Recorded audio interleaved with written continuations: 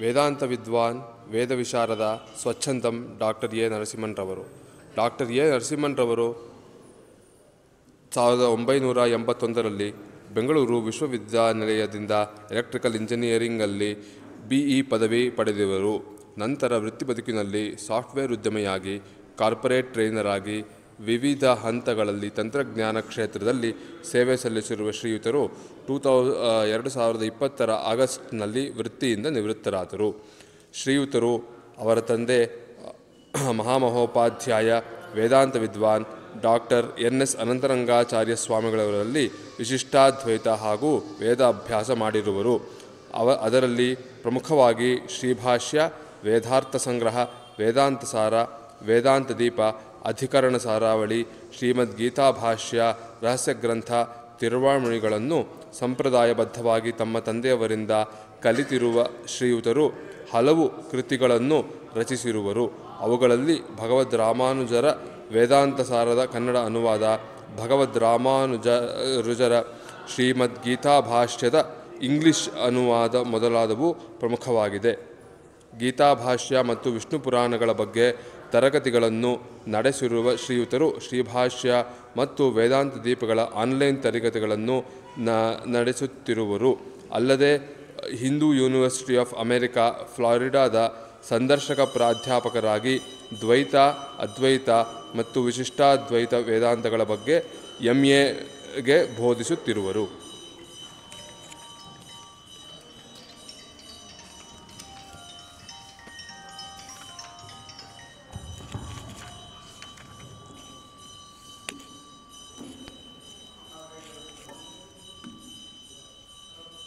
ಶ್ರೀನಿವಾಸೈತಿ ಶ್ರೇಷ್ಠದಯಾಪಾತ್ರಂ ಗುಣಾನ್ವಿತಃ ಕೌಶಿಕೋನಂತರಂಗಾರ್ಯಶಿರಂ ವಿಜೇತಾಂ ಭುವಿ ನ್ಯಸ್ತಾತ್ಮೀಯಭರಂ ವರಪ್ರದಗುರೋ ವೈರಾಗ್ಯಭಾಗ್ಯೋರಥೌ ವೇದಾಂತಾಮೃತಸಾರವಂತಮನಘಾತ್ ಶ್ರೀನಿವಾಸಾತ್ ಗುರೋಃ ಶ್ರೀಶೈಲಾನ್ವಯಕೌಸ್ತುಭಸ್ಯ ತನಯಂ ಶ್ರೇಯೋನಿಧೇ ಶ್ರೀನಿಧೇಃ ವಂದೇ ಸಾಧುಕಟಾಕ್ಷಕೇಳಿನಿಲಯಂ ಶ್ರೀಕೃಷ್ಣಸದ್ದೇಶಿಕಂ ಶ್ರೀವಾಸರಂಗಪರಕಾಲಮುನಿತ್ರಯಾಪ್ತಲಕ್ಷ್ಮಾತ್ಮರಕ್ಷಣೈತಿ ತ್ವೈವಾಗಮಾಂತಂ ಆಚಾರ್ಯಭಕ್ತಿಪರಿಪೂತಮದರ್ಭಜೀಲಂ ಗೋಪಾಲದೇಶಿಕಮುನಿಂ ಗುರುಮಾಶ್ರಯಾಮಃ. ನಾರಾಯಣಾಖ್ಯೇತಿರಾಜಪದಾಬ್ಜಭೃಂಗಶ್ರೀವಾಸಯೋಗಿಗುರುಣಾರ್ಪಿತಭಾರಮೀಶೆ ಭಕ್ತ್ಯಾದಿಪೂರ್ಣವರದಾರಿಕೃಪಾತ್ತಚಿಹ್ನಂ ಶ್ರೀಶ್ರೀನಿವಾಸಮುನಿವರ್ಯಮಹಂ ಪ್ರಪದ್ಯೆ. ಶ್ರೀನಾರಾಯಣಯೋಗೀಂದ್ರವರದಾರಿಕೃಪಾಶ್ರಯಂ ರಂಗೇಶಪಾದವಿನತಂ ಶ್ರೀನಿವಾಸಮುನಿಂ ಭಜೆ. ಶ್ರೀಮಾನ್ ವೆಂಕಟನಾಥಾರ್ಯ ಕವಿತಾರ್ಕಿಕಕೇಸರಿ ವೇದಾಂತಾಚಾರ್ಯವರ್ಯೋ ಮೇ ಸನ್ನಿಧತ್ತಾಂ ಸದಾಹೃದಿ. ಯೋ ನಿತ್ಯಮಚ್ಯುತಪದಾಂಬುಜಯುಗ್ಮರುಕ್ಮವ್ಯಾಮೋಹತಸ್ತರಿತರಾಣಿ ತೃಣಾಯ ಮೇನೆ ಅಸ್ಮದ್ಗುರೋರ್ಭಗವತೋಸ್ಯ ದೇಕಸಿಂಧೋ ರಾಮಾನುಜಸ್ಯ ಚರಣೌ ಶರಣಂ ಪ್ರಪದ್ಯೆ. ವಿಗಾಹೇ ಆಮುನಂ ತೀರ್ಥಂ ಸಾಧು ವೃಂದಾವನೆ ಸ್ಥಿತಂ ನಿರಸ್ತಜಿಂಹಗಸ್ಪರ್ಶೇತ್ರ ಕೃಷ್ಣಕೃತಾದರಃ ನಾಥೇನ ಮುನಿನಾಥೇನ ಭವೇಯಂ ನಾಥವಾನಹಂ ಯಸ್ಯ ನೈಗಮಿಕಂ ತತ್ವಂ ಹಸ್ತಾಮಲಗತಾಂ ಗತಂ ಯಸ್ಯ ಸಾರಸ್ವತಸ್ರೋತೋ ಕುಲಾಮೋದವಾಸಿತಂ ಶ್ರುತೀನಾಂ ವಿಶ್ವಮಾಯಾಲಂ ಷಠಾರಿಂ ತಮುಪಾಸ್ಮಹೇ. ವಂದೇ ವೈಕುಂಠಸೇನಾನ್ಯಂ ದೇವಂ ಸೂತ್ರವತೀಸಕಂ ಯದ್ವೇತ್ರ ಶಿಖರಸ್ಪಂದೇ ವಿಶ್ವಮೇತದ್ವ್ಯವಸ್ಥಿತಂ ಸಹ ಧರ್ಮಚರೀಂ ಶೌರೇಃ ಸಂಮಂತ್ರಿತ ಜಗದ್ಧಿತಾಂ ಅನುಗ್ರಹಮಯೀಂ ವಂದೇ ನಿತ್ಯಮಜ್ಞಾತನಿಗ್ರಹಾಂ. ಕಮಪ್ಯಾದ್ಯಂ ಗುರುಂ ವಂದೇ ಕಮಲಾಗ್ರಹಮೇಧಿನಂ ಪ್ರವಕ್ತಾ ಛಂದಸಾಂ ವಕ್ತಾ ಪಂಚರಾತ್ರಸ್ಯ ಸ್ವಯಂ ಜ್ಞಾನಾನಂದಮಯಂ ದೇವಂ ನಿರ್ಮಲಸ್ಫಟಿಕಾಕೃತಿಂ ಆಧಾರಂ ಸರ್ವವಿದ್ಯಾನಾಂ ಹಯಗ್ರೀವಮುಪಾಸ್ಮಹೇ. ದಿವ್ಯವಾದ ಲಕ್ಷ್ಮೀ ಹಯಗ್ರೀವರ ಸನ್ನಿಧಿಯಲ್ಲಿ ಶ್ರೀಮದ್ ಅಭಿನವ ವಾಗೀಶ ಬ್ರಹ್ಮತಂತ್ರ ಸ್ವತಂತ್ರ ಪರಕಾಲ ಸ್ವಾಮಿಗಳ ದಿವ್ಯ ಸನ್ನಿಧಿಯಲ್ಲಿ ಅವರ ಒಂದು ಕೃಪೆಯಿಂದ ಅವರ ಆಜ್ಞೆಯನ್ನು ಶಿರಸಾಧರಿಸಿ ಇಂದು ಯತಿರಾಜ ಸಪ್ತತಿಯ ಮೇಲೆ ಕೆಲವು ವಿಷಯಗಳನ್ನು ತಿಳಿಸ್ಕೊಡ್ಬೇಕು ಅಂತ ಸ್ವಾಮಿಗಳ ಆಜ್ಞೆಯನ್ನು ಶಿರಸಾವರಿಸಿ ಅದರ ಮೇಲೆ ಕೆಲವು ಮಾತುಗಳನ್ನು ಆಡ್ತೇನೆ.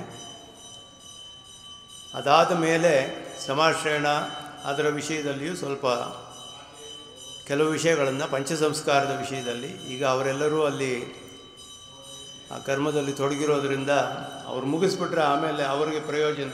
ಇವತ್ತು ಅವರೆಲ್ಲರೂ ಪಂಚಸಂಸ್ಕಾರ ಮಾಡ್ಕೊಳ್ತಿರೋದ್ರಿಂದ ಅದನ್ನು ನಂತರ ಹೇಳೋಣ ಅಂತ ಹೇಳಿ ಮೊದಲು ಯತಿರಾಜ ಸಪ್ತತಿಯ ವಿಷಯದಲ್ಲಿ ಕೆಲವು ವಿಷಯಗಳನ್ನು ವಿಜ್ಞಾಪಿಸ್ಕೊಳ್ತೇನೆ.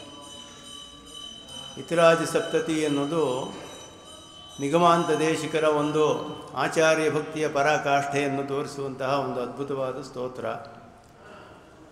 ನೇರವಾಗಿ ಅವರಲ್ಲಿ ಶಿಷ್ಯತ್ವವನ್ನು ಮಾಡಬೇಕು ಅಂತ ಬಹಳ ಆಸೆ ಇತ್ತು ಸ್ವಾಮಿ ದೇಶಿಕನವರಿಗೆ, ಅದು ನೆರವೇರಲಿಲ್ಲ. ಸಂಕಲ್ಪ ಸೂರ್ಯೋದಯದಲ್ಲಿ ಒಂದು ಪ್ರಕರಣದಲ್ಲಿ ಸನ್ನಿವೇಶದಲ್ಲಿ ಆಚಾರ್ಯ ಶಿಷ್ಯರನ್ನು ಹೇಳುವಾಗ ಆಚಾರ್ಯರು ರಾಮಾನುಜರಂತೆಯೂ ತಾವು ಶಿಷ್ಯರಂತೆಯೂ ಭಾವಿಸಿ ಬರೀತಾರೆ.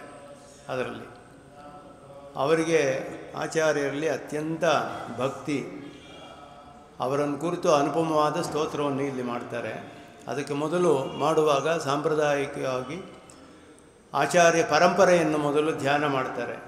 ಭಗವಂತನಿಂದ ಆರಂಭಿಸಿ ಆಚಾರ್ಯ ಪರಂಪರೆಯನ್ನು ಪೂರ್ಣವಾಗಿ ಧ್ಯಾನ ಮಾಡಿ ಭಗವದ್ ರಾಮಾನುಜರ ದಿವ್ಯಮಂಗಳ ವಿಗ್ರಹ, ಅವರ ಉಪದೇಶ ಮುದ್ರೆ, ಅವರ ವ್ಯಾಖ್ಯಾನ ಮುದ್ರೆ ಅದನ್ನೆಲ್ಲ ಧ್ಯಾನ ಮಾಡಿ ಅದಾದ ಮೇಲೆ 25-30 ಶ್ಲೋಕಗಳಲ್ಲಿ ಅಥವಾ ಇನ್ನೂ ಹೆಚ್ಚರಾಗಿರ್ಬೋದು ಭಗವದ್ ರಾಮಾನುಜರ ದಿವ್ಯ ಸೂಕ್ತಿಗಳ ಒಂದು ಅದ್ಭುತವಾದ ಅನುಭವ. ಸ್ವಾಮಿ ದೇಶಿಕನ್ ಹೇಳಿದ್ರು, ನಿರ್ವಿಷ್ಟಂ ಯತಿ ಸಾರ್ವಭೌಮ ವಚಸಾಂ ಆವೃತ್ತಿಭಿರ್ ಯೌವನಂ ಅಂತ. ಯೌವನವನ್ನೆಲ್ಲ ಹೇಗೆ ಕಳೆದ್ರಿ ಅಂತ ಹೇಳಿದ್ರೆ ಭಗವದ್ ರಾಮಾನುಜರ ದಿವ್ಯ ಸೂಕ್ತಿಗಳ ಅನುಸಂಧಾನದಿಂದಲೇ ಕಳೆದೆ ಅಂತ ಹೇಳಿದ್ರು. ತ್ರಿಂಶದ್ವಾರಂ ಶ್ರಾವಿತ ಶಾರೀರಿಕ ಭಾಷ್ಯ ಅಂತ ಹೇಳ್ಕೊತಾರೆ. ಶ್ರೀಭಾಷ್ಯವನ್ನು 30 ಸರಿ ಕಾಲಕ್ಷೇಪ ಹೇಳಿದ್ದಾರೆ ಸ್ವಾಮಿ ದೇಶಿಕನ್. ಭಗವದ್ ರಾಮಾನುಜರ ಸೂಕ್ತಿಗಳಲ್ಲಿ ಅನುಪಮವಾದ ಅಷ್ಟು ಅದ್ಭುತವಾದ ಭಕ್ತಿ ಶ್ರದ್ಧೆ, ಅವರ ಸೂಕ್ತಿಗಳನ್ನು ಆಧರಿಸಿಯೇ ಅನೇಕ ಅದ್ಭುತವಾದ ಗ್ರಂಥಗಳನ್ನೆಲ್ಲ ರಚನೆ ಮಾಡೋದು. ನಮ್ಮ ಸಿದ್ಧಾಂತಕ್ಕೆ ಒಂದು ಅನುಪಮವಾದ ಕೊಡುಗೆ ಸ್ವಾಮಿ ದೇಶಿಕನ್ ಮಾಡಿರೋದು. ಆಮೇಲೆ ಭಗವದ್ ರಾಮಾನುಜರು ಬ್ರಹ್ಮಸೂತ್ರಗಳ ಭಾಷ್ಯವನ್ನು ಮಾಡಿದ್ರು. 3 ವಿಧವಾದ ಭಾಷ್ಯ, 3 ವಿಧವಾದ ಅಧಿಕಾರಿಗಳಿಗೆ ಬಹಳ ಸಂಗ್ರಹವಾಗಿ ಸಿದ್ಧಾಂತ ಮಾತ್ರ ಯಾರು ತಿಳಿಬೇಕು ಅಂತ ಆಸೆ ಇದೆಯೋ ಅವರಿಗೆ ವೇದಾಂತ ಸಾರ ಅನ್ನುವಂಥದ್ದು, ಸಿದ್ಧಾಂತದ ಜೊತೆ ಸ್ವಲ್ಪ ಪೂರ್ವ ಪಕ್ಷವನ್ನು ಸಂಗ್ರಹವಾಗಿ ತಿಳಿಯಬೇಕು ಅಂತ ಆಸೆ ಇರುವವರಿಗೆ ವೇದಾಂತ ದೀಪ, ಇಲ್ಲ ನಾನು ಅಧ್ಯಯನ ಪೂರ್ಣವಾಗಿ ಮಾಡಬೇಕು ವಿಸ್ತಾರವಾಗಿ ತಿಳಿಯಬೇಕು ಅನ್ನೋರಿಗೆ ಶ್ರೀಭಾಷ್ಯ, ಅದ್ಭುತವಾದ ಭಾಷ್ಯ. ಭಾಷ್ಯಕಾರರೇ ಹೇಳುವ ಹಾಗೆ ಮೊದಲ ಕರ್ತವ್ಯ ನಮಗೆ ಶ್ರೀಭಾಷ್ಯದ ಅಧ್ಯಯನ ಮತ್ತು ಅದರ ಪ್ರಚಾರ ಮೊದಲ ಕರ್ತವ್ಯ ಅಂತ ಹೇಳಿದ್ರು. ತಮ್ಮ ಭಾಷ್ಯದ ಬಗ್ಗೆ ತಾವೇ ಹಾಗೆ ಹೇಳ್ಕೊಳ್ಬೋದೇ ಅಂದರೆ ಆ ಭಾಷ್ಯದಲ್ಲಿ ಏನು ಬರೆದಿದ್ದೀನಿ ಅಂತ ಅವ್ರಿಗೆ ಗೊತ್ತು. ಅಂತಹ ಅದ್ಭುತವಾದ ನಮ್ಮ ಸಿದ್ಧಾಂತದ ಸ್ಥಾಪನೆ ಮಾಡಿರುವಂತಹ ಗ್ರಂಥ. ಅದಕ್ಕೆ ಮೇಲೆ ಗೀತಾಭಾಷ್ಯ, ಭಗವದ್ಗೀತೆಯ ಸ್ಮೃತಿ ಪ್ರಸ್ಥಾನದಲ್ಲಿ ವೇದಾರ್ಥ ಸಂಗ್ರಹ ಅವರ ಮೊದಲ ಗ್ರಂಥ. ಶ್ರುತಿ ಪ್ರಸ್ಥಾನ, ಶ್ರುತಿಗಳಿಗೆ ಅದರಲ್ಲಿ ಮುಖ್ಯವಾಗಿ ಬರೆದಿರುವಂತಹ ಬಹಳ ಗಂಭೀರವಾದ ಗ್ರಂಥ, ಚಿಕ್ಕದಾದರೂ ಬಹಳ ಆಳವಾದ ಅರ್ಥಗಳನ್ನು ಉಳ್ಳಂತಹ ಗ್ರಂಥ. ಇದೆಲ್ಲ ಬರೆದುಬಿಟ್ಟು ಆಮೇಲೆ ತಮ್ಮ ಬಹಳ ಇಷ್ಟವಾದ ತಾವು ಅನುಷ್ಠಾನ ಮಾಡಿದ ಪ್ರಪತ್ತಿಯ ವಿಷಯದಲ್ಲಿ ಗದ್ಯತ್ರಯ ನೇರವಾಗಿ ರಂಗನಾಥನೊಡನೆಯೂ ರಂಗನಾಯಕಿ ತಾಯಾರೊಡನೆಯೂ ನಡೆದ ಸಂವಾದ ರೂಪದಲ್ಲಿ ಮಾನಸಿಕವಾಗಿ ಅವರು ಅನುಭವಿಸಿದ್ದನ್ನು ಗದ್ಯತ್ರಯದಲ್ಲಿ ನಮಗೆ ಅನುಗ್ರಹಿಸಿದರು. ಇದೆಲ್ಲವೂ ಕೂಡ ತತ್ವದ ವಿಷಯವಾಯಿತು, ಎಲ್ಲ ಆಯಿತು. ಇದೆಲ್ಲವನ್ನು ತತ್ವಜ್ಞಾನ ತಿಳಿದುಕೊಂಡು ಪ್ರಪತ್ತಿಯೆಲ್ಲ ಮಾಡಿದವನು ಜೀವನವನ್ನು ಹೇಗೆ ಮಾಡಬೇಕು, ಪ್ರತಿದಿನವೂ ಹೇಗೆ ನಾವು ಅದನ್ನು ಅನುಷ್ಠಾನಕ್ಕೆ ತರಬೇಕು. ಜ್ಞಾನ ಅನ್ನೋದು ಅನುಷ್ಠಾನಕ್ಕೆ ಬಂದರೆ ಅದರ ಪ್ರಯೋಜನ. ಇಲ್ಲದೆ ಹೋದರೂ ಒಬ್ಬನಿಗೆ ಜ್ಞಾನ ಇದೆ ಅಂತ ತಿಳಿದರೆ ಅನುಷ್ಠಾನದಲ್ಲಿ ತಿಳಿದು ಬರಬೇಕು. ಇಲ್ಲದೆ ಹೋದರೆ ಜ್ಞಾನ ಇರೋದು ಏನು ವ್ಯರ್ಥವಾಗುತ್ತೆ. ಈ ಜ್ಞಾನವನ್ನೆಲ್ಲ ಹೇಗೆ ಅನುಷ್ಠಾನ ಮಾಡೋದು ಎಲ್ಲ ಭಾಷೆಗಳಲ್ಲೂ ಹೇಳಿದ್ದು ನಿತ್ಯ ಗ್ರಂಥದಲ್ಲಿ ತೋರಿಸ್ತಾರೆ. ಅಥ ಪರಮೈಕಾಂತಿನೋ ಭಗವದಾರಾಧನ ಕ್ರಮಂ ವಕ್ಷ್ಯೇ ಅಂತ ಆರಂಭಿಸ್ತಾರೆ. ಪರಮೈಕಾಂತಿಗಳು ಭಗವದ್ ಆರಾಧನವನ್ನು ನಿತ್ಯವೂ ಹೇಗೆ ಮಾಡಬೇಕು ಅದನ್ನು ಅದ್ಭುತವಾಗಿ ತಿಳಿಸ್ತಾರೆ. ಅನೇಕ ಸೂಕ್ಷ್ಮ ವಿಷಯಗಳನ್ನು ತಿಳಿಸ್ತಾರೆ. ಅದರಲ್ಲಿಯೂ ಸ್ವಾಮಿ ದೇಶಿಕನ್ ಇದನ್ನೆಲ್ಲ ರಹಸ್ಯ ತ್ರಿಸಾರ ಮೊದಲಾದ ಗ್ರಂಥಗಳಲ್ಲಿ ತಿಳಿತಾರೆ. ಬ್ರಹ್ಮಯಜ್ಞ ಮಾಡುವಾಗ ನಾವು ದೇವರ್ಷಿ ಕಾಂಡರ್ಷಿ ತರ್ಪಣ ಮಾಡ್ತೀವಿ. ಭಾಷಿಕಾರರು ಸೂಕ್ಷ್ಮವಾಗಿ ಇಲ್ಲಿ ತಿಳಿಸ್ತಾರೆ. ದೇವರ್ಷೀನ್ ಕಾಂಡರ್ಷೀನ್ ಪಿತೃನ್ ಧ್ಯಾತ್ವ ಅಂತ ಬರೀತಾರೆ. ಆ ಧ್ಯಾನ ಮಾಡಿ ಆರಂಭಿಸಬೇಕು, ಧ್ಯಾನವೇ ಮುಖ್ಯ. ಆ ಧ್ಯಾತ್ವ ಅನ್ನೋದನ್ನು ರಹಸ್ಯ ತ್ರಿಸಾರದಲ್ಲಿ ಸ್ವಾಮಿ ದೇಶಿಕನ್ ತೆಗಿತಾರೆ. ಭಾಷಿಕಾರರು ಇದ್ದಾರೆ ಹೇಳಿದ್ದಾರೆ ನೋಡಿ ಅಂತ ಹೇಳಿ ಈ ರೀತಿ ಅಲ್ಲಲ್ಲಿ ಸೂಕ್ಷ್ಮವಾದ ಅಂಶಗಳನ್ನು ನಮಗೆ ತಿಳಿಸ್ಕೊಡ್ತಾರೆ ನಿತ್ಯ ಗ್ರಂಥದಲ್ಲಿ ಭಾಷ್ಯಕಾರರು. ಆರಾಧನೆಯನ್ನು ಭಾವಪೂರ್ವವಾಗಿ ಮಾಡಬೇಕು. ಭಾವವೇ ಅಲ್ಲಿ ಬಹಳ ಮುಖ್ಯ. ಭಕ್ತಿ ಅದನ್ನು ಅದ್ಭುತವಾಗಿ ಅದರಲ್ಲಿ ನಿರೂಪಣೆ ಮಾಡಿ ನಮಗೆ ಹೇಗೆ ನಾವು ಪ್ರತಿದಿನವೂ ಇದನ್ನು ಅನುಷ್ಠಾನದಲ್ಲಿ ಅನುಭವಿಸಬೇಕು, ಭಗವದೊಡನೆ ಆರಾಧನೆ ಮಾಡಿ ಭಗವಂತನ, ಅದನ್ನು ತಿಳಿಸ್ತಾರೆ ನಿತ್ಯ ಗ್ರಂಥದಲ್ಲಿ. ಈ ರೀತಿ ಉಪಕಾರ ಮಾಡಿದ್ರು ಆ ಭಾಷ್ಯಕಾರರನ್ನು ಅವರ ಗ್ರಂಥದ ಆಧಾರದಲ್ಲಿಯೇ. ಆದರೆ ಭಾಷ್ಯಕಾರರು ಪೂರ್ವಮೀಮಾಂಸಾ ಶಾಸ್ತ್ರ ಮತ್ತು ನ್ಯಾಯಶಾಸ್ತ್ರಗಳ ಅನೇಕ ವಿಷಯಗಳನ್ನು ತಮ್ಮ ಭಾಷ್ಯಗಳಲ್ಲೆಲ್ಲ ಎಲ್ಲೆಲ್ಲಿ ಬೇಕೋ ಅಲ್ಲೆಲ್ಲ ಅನೇಕವಾಗಿ ಉಪಯೋಗಿಸಿ ಅಲ್ಲಲ್ಲಿ ಅದಕ್ಕೆ ಸೂಕ್ತವಾದ ಅರ್ಥಗಳನ್ನು ಕೂಡ ನಮಗೆ ತಿಳಿಸ್ಕೊಡ್ತಾರೆ. ಆದರೆ ಪೂರ್ಣವಾಗಿ ಭಾಷ್ಯವನ್ನು ಬರೀಲಿಲ್ಲ. ಜೈಮಿನಿ ಸೂತ್ರಗಳಿಗೋ ಅಥವಾ ನ್ಯಾಯಸೂತ್ರಗಳಿಗೆ ಅದಕ್ಕೆಲ್ಲ ನ್ಯಾಯ ದರ್ಶನಕ್ಕೆ ಅನುಗುಣವಾಗಿ ವ್ಯಾಖ್ಯಾನವನ್ನು ಭಾಷ್ಯಕಾರರು ಬರಲಿಲ್ಲ. ಅದನ್ನು ಸ್ವಾಮಿ ದೇಶಿಕನ್ ಪೂರ್ಣಗೊಳಿಸಿದರು.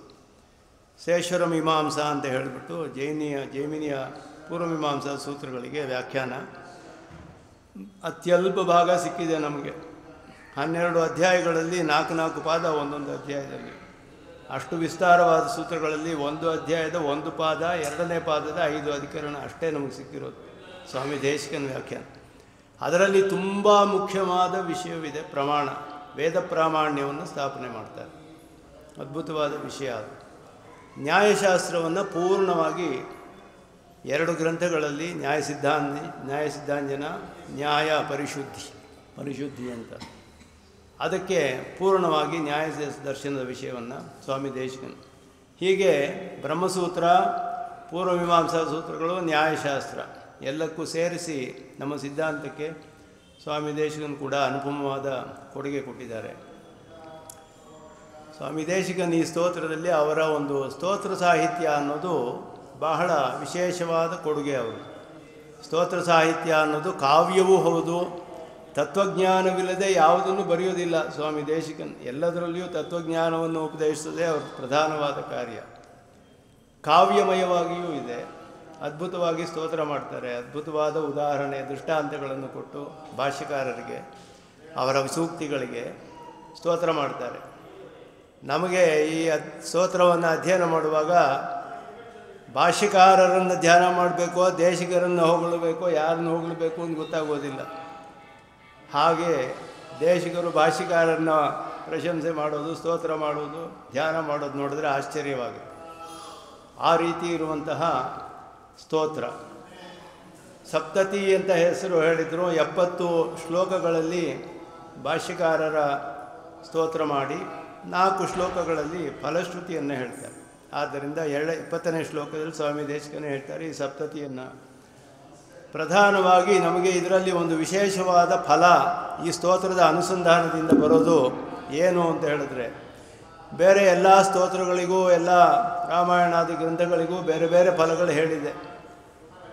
ಆದರೆ ಇದರಲ್ಲಿ ಸ್ವಾಮಿ ದೇಶಿಕನ್ ಏನು ಹೇಳಿದ್ದಾರೆ ಅಂದರೆ, ಭಗವದ್ ರಾಮಾನುಜರ ಸೂಕ್ತಿಗಳನ್ನೇ ವಿಶೇಷವಾಗಿ ಸ್ತೋತ್ರ ಮಾಡೋದರಿಂದ ಜ್ಞಾನ ಬರುತ್ತೆ ಅಂತ ಹೇಳ್ತಾರೆ. ಜ್ಞಾನವೇ ಫಲ ಇದಕ್ಕೆ. ಜ್ಞಾನ ಒಂದು ಇದ್ದರೆ ನೀವು ಏನು ಬೇಕಾದ್ರೂ ಸಾಧಿಸ್ಬೋದು ಅಂತ. ಜ್ಞಾನವಿಲ್ಲದೆ ಏನು ಸಾಧಿಸೋಕ್ಕಾಗೋದಿಲ್ಲ. ತತ್ವಜ್ಞಾನ ಮೊದಲನೇ ಹಂತ. ನಿಮಗೆ ಆ ತತ್ವಜ್ಞಾನ, ಭಗವಜ್ಞಾನ ಪೂರ್ಣವಾಗಿ ಲಭಿಸುತ್ತೆ ಈ ಸ್ತೋತ್ರದಲ್ಲಿ ಅಂತ ಹೇಳೋದು ವಿಶೇಷವಾದ ಫಲ ಈ ಸ್ತೋತ್ರದಲ್ಲಿ ಹೇಳಿರೋದು ಸ್ವಾಮಿ ದೇಶಿಕನ್. ಅದನ್ನು ಕೆಲವು ಶ್ಲೋಕಗಳನ್ನು, ದೊಡ್ಡ ಸ್ತೋತ್ರ, ಕೆಲವು ಶ್ಲೋಕಗಳನ್ನು ಅಧ್ಯಯನ ಮಾಡಿ ಇದೀಗ ಅದರ ಅರ್ಥವನ್ನು ತಿಳಿದು, ಈ ಶ್ಲೋಕದಲ್ಲಿ ಭಾಷ್ಯಕಾರರ ಸೂಕ್ತಿಗಳನ್ನು ಹೀಗೆ ಸ್ತೋತ್ರ ಮಾಡಿರೋದು ಯಾವ ಕಾರಣದಿಂದ ಅಂದರೆ ಭಾಷ್ಯಕಾರರು ಏನು ಮಾಡಿದ್ದಾರೆ ಅದನ್ನು ಕೂಡ ತಿಳಿಬೇಕು. ಪ್ರಧಾನವಾಗಿ ಬರೀ ಸ್ತೋತ್ರದ ಶ್ಲೋಕದ ಅರ್ಥಗಳನ್ನು ತಿಳಿಯೋದು, ಅದಕ್ಕೆ ಜೊತೆ ಈ ಶ್ಲೋಕ ಅರ್ಥದನ್ನು ಯಾವುದನ್ನು ಆಧರಿಸಿ ಬರೆದಿದ್ದಾರೆ ಸ್ವಾಮಿ ದೇಶಿಕನ್, ಭಾಷ್ಯಕಾರರ ಸೂಕ್ತಿಗಳನ್ನು ಕೂಡ ನಾವು ಅನುಸಂಧಾನ ಮಾಡೋದು ಬಹಳ ಪ್ರಧಾನ. ಇಲ್ಲಿ ಆರಂಭದಲ್ಲಿಯೇ ನಮ್ಮ ಆಚಾರ್ಯ ಸಂತತಿಯಲ್ಲಿ ಪ್ರಥಮಾಚಾರ್ಯರಾದ ಪರಮಾತ್ಮ ಶ್ರೀಮನ್ನಾರಾಯಣನನ್ನು ಮೊದಲು ಸ್ತೋತ್ರ ಮಾಡ್ತಾರೆ. ಕಮಪ್ಯಾದ್ಯಂ ಗುರುಂ ವಂದೇ ಕಮಲಾಗ್ರಹಮೇ ದಿನ ಪ್ರವಕ್ತ ಛಂದಸಾಂ ವಕ್ತ ಪಂಚರಾತ್ರಸ್ಯೇ ಸ್ವಯಂ. ಪರಮಾತ್ಮನು ಮಾಡುವಂತಹ ಒಂದು ಬಹಳ ದೊಡ್ಡ ಉಪಕಾರ ನಮಗೆ ಅಂದರೆ, ಎಲ್ಲ ಚೇತನರು ಜೀವನ ಮಾಡುವುದಕ್ಕೆ ಇಲ್ಲಿ ಪರಮಾತ್ಮನಿಗೆ ನಾವು ಅವನಿಗೆ ಏನು ಇಷ್ಟವೋ ಅದನ್ನೇ ಮಾಡಬೇಕು. ನಾವು ಅವನೇನು ಬಯಸುತ್ತಾನೋ ಅದನ್ನೇ ಮಾಡಬೇಕು. ವಿರುದ್ಧವಾಗಿ ಮಾಡಿದ್ರೆ ನಮಗೆ ಶಿಕ್ಷೆ ಬರುತ್ತೆ.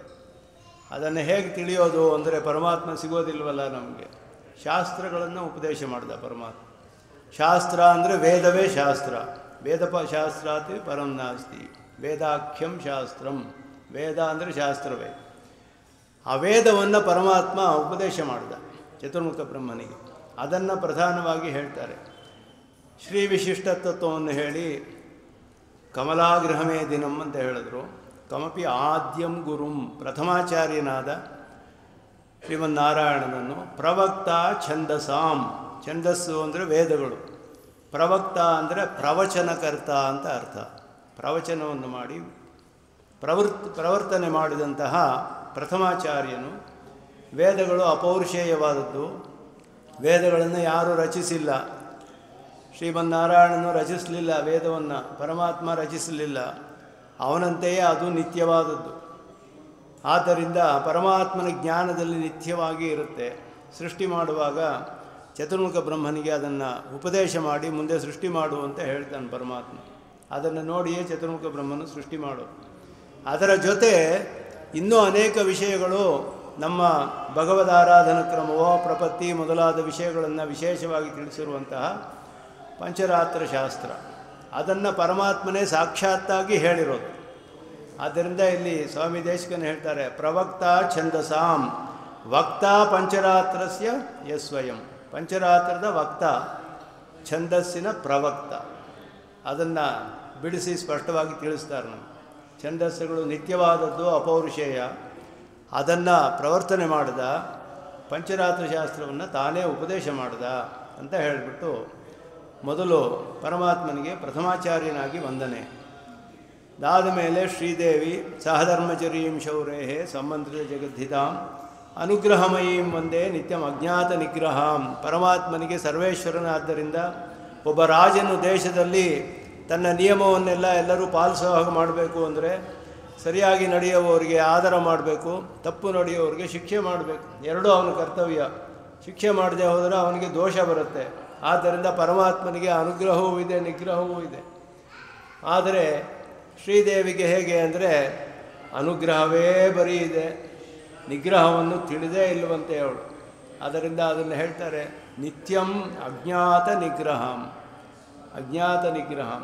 ಅವಳು ಪರಮಾತ್ಮನು ಸೇರಿ ಶರಣಾಗತ ರಕ್ಷಣ ವ್ರತವನ್ನು ನಡೆಸ್ತಾ ಇದ್ದಾರೆ ಅಂತ ಹೇಳ್ತಾರೆ. ಅವಳು ಅನಪಾಯಿಯಾದ ಧರ್ಮಪತ್ನಿ. ಕಮಲಾ ನಿರಪಾಯ ಧರ್ಮಪತ್ನಿ ಕರುಣಾದ್ಯಾ ಸ್ವಯಂ ಋತ್ವಿಜೋ ಗುಣಾಸ್ತೆ ಅವನಂ ಶ್ರಯತಾ ಮಹೀನಮಾದ್ಯಂ ಸಚ ಧರ್ಮ ತ್ವದನನ್ಯ ಸೇವನೀಯ ಅಂತ ಸ್ವಾಮಿ ದೇಶಿಕನ್ ಹೇಳ್ತಾರೆ ಬೇರೆ ಕಡೆ. ಕಮಲಾ ನಿರಪಾಯ ಧರ್ಮಪತ್ನಿ ಅಂದರೆ ಎಂದಿಗೂ ಅವನನ್ನು ಬಿಟ್ಟು ಇರೋದಿಲ್ಲ ಅವಳು. ಕರುಣಾದ್ಯಾಹ ಸ್ವಯಂ ಋತ್ವಿಜಾಹ. ಅವನು ಒಂದು ಯಾಗವನ್ನು ಮಾಡ್ತಾ ಇದ್ದಾನೆ. ಆ ಯಾಗಕ್ಕೆ ಋತ್ವಿಕಗಳು ಯಾರು ಅಂದರೆ ಕರುಣೆ ಮೊದಲಾದ ಎಲ್ಲ ಗುಣಗಳು ಋತ್ವಿಕಗಳು. ಅಲ್ಲಿ ಅಧ್ವರ್ಯು ಉದ್ಗಾತ ಎಲ್ಲ ಯಾರು ಅಂದರೆ ಹೋತರು ಎಲ್ಲ ಅವನ ಗುಣಗಳೇ ಅಂತೆ. ಅಲ್ಲಿ ಯಾವುದು ಅವನ ಸತ್ರ ಅದು ಮಾಡ್ತಿಲ್ಲ. ಅದು ಎಷ್ಟು ದಿನ ಮಾಡ್ತಾನೆ ಅಂದರೆ ಅಹೀನಮಾದ್ಯಂ ಅಂತ ಹೇಳಿದ್ರು. ಅವನಂ ಕ್ಷಯತಾಂ ಅಹೀನಮಾದ್ಯಂ. ಅಹೀನಂ ಅಂದರೆ ಅಹೋಭಿಹಿ ಕ್ರಿಯತೆ, ಅನೇಕ ದಿನಗಳು ಮಾಡುವಂತಹ ಒಂದು ಆದ್ಯ ಅನಂತವಾಗಿ ಮಾಡ್ತಾ ಇರುವಂತಹ ಒಂದು ಸತ್ರ. ಆ ಯಾಗ ಅಹೀನ ಅಂತ ಹೇಳಲ್ಪಡುತ್ತೆ. ದ್ವಾದಶ ಅಹೀನ ಅಂತ ಹೇಳ್ತೀವಲ್ಲ ಹಾಗೆ. ಅಹೀನ ಅಂದರೆ ಅನೇಕ ದಿನಗಳಲ್ಲಿ ಮಾಡೋದು, ನಿರಂತರವಾಗಿ ನಡೀತಾ ಇರೋದು. ಏನು ಅಂದರೆ ಶ್ರಯತಾಂ ಅವನಂ, ಶರಣಾಗತಿ ಆಶ್ರಯಿಸಿದವರ ರಕ್ಷಣೆ, ಶರಣಾಗತ ರಕ್ಷಣೆ ಅಂತ ಹೇಳೋದು. ನೀನಲ್ಲದೆ ಬೇರೆ ಯಾರು ಮಾಡೋಕ್ಕಾಗೋದಿಲ್ಲಪ್ಪ. ಶ್ರೀದೇವಿಯು ಅವನೊಡನೆ ಸೇರಿ ಜಗದ್ಹಿತವನ್ನೇ ಆಲೋಚನೆ ಮಾಡ್ತಾ ಇದ್ದಾಳೆ. ಯಾವಾಗಲೂ ಇಬ್ಬರು ಮಂತ್ರಾಲೋಚನೆ ಮಾಡ್ತಾರೆ. ಸಂಮಂತ್ರಿತ ಜಗದ್ಹಿತಾಂ, ಜಗತ್ತಿನ ಹಿತವನ್ನು ಅವನೊಡನೆ ಮಂತ್ರಾಲೋಚನೆಯನ್ನು ನಡೆಸಿ ಹೇಗೆ ಮಾಡಬೇಕು ಅಂದಾಗ ನೀನು ಹೋಗಿ ಎಲ್ಲರಿಗೂ ಉಪದೇಶ ಮಾಡು ಅಂತ ಹೇಳಿದ ಪರಮಾತ್ಮ. ಶರಣಾಗತಿ ಶಾಸ್ತ್ರವನ್ನೆಲ್ಲ ಉಪದೇಶ ಮಾಡಿ ಅವಳು ಹೇಳಿದ್ಲು, ನಾವು ಹೋಗೋದಕ್ಕಿಂತ ಜೀವಕೋಟಿಯಲ್ಲಿಯೇ ಸೇರಿದ ವಿಶ್ವಕ್ಸೇನರನ್ನು ಕಳಿಸೋಣ, ನಮ್ಮ ಸೇನಾಪತಿಗಳು ಅವರನ್ನು ಕಳಿಸೋಣ ಅಂತ ಹೇಳಿದ್ನಂತೆ. ತಾಯಾರು ಹೇಳಿದ್ರಂತೆ. ಸರಿ ಅಂತ ಹೇಳಿಬಿಟ್ಟು ವಿಶ್ವಕ್ಸೇನರನ್ನು ಕಳಿಸೋಣ. ಯಾಕೆ ಅಂದರೆ ಪರಮಾತ್ಮನೇ ನೇರವಾಗಿ ಬಂದರೆ ಯಾರೂ ಕೇಳೋದಿಲ್ಲ. ಗೀತೆಯನ್ನು ಕೃಷ್ಣ ಎಲ್ಲ ಉಪದೇಶ ಮಾಡ್ದ. ಆಮೇಲೆ ಅರ್ಜುನನಿಗೆ ಹೇಳ್ತಾನೆ, ಪ್ರತಿಜಾನೀಹಿ ಕೌಂತೆಯ ನಮೇ ಭಕ್ತ ಪ್ರಣಶ್ಯತಿ ಅಂತ ಹೇಳಿದ. ನೀನು ಪ್ರತಿಜ್ಞೆ ಮಾಡಪ್ಪ, ನನ್ನ ಭಕ್ತ ನಾಶ ಆಗೋದಿಲ್ಲ ಅಂತ ನೀನು ಪ್ರತಿಜ್ಞೆ ಮಾಡು. ನಾನು ಹೇಳಿದ್ರೆ ಯಾರೂ ಕೇಳ್ತಾ ಇಲ್ಲ. ನನ್ನನ್ನು ಆಶ್ರಯಿಸಿ ನೀವು ಉದ್ಧಾರ ಆಗ್ತೀರಾ ಅಂದರೆ ಕೇಳ್ತಿಲ್ಲ. ನೀನು ಪ್ರತಿಜ್ಞೆ ಮಾಡು. ಪ್ರತಿಜಾನೀಹಿ ಕೌಂತೆಯ ನಮೇ ಭಕ್ತ ಪ್ರಣಶ್ಯತಿ. ಆದ್ದರಿಂದ ವಿಶ್ವಕ್ಸೇನರನ್ನು ಕಳಿಸೋಣ ಅಂತ ಇಬ್ಬರು ಆಲೋಚನೆ ಮಾಡಿ ವಿಶ್ವಕ್ಸೇನರನ್ನು ಕಳಿಸ್ತಾರೆ. ಒಂದೇ ವೈಕುಂಠಸೇನಾನ್ಯಂ ದೇವಂ ಸೂತ್ರವತಿ ಸಕಂ ಯದ್ವೇತ್ರ ಶಿಖರ ಸ್ಪಂದೆ ವಿಶ್ವಮೇತದ್ ವ್ಯವಸ್ಥಿತ. ಅವರ ಒಂದು ವೇತ್ರ ದಂಡ ಇದೆಯಲ್ಲ, ಆ ದಂಡದ ಒಂದು ತುದಿ ಒಂದು ಸ್ವಲ್ಪ ಅಲ್ಲಾಡಿದ್ರೆ 3 ಲೋಕವು ಸ್ತಬ್ಧವಾಗಿಬಿಡುತ್ತಂತೆ. ಹಾಗೆ ನಿಯಮನ ಮಾಡ್ತಾರೆ ವಿಶ್ವಕ್ಸೇನರು ಅಂತ ಹೇಳೋದು. ವಿಶ್ವಕ್ಸೇನ ಆರಾಧನೆ ಮಾಡ್ತೀವಲ್ಲ, ಎಲ್ಲ ವಿಘ್ನಗಳು ನಾಶವಾಗಿಬಿಡುತ್ತೆ. ಆ ವಿಶ್ವಕ್ಸೇನ ಆರಾಧನೆಯಲ್ಲಿ ವಿಘ್ನಗಳಿಗೆ ಅದುವೇ ನಾಶಪಡಿಸ್ಕೊಳ್ಳುತ್ತೆ. ಸ್ವಪರ ನಿರ್ವಾಹ ಅಂತ ಅದಕ್ಕೆ ಹೆಸರು. ವಿಶ್ವಕ್ಸೇನ ಆರಾಧನೆಯಲ್ಲಿ ವಿಘ್ನ ಬಂದರೆ ಏನು ಮಾಡೋದು ಅಂದರೆ ಅದರ ವಿಘ್ನ ಅದನ್ನು ನಾಶಪಡಿಸ್ಕೊಂಡ್ಬಿಡುತ್ತೆ. ವಿಶ್ವಕ್ಸೇನರಿಗೆ ಆ ರೀತಿಯಾದ ಒಂದು ಶಕ್ತಿ. ಆ ವಿಶ್ವಕ್ಸೇನರ ಧರ್ಮಪತ್ನಿಯಾದ ಸೂತ್ರವತಿ ಅವಳೊಡನೆ, ಯಾಕೆ ಅಂದರೆ ಅವಳು ರಾಮಾಯಣದ ಒಂದು ಇದನ್ನು ಹೇಳ್ತಾರೆ ವ್ಯಾಖ್ಯಾನದಲ್ಲಿ. ಯತಿರಾಜ ಸಪ್ತತಿಗೆ ಅನೇಕ ವ್ಯಾಖ್ಯಾನಗಳಿದೆ. ಪೌಂಡ್ರಿಕಪುರಮಾಶ್ರಮದಲ್ಲಿ ಅದನ್ನೆಲ್ಲ ಪಬ್ಲಿಷ್ ಮಾಡಿದ್ದಾರೆ 4-5 ವ್ಯಾಖ್ಯಾನಗಳ ಜೊತೆ. ಅದರಲ್ಲಿ ನೀಲಮೇಘಾಚಾರ್ಯರು ಅಂತ ಹೇಳಿಬಿಟ್ಟು ಕೋಳಿಗಾಲಂ ಸ್ವಾಮಿಯ ಶಿಷ್ಯರು ಅವರು ಬರೆದಿರುವ ಅದ್ಭುತವಾದ ವ್ಯಾಖ್ಯಾನ. ಅದರ ಆಧಾರದಲ್ಲಿಯೇ ಪರ್ವಕೋಟೆ ಆಂಡವಂತ ಪ್ರಸಿದ್ಧವಾಗಿದ್ದ ಶ್ರೀ ಗೋಪಾಲದೇಶ ಮಹಾದೇಶಕರು ತಮಿಳಿನಲ್ಲಿ ಅದ್ಭುತವಾಗಿ ಉಪನ್ಯಾಸ ಮಾಡಿದ್ದಾರೆ ವಿಸ್ತಾರವಾಗಿ. ಅವರು ನೀಲಮೇಘಾಚಾರ್ಯರ ವ್ಯಾಖ್ಯಾನವನ್ನೇ ಬಹುವಾಗಿ ಫಾಲೋ ಮಾಡ್ತಾರೆ. ಅದನ್ನೇ ಆ ವ್ಯಾಖ್ಯಾನದಲ್ಲಿ ಅವರು ಹೇಳ್ತಾರೆ, ರಾಮಾಯಣದಲ್ಲಿ ಭರತನು ಹೊರಟ ರಾಮನನ್ನು ಕರ್ಕೊಂಬರ್ತೀನಿ ಅಂತ ಹೇಳಿಬಿಟ್ಟು ಆವಾಗ ಊರಿನಲ್ಲಿರೋರೆಲ್ಲ ಬರ್ತೀನಿ ಅಂತ ಹೇಳಿದ್ರಂತೆ. ಆ ಎಲ್ಲ ಪುರುಷರೆಲ್ಲನೂ ಅವರ ಪತ್ನಿಯರಿದಾರಲ್ಲ ಅವಸರ ಪಡಿಸೋರು ಅಂತೆ, ಹೋಗಿ ಬೇಗ ಹೋಗು ಬೇಕು ಅಂತ ಹೇಳಿಬಿಟ್ಟು. ಆದ್ದರಿಂದ ಸ್ತ್ರೀಯರಿಗೆ ವಿಶೇಷವಾದ ಕಾಳಜಿ ಇರುತ್ತೆ. ಆದ್ದರಿಂದ ಸೂತ್ರವತಿ ಸಕರಾದ ವಿಶ್ವಕ್ಸೇನರನ್ನು ಕಳಿಸೋಣ, ಬೇಗ ಕೆಲಸ ನಡೆಯುತ್ತೆ ಅಂತ ಹೇಳಿಬಿಟ್ಟು ಅವರೊಡನೆ ಹೋಗಲಿ ಇಬ್ಬರು ಅಂತ ಹೇಳಿಬಿಟ್ಟು ಮಂತ್ರಾಲೋಚನೆ ಮಾಡಿದ್ರಂತೆ. ಇಬ್ಬರು ಸಂಬಂಧಿತ ಜಗದ್ಹಿತಾಂ, ಜಗತ್ತಿಗೆಲ್ಲ ಹಿತ ಉಂಟು ಮಾಡೋದು. ಅವರನ್ನು ಕಳಿಸಿದ್ರು. ಅದಾದ ಮೇಲೆ ಅವರು ಯೋಗದಶೆಯಲ್ಲಿ ನಮ್ಮಾಳ್ವಾರರಿಗೆ ಪ್ರತ್ಯಕ್ಷವಾಗಿ ಎಲ್ಲ ಸಕಲ ವೇದಾರ್ಥಗಳನ್ನು ಎಲ್ಲವನ್ನು ಕೂಡ ಉಪದೇಶ ಮಾಡೋದು. ತತ್ವಾರ್ಥಗಳನ್ನು ವೇದಾರ್ಥಗಳನ್ನೆಲ್ಲ ನಮ್ಮಾಳ್ವಾರರು ಮುಂದೆ ನಮ್ಮ ಆಚಾರ್ಯರಾಗ್ತಾರೆ. ಅವರನ್ನು ಸ್ತೋತ್ರ ಮಾಡ್ತಾರೆ. ಯಸ್ಯ ಸಾರಸ್ವತಂ ಶ್ರೋತೋ ವಕುಳಾಮೋದವಾಸಿತಂ ಶ್ರುತೀನಾಂ ವಿಶ್ರಮಾಯಾಲಂ ಶಠಾರಿಂ ತಮುಪಾಸ್ಮಹೇ. ಶಠ ಅನ್ನುವ ವಾಯುವನ್ನು ಅವರು ಜನ್ಮದಲ್ಲಿಯೇ ನಿಯಮನ ಮಾಡಿದ್ದರಿಂದ ಅವರಿಗೆ ಶಠಾರಿ ಅಂತ ಹೆಸರು. ಆದ್ದರಿಂದ ಪ್ರಕೃತಿ ಸಂಬಂಧವೇ ಇರಲಿಲ್ಲ ಅವರಿಗೆ ಅಂತ ಹೇಳ್ತಾರೆ. ಹಾಗೆ ಅವರು ಬಂದಾಗ ಇಲ್ಲಿ ವಕುಳಾಮೋದವಾಸಿತಂ ಸಾರಸ್ವತ ಸ್ರೋತಂ ಅಂತ ಹೇಳೋದು. ಒಂದು ದೊಡ್ಡ ನದಿಯಂತೆ ಅವರ ಸರಸ್ವತಿ ಪ್ರವಾಹ ದಿವ್ಯ ಪ್ರಬಂಧಗಳು ಸರಸ್ವತಿ ನದಿಯಂತೆ ಹರಿದು ಬರ್ತಿದೆ. ವಕುಳಾಮೋದದಿಂದ ಪುಷ್ಪಿತ ವಾಸನೆ ಇದೆ, ಆ ಪುಷ್ಪದ ಒಂದು ಪರಿಮಳ ಇದೆ ಅಂತ ಹೇಳೋದು. ಇಲ್ಲಿ ವಿಶೇಷವಾಗಿ ಶ್ರುತಿ ಅಂತ ಹೇಳಿದ್ದಾರೆ. ಶ್ರುತಿ ಅನ್ನೋದು ಸ್ತ್ರೀಲಿಂಗ ಶಬ್ದ. ಆದ್ದರಿಂದ ಸ್ತ್ರೀಯರು ಹೋಗಿ ಬಹಳ ಬಳಿಲಿರುವಾಗ ಒಂದು ನದಿ ಸಿಗುತ್ತೆ, ಒಳ್ಳೆ ಪರಿಮಳ ಭರಿತವಾದ ತೀರ್ಥ ಬರ್ತಾ ಇದೆ. ಅದರಲ್ಲಿ ಅವಗಾಹ ಸ್ನಾನ ಮಾಡಿದ್ರೆ ಹೇಗೆ ನಮ್ಮ ಶ್ರಮವೆಲ್ಲ ಹೋಗಿಬಿಡುತ್ತೋ ತುಂಬ ಆಯಾಸವಾಗಿರೋರಿಗೆ, ಆ ರೀತಿ ವೇದಗಳಿಗೆಲ್ಲ ಬಹಳ ಆಯಾಸವಾಗಿಬಿಟ್ಟಿತ್ತಂತೆ. ಎಲ್ಲರೂ ವಿಧವಾಗಿ ಅರ್ಥ ಮಾಡಿ ತಪ್ಪಾದ ಅರ್ಥಗಳನ್ನೆಲ್ಲ ಮಾಡಿ ಬಹಳ ಆಯಾಸವಾಗಿಬಿಟ್ಟಿತ್ತು. ವೇದವು ಹೇಗೆ ನನ್ನ ಆಯಾಸ ಎಲ್ಲ ಪರಿಹಾರ ಮಾಡಿಕೊಳ್ಳೋದು ಅಂತ ನೋಡ್ತಿದ್ದಾಗ ನಮ್ಮಾಳ್ವಾರರ ಒಂದು ಸಾರಸ್ವತ ಸ್ರೋತ ಹರಿದು ಬರುತ್ತೆ. ಅದು ಪರಿಮಳಭರಿತವಾದ ವಕುಳ ಪುಷ್ಕದ ವಾಸನೆಯೊಡನೆ ಪರಿಮಳದೊಡನೆ ಬಂತು. ವೇದಗಳ ಅದರಲ್ಲಿ ಮುಳುಗಿ ವಿಶ್ರಾಂತಿಯನ್ನು ಪಡೆದುಕೊಂಡಂತೆ. ಶ್ರುತೀನಾಂ ವಿಶ್ರಮಾಯ ಅಲಂ ಅಂದರು. ಶ್ರುತಿಗಳು ವಿಶ್ರಮ ಪಡೆದುಕೊಳ್ಳೋಕ್ಕೆ ಇದು ಸಾಕು, ಇನ್ಮೇಲೆ ಏನು ಶ್ರುತಿಗಳು ಏನು ಆಯಾಸವೇ ಇಲ್ಲ. ಯಾಕೆ ಅಂದರೆ ಶ್ರುತ್ಯರ್ಥಗಳು ಬಹಳ ಗೊಂದಲ. ಶ್ರುತಿಯನ್ನು ನೋಡಿದ್ರೆ ಎಲ್ಲ ವಿರೋಧವೇ ಕಾಣುತ್ತೆ. ಎಲ್ಲ ಕಡೆಯೂ ಆಪಾತತಃ ಎಲ್ಲಿ ನೋಡಿದ್ರೂ ವಿರೋಧ ಕಾಣೋ ಹಾಗಿದೆ. ಒಂದೊಂದು ಕಡೆ ಒಂದೊಂದು ರೀತಿಯಲ್ಲಿ ಹೇಳುತ್ತೆ. ಒಂದೊಂದು ಉಪನಿಷತ್ತಲ್ಲಿ ಒಂದೊಂದು ಶಬ್ದಗಳನ್ನು ಉಪಯೋಗಿಸಿ ಬೇರೆ ಬೇರೆ ರೀತಿಯಲ್ಲಿ ಶ್ರುತಿ ಹೇಳುತ್ತೆ. ವೇದಾರ್ಥ ನಿರ್ಣಯ ಮಾಡೋದೇ ಒಂದು ದೊಡ್ಡ ಕಷ್ಟ. ಯಾವ ಗೊಂದಲವೂ ಇಲ್ಲದೆ ನೇರವಾಗಿ ಸಾಕ್ಷಾತ್ತಾಗಿ ತತ್ವಹಿತ ಪುರುಷಾರ್ಥವನ್ನು ನಮ್ಮಾಳ್ವಾರ ಪ್ರಬಂಧಗಳಲ್ಲಿ ಉಪದೇಶ ಮಾಡೋದು. ವೇದಾರ್ಥಗಳನ್ನೆಲ್ಲ ಒಳಗೊಂಡ ಎಲ್ಲ ವೇದಗಳ ಎಷ್ಟೋ ಮಂತ್ರಗಳಿಗೆ ನೇರವಾಗಿ ಅನುವಾದ ಮಾಡಿದಂಗಿದೆ ಪಾಶುರಗಳೆಲ್ಲ. ಹಾಗಿದೆ ಎಷ್ಟೋ ಪಾಶುರಗಳು ಹಾಗೆ ಕಂಡುಬರುತ್ತೆ. ವೇದಾರ್ಥಗಳನ್ನೆಲ್ಲ ಅವ್ರು ಹೇಳ್ತಾರೆ, ಕಣ್ಣಾವಾನ್ ವಿಣ್ಣೋರ್ಕು ಮಣ್ಣೋರ್ಕು ಅಂತ ಹೇಳಿದ್ರು. ಎಲ್ಲರಿಗೂ ಅವನು ನಿರ್ವಾಹಕ ಕಣ್ಣು ಅಂತ. ಶ್ರುತಿ ಹೇಳುತ್ತೆ ಚಕ್ಷುರ್ ದೇವಾನಾಂ ಉತಮರ್ತ್ಯಾನಾಂ. ಟ್ರಾನ್ಸ್ಲೇಟ್ ಮಾಡಿದಾಗಿದೆ ಅದು. ಹಾಗೆಯೇ ಈ ರೀತಿ ನೂರಾರು ಕಂಡು ಬರುತ್ತೆ ನಮಗೆ. ವೇದಾರ್ಥಗಳನ್ನೆಲ್ಲ ವೇದಂ ಮರೈಷೇದ ಮಾರ್ ಅಂತ ಹೇಳಿದ್ರಲ್ಲ, ಮರೈ ಮಾರನ ಮೂಲಕವೇ ಎಲ್ಲ ಬಂತು ಅಂತ ಹೇಳಿಬಿಟ್ಟು ಹೇಳ್ತಾರೆ. ಹಾಗೆ ಸಾರ್ಥಕವಾದು ಶ್ರುತೀನಾಂ ವಿಶ್ರಮಾಯ ಅಲಂ ಶಠಾರಿನ್ ತಮುಪಾಸ್ಮೆ. ಅವರನ್ನು ನಾವು ಉಪಾಸನೆ ಮಾಡ್ತೀವಿ. ಆಚಾರ್ಯ ಪರಂಪರೆಯಲ್ಲಿ ಇದು ನಮಗೆ ಪ್ರತಿದಿನವೂ ನಾವು ತನಿಯನ್ನು ಹೇಳುವಾಗ ಅನುಸಂಧಾನ ಮಾಡುವ ಶ್ಲೋಕಗಳು ಇದೆ. ಇದರಿಂದಲೇ ತೆಗೆದುಕೊಂಡಿರೋದು. ಅದಾದ ಮೇಲೆ ನಾಥಮುನಿಗಳಿಗೆ ವಿಶೇಷವಾಗಿ ಅವರು ಹೋಗಿ ಆಳ್ವಾರ್ ತಿರುನವರಿಯಲ್ಲಿ ಅಲ್ಲಿ ಆ ಹುಣಸೆ ಮರದ ಕೆಳಗಡೆ, ಅದು ಆದಿಶೇಷನ ಅವತಾರ, ಅದರ ಕೆಳಗಡೆ ಕುಳಿತು ಕಣ್ಣಿನುಂಚಿರುತ್ತಾ 12,000 ಸಲ ಧ್ಯಾನ ಮಾಡಿ ಅವರಿಗೆ ಯೋಗ ದಶೆಯಲ್ಲಿ ನಮ್ಮಾಳ್ವಾರರು ಪ್ರತ್ಯಕ್ಷವಾಗಿ, ನಾಥಮುನಿಗಳು ಮಹಾಯೋಗಿಗಳು, ಅವರಿಗೆ ನಮ್ಮಾಳ್ವಾರ್ ಪ್ರತ್ಯಕ್ಷವಾಗಿ ಅವರ ತಿರುವಾಳ್ಮೊழிಯನ್ನು ಸಕಲ 4,000 ಪ್ರಬಂಧಗಳನ್ನು ಉಪದೇಶ ಮಾಡಿದ್ರು ಅನ್ನೋದು ಪ್ರಸಿದ್ಧವಾಗಿದೆ. ಅಂತಹ ನಾಥಮುನಿಗಳಿಗೆ ನಾನು ನಾಥೇನಂ ಮುನಿನಾಥೇನ ಭವೇಯಂ ನಾಥವಾನಹಂ, ನನಗೆ ಅವರಿಂದಲೇ ನಾನು ನಾಥನನ್ನು ಹೊಂದಿರುವವನಾಗಿ ಆಗಿದ್ದೇನೆ. ಯಸ್ಯ ನೈಗಮಿಕಂ ತತ್ವಂ ಹಸ್ತಾಮಲಕತಾಂಗತಂ. ಶ್ರುತಿ ತತ್ವಗಳೆಲ್ಲ ಅವರಿಗೆ ಹಸ್ತಾಮಲಕ ಅಂಗಯ್ಯ ನೆಲ್ಲಿಕಾಯಿ ಅಂತ ಹೇಳ್ತಿರುವಲ್ಲ, ಹಾಗೆ ಆಗಿಬಿಟ್ಟಿತ್ತು ಅಂತ ಹೇಳಿದ್ರು. ಅವರು ಯೋಗ ರಹಸ್ಯ ಅನ್ನುವ ಗ್ರಂಥವನ್ನು ಬರೆದಿದ್ದರು. ಅದು ನಮಗೆ ಉಪಲಬ್ಧವಿಲ್ಲ ಈಗ. ಆದರೆ ಅವರು ಮಹಾಯೋಗಿಗಳು. ಅವರಾದ ಮೇಲೆ ಅರವಿಂದಾಕ್ಷರು, ಅವರಿಗೆ 2 ಶಿಷ್ಯರು ಪ್ರಧಾನವಾಗಿ. ಅದರಲ್ಲಿ ಮಣಕಾಲ್ ನಂಬಿಗಳು ಮತ್ತು ಉಯ್ಯಕೊಂಡಾರ್ ಅಂತ ಹೇಳಿದ್ರು. ಅವರಿಬ್ಬರಿಗೂ ಎಲ್ಲವನ್ನು ಉಪದೇಶ ಮಾಡಿ ಅವರ ಮೊಮ್ಮಗ ಯಾಮುನಾಚಾರ್ಯರು ಅವರಿಗೆ ನೀವು ಇದನ್ನೆಲ್ಲ ಉಪದೇಶ ಮಾಡಬೇಕು ಅಂತ ಹೇಳಿದರು ನಾಥಮುನಿಗಳು. ಅದರಲ್ಲಿ ಪುಂಡರೀಕಾಕ್ಷರು ಅನ್ನೋರು ಮೊದಲು ಅವರಿಗೆ ಮಾಡೋಕ್ಕಾಗಲಿಲ್ಲ. ಅದಾದಮೇಲೆ ರಾಮಮಿಶ್ರರು ಮಣಕಾಲ್ ನಂಬಿ ಅವರು ಉಪದೇಶ ಮಾಡ್ತಾರೆ ಯಾಮನ ಮುನಿಗಳಿಗೆ.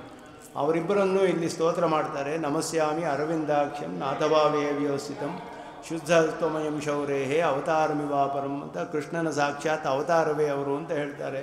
ನಾಥಮುನಿಗಳಿಗೆ ಅವರು ಪೂರ್ಣವಾಗಿ ಶಿಷ್ಯತ್ವವನ್ನು ಮಾಡಿದ್ದರಿಂದ ಯಾವಾಗಲೂ ನಾಥಭಾವೇ ವ್ಯವಸ್ಥಿತಂ. ಅದಾದ ಮೇಲೆ ಶ್ರೀರಾಮ ಮಿಶ್ರರು ನಮ್ಮ ಈ ಪರಂಪರೆಯನ್ನು, ನಮ್ಮ ಈ ವೈದಿಕ ಪರಂಪರೆ ಶ್ರೀ ವೈಷ್ಣವ ಪರಂಪರೆಗೆ ಪುನರುಜ್ಜೀವನ ಕೊಟ್ಟವರು ರಾಮಮಿಶ್ರರು. ಅವರೇ ಯಾಮುನರಿಗೆ ಎಲ್ಲವನ್ನು ಉಪದೇಶ ಮಾಡಿ ಅವರ ಮೂಲಕ ಮುಂದೆ ಬೆಳೆಯಿತು ನಮ್ಮ ಸಿದ್ಧಾಂತ.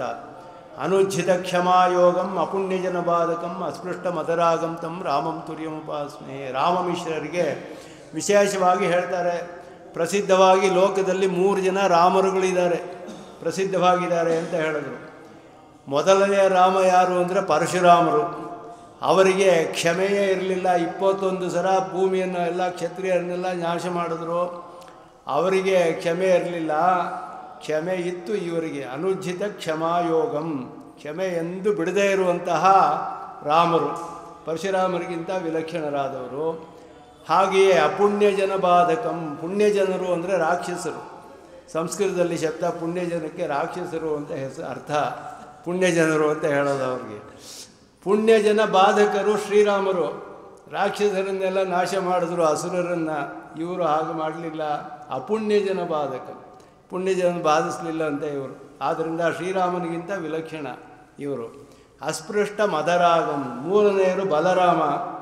ಅವನು ಮದಪಾನ ಮಾಡ್ತಿದ್ದ ಅಂತ ಪ್ರಸಿದ್ಧವಾಗಿದೆ. ಆದ್ದರಿಂದ ಅದು ಇಲ್ಲದವರು 3 ಜನ ರಾಮರಿಗಿಂತ ವಿಲಕ್ಷಣರಾದ ರಾಮಂ ತುರ್ಯಮುಪಾಸ್ಮೆ, 4ನೇ ರಾಮರು ಇವರು ಶ್ರೀರಾಮ ಮಿಶ್ರರು. ಅವರಿಂದಲೇ ನಮ್ಮ ವೈಷ್ಣವ ಸಂಪ್ರದಾಯ ಪುನರ್ಜೀವನ ಹೊಂದಿತು. ಯಾಮನಾಚಾರ್ಯರಿಗೆ ಆ ತೂದುವಳೆ ಕೀಲೆ ಅದರ ಮೂಲಕ ಅದರ ಒಂದು ವ್ಯಾಜದಿಂದ ತೋರಿಸಿ, ನಿಮ್ಮ ತಾತ ಒಂದು ದೊಡ್ಡ ಆಸ್ತಿ ಇಟ್ಟಿದ್ದಾರೆ ಬಾ ತೋರಿಸ್ತೀನಿ ಅಂತ ಹೇಳಿ ಶ್ರೀರಂಗಕ್ಕೆ ಕರೆದುಕೊಂಡು ಹೋಗುವಾಗ 3 ದಿನಗಳು ಪೂರ್ತಿ ಗೀತಾ ಭಾಷೆ 5 ಎಲ್ಲ ಉಪದೇಶ ಮಾಡಿದ್ದಾರೆ ಅವ್ರಿಗೆ.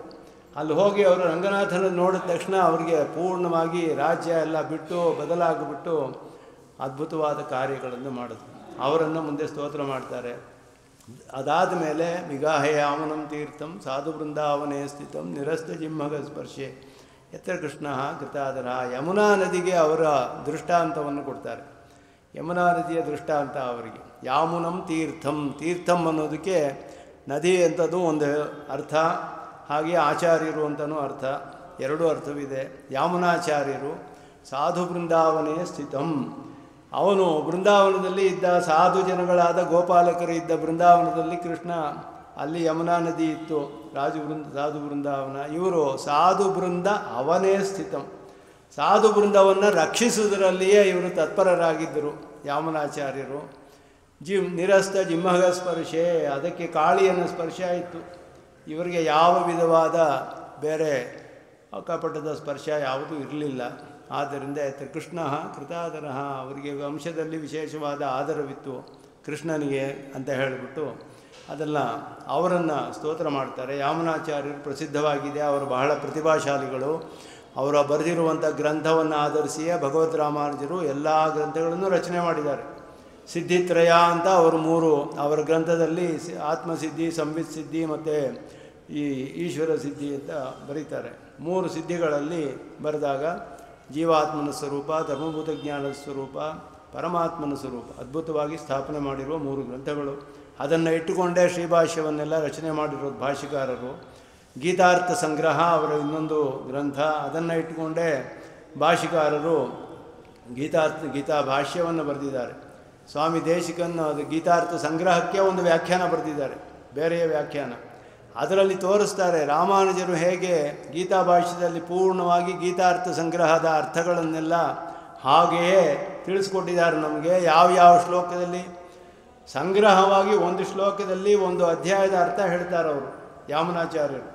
ಈ ಅಧ್ಯಾಯದಲ್ಲಿ ಈ 3 ಅರ್ಥಗಳು ಉಪದೇಶಿಸಲ್ಪಟ್ಟಿದೆ.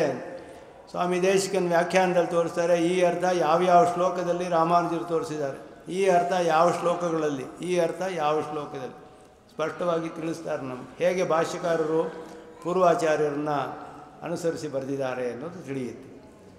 ಅವರನ್ನು ಸ್ತೋತ್ರ ಮಾಡಿದ ಮೇಲೆ ಭಾಷ್ಯಕಾರರ ನೇರ ಆಚಾರ್ಯರು ಯಾಮುನರನ್ನು ಭಾಷ್ಯಕಾರರು ನೇರವಾಗಿ ನೋಡಲಿಲ್ಲ. ಆದ್ದರಿಂದ ಅವರು ಒಂದು ಕೊರೆ ಇತ್ತು. ಯಾಮುನರ ಶಿಷ್ಯರು ಅವರು ಮಹಾಪೂರ್ಣರು ಅಂತ ಹೇಳಿ ಯಾಮುನರು ಅವರಿಗೆಲ್ಲ ಉಪದೇಶ ಮಾಡಿದರು. ಅವರಿಗೆ ನೇರ ಶಿಷ್ಯರು.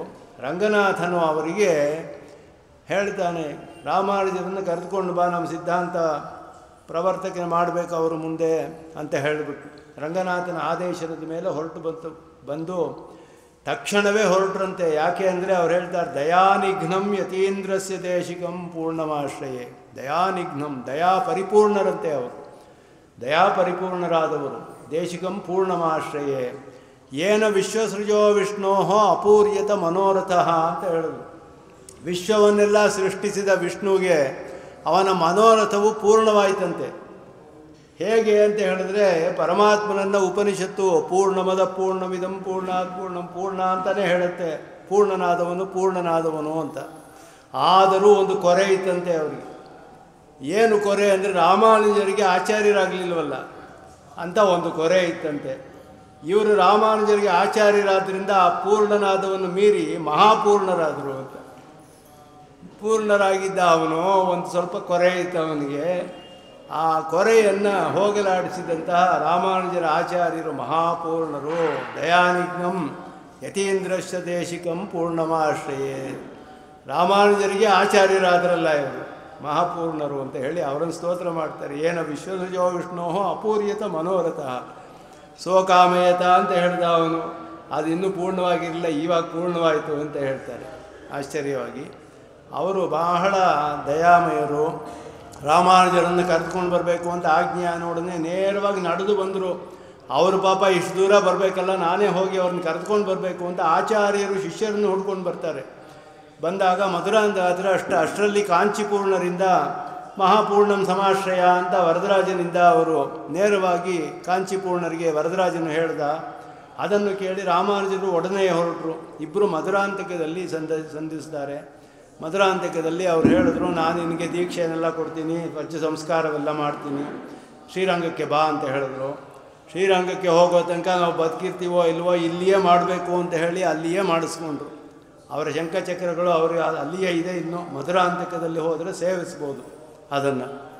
ಬಹಳ ಅದ್ಭುತವಾದ ಕ್ಷೇತ್ರ. ಅಲ್ಲಿ ಹೋಗಿ ಏರಿಕಾತ್ತ ರಾಮರ್ ಅಂತ ಹೇಳಿ ಅಲ್ಲಿ ಇದು ಅವರಿಬ್ಬರಿಗೂ ನಡೆದಂತಹ ಒಂದು, ಅದರಿಂದ ಅವರು ಮಹಾಪೂರ್ಣರು, ರಾಮಾನುಜರ ಆಚಾರ್ಯರು ಅವರನ್ನು ಸ್ತೋತ್ರ ಮಾಡಿ ನಂತರ ಈಗ ರಾಮಾನುಜರ ಸ್ತೋತ್ರವನ್ನು ಆರಂಭಿಸ್ತಾರೆ. ಪ್ರಣಾಮಂ ಲಕ್ಷ್ಮಣ ಮುನಿ ಪ್ರತಿಗೃಹ್ಣಾತು ಮಾಮಕಂ ಪ್ರಸಾದೇತಿ ಯತ್ಸೂಕ್ತಿ ಸ್ವಾಧೀನಪತಿಕಾಂ ಶ್ರುತಿಂ. ಇಲ್ಲಿಂದಲೇ ಆರಂಭ. ಭಗವದ್ ರಾಮಾನುಜರ ಒಂದು ಅನುಸಂಧಾನ ಅದ್ಭುತವಾಗಿ. ಭಗವದ್ ರಾಮಾನುಜರು ಅದ್ಭುತವಾದ ಉಪಕಾರವನ್ನು ಮಾಡಿದ್ದಾರೆ ನಮ್ಮ ಸಿದ್ಧಾಂತಕ್ಕೆ. ವೇದಾರ್ಥಗಳನ್ನೆಲ್ಲ ಪೂರ್ಣವಾಗಿ ಸ್ಥಾಪನೆ ಮಾಡಿ, ಸಿದ್ಧಾಂತ ಸ್ಥಾಪನೆ ಮಾಡಿ, ಪರಮಾತ್ಮನ ಸ್ವರೂಪವೇನು, ಜೀವಾತ್ಮನ ಸ್ವರೂಪ, ಹಿತ ತತ್ವ, ಹಿತ ಪುರುಷಾರ್ಥಗಳನ್ನು ಬಾದರಾಯಣರು ಹೇಗೆ ಹೇಳಿದಾರೋ ಅದಕ್ಕೆ ಅನುಗುಣವಾಗಿ, ಶ್ರುತಿಗೆ ಅನುಗುಣವಾಗಿ, ಅದಕ್ಕನುಗುಣವಾದ ನ್ಯಾಯಗಳನ್ನೆಲ್ಲ ರಚಿಸಿ ಅದಕ್ಕೆ ಅನುಗುಣವಾಗಿ ಎಲ್ಲ ಸ್ಥಾಪನೆ ಮಾಡಿ ಇಂತಹ ಮಹೋಪಕಾರ ಮಾಡಿ, ಬೇರೆ ಯಾವ ಸಿದ್ಧಾಂತದಲ್ಲೂ ಇಲ್ಲದ ಪ್ರಪತ್ತಿಶಾಸ್ತ್ರವನ್ನು ರಾಮಾನುಜರು ಉಪದೇಶ ಮಾಡಿದರು. ಆ ಪ್ರಪತ್ತಿಶಾಸ್ತ್ರವು ಅವರು ಹೊಸದಾಗಿ ಮಾಡಿದ್ದಲ್ಲ, ಶ್ರುತಿಯಲ್ಲಿಯೇ ಇರುವಂತಹ ವಿಷಯವೇ. ಋಗ್ವೇದಗಳಲ್ಲೇನು, ಯಜುರ್ವೇದದಲ್ಲಿ ಎಲ್ಲ ವೇದದಲ್ಲೂ ಹೇಳಿರುವ ವಿಷಯವೇ. ಅದನ್ನು ಸ್ಪಷ್ಟಪಡಿಸಿ ನಮಗೆ ತಾವು ಅನುಷ್ಠಾನ ಮಾಡಿ ಇತರಿಗೂ ಉಪದೇಶ ಮಾಡಿದ ಇಂಥ ಉಪಕಾರ ಮಾಡಿದ ರಾಮಾನುಜರಿಗೆ ನಾವು ಏನು ಪ್ರತ್ಯುಪಕಾರ ಮಾಡ್ಬೋದು? ಪ್ರಣಾಮವನ್ನು ಮಾಡ್ತೀನಿ ಅಷ್ಟೇ ಅಂತ ಹೇಳಿದ್ರು. ಪ್ರಣಾಮಂ ಲಕ್ಷ್ಮಣ ಮುನಿ ಪ್ರತಿಗೃಹ್ಣಾತು. ಅದನ್ನು ಅವರು ಸ್ವೀಕಾರ ಮಾಡಿದ್ರೆ ಅದಕ್ಕಿಂತ ದೊಡ್ಡ ನನಗೆ ಯಾವುದು ಕೃತಕೃತ್ಯನಾಗ್ತೇನೆ, ನಾನು ಕೃತಾರ್ಥನಾಗ್ತೇನೆ ಅಂತ ಹೇಳಿ ಅವರು ಅದಕ್ಕೆ ಯಾರು ಅವರು ಭಗವದ್ ರಾಮಾನುಜರು ಅಂತ ಹೇಳಿದ್ರೆ ಅವರ ಸೂಕ್ತಿಯನ್ನು ಇಲ್ಲಿ ಸ್ತೋತ್ರ ಮಾಡ್ತಾರೆ. ಪ್ರಸಾದಯತಿ ಯತ್ ಸೂಕ್ತಿ ಸ್ವಾಧೀನಪತಿಕಾಂ ಶ್ರುತಿಂ ಅಂತ ಇದೆಲ್ಲ ಕಾವ್ಯಮಯವಾಗಿ ಹೇಳ್ತಾರೆ ಇಲ್ಲಿ. ಪ್ರಸಾದಯತಿ ಅನ್ನೋಕ್ಕೆ ಎರಡು ಅರ್ಥಗಳಿದೆ. ಪ್ರಸಾದಯತಿಯನ್ನು ಪ್ರಸನ್ನವಂತೆಯನ್ನು ಉಂಟು ಮಾಡುತ್ತೆ ಅಂತ ಅರ್ಥ, ಇನ್ನೊಂದು ಅಲಂಕಾರ ಮಾಡುತ್ತೆ ಅಂತ ಅರ್ಥ. ಎರಡು ಅರ್ಥಗಳಿದೆ. ಈ ಸ್ವಾಧೀನಪತಿಕಾ ಶ್ರುತಿ ಅಂದರೆ ಶ್ರುತಿಗಳು ಹೇಗೆ ಅಂತ ಹೇಳಿದ್ರೆ ವಿಶ್ವಪತಿಯಾದ ಪರಮಾತ್ಮನನ್ನು ತನ್ನ ಅಧೀನದಲ್ಲಿಟ್ಕೊಂಡಿದೆ. ಶ್ರುತಿ ಅಂತ ಹೇಳೋದೆ ಪಟ್ಟ ಮಹಿಷಿಯ ಸ್ಥಾನ ಇಲ್ಲಿ ಶ್ರುತಿಗೆ. ಯಾಕೆ ಅಂತ ಹೇಳಿದ್ರೆ ಪತಿಯನ್ನು ಪ್ರತಿಪಾದನೆ ಮಾಡೋದು ಶ್ರುತಿ. ಶ್ರುತಿಗೆ ಅಧೀನವಾಗಿದೆ ಪರಮಾತ್ಮನ ಸತ್ಯ ಪ್ರಮಾಣ ಅಧೀನ. ಹೇಗೆ ತಿಳಿಯೋದು ಪರಮಾತ್ಮನನ್ನು ಅಂತ ಹೇಳಿದ್ರು, ಅವ್ರು ಹೇಳಿದ್ರು ಶ್ರುತ್ಯೈಕ ಸಮಧಿಗಮ್ಯ, ಶ್ರುತಿಯಿಂದಲೇ ತಿಳಿಬೇಕು. ಶ್ರುತಿಯ ಅಧೀನದಲ್ಲಿದ್ದಾನೆ ಪರಮಾತ್ಮ. ಆ ಶ್ರುತಿ ಅಧೀನದಿಂದ ಸ್ವಾಧೀನ ಪತಿಕಾ ಆದಳು ಅವಳು. ಸ್ವಾಧೀನ ಪತಿಕಾ ಆದ ಶ್ರುತಿ. ಆದರೆ ಅವಳಿಗೆ ಏನು ಕಷ್ಟ ಬಂದಿತ್ತು ಅಂದರೆ ಕೆಲವರು ಅಪತಿಗಳನ್ನಾಗಿ ಮಾಡಿಬಿಟ್ರು ಶ್ರುತಿಯನ್ನು. ಸಾಂಖ್ಯರು ಪೂರ್ವಮೀಮಾಂಸಕರು ಹೇಳಿದ್ರು ಬ್ರಹ್ಮನೇ ಇಲ್ಲ ಅಂತ ಹೇಳಿಬಿಟ್ರು. ಬ್ರಹ್ಮವೇ ಇಲ್ಲ ಅಂತ ಹೇಳಿದಾಗ ಶ್ರುತಿ ಅಪತಿಗಳಾಗ್ಬಿಟ್ಲಂತೆ ಅವಳು. ಇನ್ನು ಕೆಲವರು ಹೇಳಿದ್ರು ನಿರ್ಗುಣಪತಿಗಳನ್ನಾಗಿ ಮಾಡಿಬಿಟ್ರು. ಬ್ರಹ್ಮನಿಗೆ ಯಾವ ಗುಣವೂ ಇಲ್ಲ ಅಂದರು, ನಿರ್ಗುಣಪತಿ ಅಂತ ಹೇಳಿಬಿಟ್ರು. ಎಷ್ಟು ಸಂಕಟ ಶ್ರುತಿಗೆ. ಕೆಲವರು ಹೇಳಿದ್ರು ಅವಿದ್ಯಾ ಅನ್ನುವ ಒಂದು ದೋಷ ಮುಚ್ಕೊಂಡ್ಬಿಟ್ಟಿದೆ ಅವನಿಗೆ ಅಂತ ಹೇಳಿದ್ರು. ಅವಿದ್ಯಾ ದೋಷಗ್ರಸ್ತ ಪತಿಗಳನ್ನಾಗಿ ಮಾಡಿಬಿಟ್ರು ಅವಳನ್ನು. ಇನ್ನು ಕೆಲವರು ಹೇಳಿದ್ರು ಅಸ್ವಾಧೀನ ಪತಿಯನ್ನಾಗಿ ಮಾಡಿಬಿಟ್ರು. ನೈಯಾಯಿಕರು ಅನುಮಾನದಿಂದಲೇ ಪರಮಾತ್ಮನ ಸ್ಥಾಪಿಸ್ತೀವಿ, ಶ್ರುತಿಯೇ ಬೇಡ ಅಂದ್ಬಿಟ್ರು. ಶ್ರುತಿಗೆ ಅಧೀನ ಹೋಗ್ಬಿಡ್ತಾ ಅವಾಗ, ಅನುಮಾನಕ್ಕೆ ಅಧೀನವಾಗೋಯ್ತು. ಅಸ್ವಾಧೀನ ಪತಿಕ ಆಗ್ಬಿಟ್ಲು ಶ್ರುತಿ. ಈ ಎಲ್ಲ ದೋಷಗಳನ್ನು ಹೋಗ್ಬಿಡಿಸಿ ಸ್ವಾಧೀನ ಪತಿಕಾಂ ಶ್ರುತಿಂ ಪ್ರಸಾದಯತಿ, ಅವಳನ್ನು ಸ್ವಾಧೀನ ಪತಿಗಳಾಗಿ ತಿರ್ಗಾ ಮಾಡಿ ಸಂತೋಷವನ್ನು ಉಂಟು ಮಾಡಿದಂತಹ ಭಗವದ್ ರಾಮಾನುಜರಿಗೆ ನಾನು ಪ್ರಣಾಮಗಳನ್ನು ಮಾಡ್ತೇನೆ ಅಂತಾರೆ ಅದ್ಭುತವಾಗಿ. ಇನ್ನೊಂದು ಅರ್ಥದಲ್ಲಿ ಅಲಂಕಾರ ಶಾಸ್ತ್ರದಲ್ಲಿ ಅನೇಕ ನಾಯಿಕೆಯರಿದ್ದಾರೆ ನಾಟಕಗಳಲ್ಲಿ. ಸ್ವಾಧೀನ ಪತಿಕ ಅನ್ನೋಳು ಒಬ್ಬಳು ನಾಯಿಕೆ, ಅದರಲ್ಲಿ ಬಹಳ ಉತ್ತಮವಾದ ನಾಯಿಕೆ ಅವಳು. ಪತಿಯನ್ನು ತನ್ನ ಅಧೀನದಲ್ಲಿ ಇಟ್ಕೊಂಡಿರುವಂಥ ನಾಯಿಕೆ ಅವಳು. ಆ ಸ್ವಾಧೀನ ಪತಿಕೆಗೆ ಅಲಂಕಾರವನ್ನು ಮಾಡುವ ಸೈರಂಧ್ರಿಕೆ ಅಂತೆ ಇವರ ಸೂಕ್ತಿ. ಸೂಕ್ತಿ ಅನ್ನೋದು ಸ್ತ್ರೀಲಿಂಗ ಶಬ್ದ, ಶ್ರುತಿ ಅನ್ನೋದು ಸ್ತ್ರೀಲಿಂಗ ಶಬ್ದ. ಆ ಶ್ರುತಿಗೆ ಅವಳು ಸ್ವಾಧೀನ ಪತಿಕ ಅನ್ನುವ ನಾಯಿಕೆ ಶ್ರುತಿ. ಸ್ವಾಧೀನ ಪತಿಕಾಂ ಶ್ರುತಿಂ, ಸ್ವಾಧೀನ ಪತಿಕೆ ಅನ್ನುವ ನಾಯಿಕೆ. ಈ ಸೂಕ್ತಿ ಪ್ರಸಾದಯತಿ, ಯತ್ ಸೂಕ್ತಿ, ಇವರ ಸೂಕ್ತಿ ಅವಳಿಗೆ ಅಲಂಕಾರ ಮಾಡುತ್ತೆ ಅಂದರು. ಹೇಗೆ ಅಲಂಕಾರ ಮಾಡುತ್ತೆ ಅಂತ ಹೇಳಿದ್ರೆ, ಪರಮಾತ್ಮರನ್ನು ಸರ್ವೇಶ್ವರ, ಅಖಿಲೇಯ ಪ್ರತ್ಯನೀಕನಾದವನು, ಸಕಲ ಕಲ್ಯಾಣ ಗುಣಾಕರನಾದವನು, ದಿವ್ಯ ಮಂಗಳ ವಿಗ್ರಹವುಳ್ಳವನು, ಎಲ್ಲ ವಿಭಯ ವಿಭೂತಿ ನಾಯಕನಾದವನು, ಎಲ್ಲ ಅವನ ಸ್ವರೂಪ ರೂಪ ವಿಭವ ಎಲ್ಲವನ್ನು ಅದ್ಭುತವಾಗಿ ಸ್ಥಾಪನೆ ಮಾಡಿ ಒಂದು ಸ್ಪಷ್ಟ ಅದ್ಭುತವಾದ ಅಲಂಕಾರವನ್ನು ಮಾಡಿದ ಸೂಕ್ತಿಗಳು. ಅದು ಸೈರಂಧ್ರಿಕೆಯ ಕೆಲಸವನ್ನು ಮಾಡಿತು ಅಂತ ಹೇಳ್ತಾರೆ. ಸ್ವಾಧೀನಪತಿಗೆ ಅದು ಶ್ರುತಿಗೆ ಅಲಂಕಾರವನ್ನು ಮಾಡಿದ್ರು ಅಂತ ಹೇಳಿದ್ರು. ಅದರಿಂದ ಪ್ರಸಾದಯತಿ ಯತ್ ಸೂಕ್ತಿ, ಚೆನ್ನಾಗಿ ಅಲಂಕಾರ ಮಾಡಿ ಶ್ರುತಿಗೆ ಒಳ್ಳೆಯ ಸ್ಥಾನವನ್ನು ಕೊಟ್ಟು ಸ್ಥಾಪನೆ ಮಾಡಿದ್ರು. ಅದನ್ನು ಸ್ತೋತ್ರ ಮಾಡ್ತಾರೆ. ಅಂತಹ ರಾಮಾನುಜರ ಸೂಕ್ತಿಗಳು, ಅದನ್ನು ಅನುಗ್ರಹಿಸಿದ ಭಗವದ್ ರಾಮಾನುಜರಿಗೆ ಪ್ರಣಾಮಂ ಲಕ್ಷ್ಮಣಮುನಿ ಪ್ರತಿಗೃಹಾತು ಮಾಮಕಂ. ನಂತರ ಅವರ ದಿವ್ಯಮಂಗಳ ವಿಗ್ರಹವನ್ನು ಧ್ಯಾನ ಮಾಡ್ತಾರೆ. ಉಪವೀದಿನಮೂರ್ಧ್ವಪುಂಡ್ರವಂತಂ ತ್ರಿಜಗತ್ಪುಣ್ಯಫಲಂ ತ್ರಿದಂಡಹಸ್ತಂ ಚರಣಾಗತ ಸಾರ್ಥವಾಕಮೀಡೆ ಶಿಖಯ ಶೇಖರಣಂ ಪತಿಂ ಯತೀನಾಂ. ಎಲ್ಲ ಯತಿ ಧರ್ಮದಲ್ಲಿ ಪ್ರಾಮಾಣಿಕವಾದದ್ದು ಅಂತ ತೋರಿಸ್ತಾರೆ. ಶಿಖೆಯು ತ್ರಿದಂಡವು ಉಪವೀತ ಎಲ್ಲ ಪ್ರಾಮಾಣಿಕವಾದದ್ದು ಯತಿಗಳಿಗೆ. ದೇಶಿಕರೇ ಪ್ರಮಾಣ, ಶಾಸ್ತ್ರದಲ್ಲಿ ಹೇಳಿರೋ ಹಾಗೆ ಎಲ್ಲ ದೇಶಿಕರು ಯಾವುದು ಶಾಸ್ತ್ರ ಬಿಟ್ಟು ಆ ಕಡೆ ಈ ಕಡೆ ಹೋಗೋದಿಲ್ಲ. ಆದ್ದರಿಂದ ರಾಮಾನುಜರು ಹಾಗೆಯೇ ಎಲ್ಲವೂ ಪ್ರಾಮಾಣಿಕವಾದದ್ದು, ಅವರಿಗೆ ಎಲ್ಲವೂ ಇದೆ ಅಂತ ಹೇಳ್ತಾರೆ. ಆದ್ದರಿಂದ ಇದರಿಂದಲೂ ಅಲಂಕೃತರಾದ ಅವರ ಒಂದು ದಿವ್ಯಮಂಗಳ ವಿಗ್ರಹವನ್ನು ಹೇಳ್ತಾರೆ. ಉಪವೀತಿನಂ, ಮೊದಲು ಅವರ ಉಪವೀತವನ್ನು ಧ್ಯಾನ ಮಾಡ್ತಾರೆ. ಊರ್ಧ್ವ ಪುಂಡ್ರಗಳನ್ನು, ಆಮೇಲೆ ತ್ರಿಜಗತ್ ಪುಣ್ಯಫಲಂ ಅಂತ ಹೇಳಿದ್ರು. ಯಾರು ಅವರು ಅಂತ ಹೇಳಿದ್ರೆ, ಮೂರು ಲೋಕದಲ್ಲಿರುವ ಎಲ್ಲರ ಪುಣ್ಯ ತಪಸ್ಸಿನ ಪುಣ್ಯ ಫಲವಂತೆ ಭಗವದ್ ರಾಮಾನುಜರು ಅಂತ ಹೇಳ್ತಾರೆ. ಮೂರು ಲೋಕದವರಿಗೂ ಉಪಕಾರ ಮಾಡಿದ್ರು ಅವರು. ಭಾಷ್ಯಕಾರರು ಹಾಗೆಯೇ ಮೂರು ಲೋಕದವರೆಗೂ ಉಪಕಾರ ಮಾಡಿದ್ರು ಅಂದರು. ಬರೀ ಮನುಷ್ಯರಿಗೆಲ್ಲ, ದೇವತೆಗಳಿಗೂ ಉಪಕಾರ ಮಾಡಿದ್ರು. ಹೇಗೆ ಅಂತ ಹೇಳಿದ್ರೆ, ಈ ಸರ್ವಧರ್ಮಾನ್ ಪರಿತ್ಯಜ್ಯ ಮಾಮೇಕಂ ಶರಣಂ ವ್ರಜ ಅನ್ನೋ ಶ್ಲೋಕಕ್ಕೆ ವಿಧವಾಗಿ ಅರ್ಥ ಮಾಡ್ತಾರೆ. ಎಲ್ಲ ಸರ್ವಧರ್ಮಾನ್ ಪರಿತ್ಯಜ್ಯ ಅಂದರೆ ಎಲ್ಲ ಕರ್ಮಗಳನ್ನು ಬಿಟ್ಟುಬಿಡಿ ಅಂತ ಹೇಳಿದ್ರು. ಬಿಟ್ಟೇ ಬಿಡಿ, ಎಲ್ಲವನ್ನು ಮಾಡಬೇಡಿ, ಸ್ವರೂಪ ತ್ಯಾಗವನ್ನೇ ಹೇಳಿದ್ರು. ಕರ್ಮ ಮಾಡದೆ ಹೋದರೆ ದೇವತೆಗಳಿಗೆ ಊಟ ಸಿಗೋದಿಲ್ಲ. ಹವಿಸ್ಸು, ಕರ್ಮಗಳ ಮೂಲಕ ಹವಿಸ್ಸನ್ನು ಕೊಟ್ಟರೆ ದೇವತೆಗಳಿಗೆ ಊಟ ಸಿಗುತ್ತೆ. ಸಹಯಜ್ಞೈ ಪ್ರಜಾ ಸೃಷ್ಟ ಪುರೋಹವಚ ಪ್ರಜಾಪತಿ ಅಂತ ಹೇಳೋದನ್ನಲ್ಲ, ಯಜ್ಞಗಳನ್ನು ಸೃಷ್ಟಿ ಮಾಡಿ ಪ್ರಜಾಪತಿ ಹೇಳ್ದ, ಇದರಿಂದ ಅವರೆಲ್ಲ ಹವಿಸ್ಕೊಡ್ತಾರೆ, ನೀವು ಅವರಿಗೆಲ್ಲ ಫಲಗಳನ್ನೆಲ್ಲ ಕೊಡಿ ಅಂತ ಹೇಳಿ ಸ್ವಾಮಿಗಳು ದಯ ಮಾಡಿದ್ರು.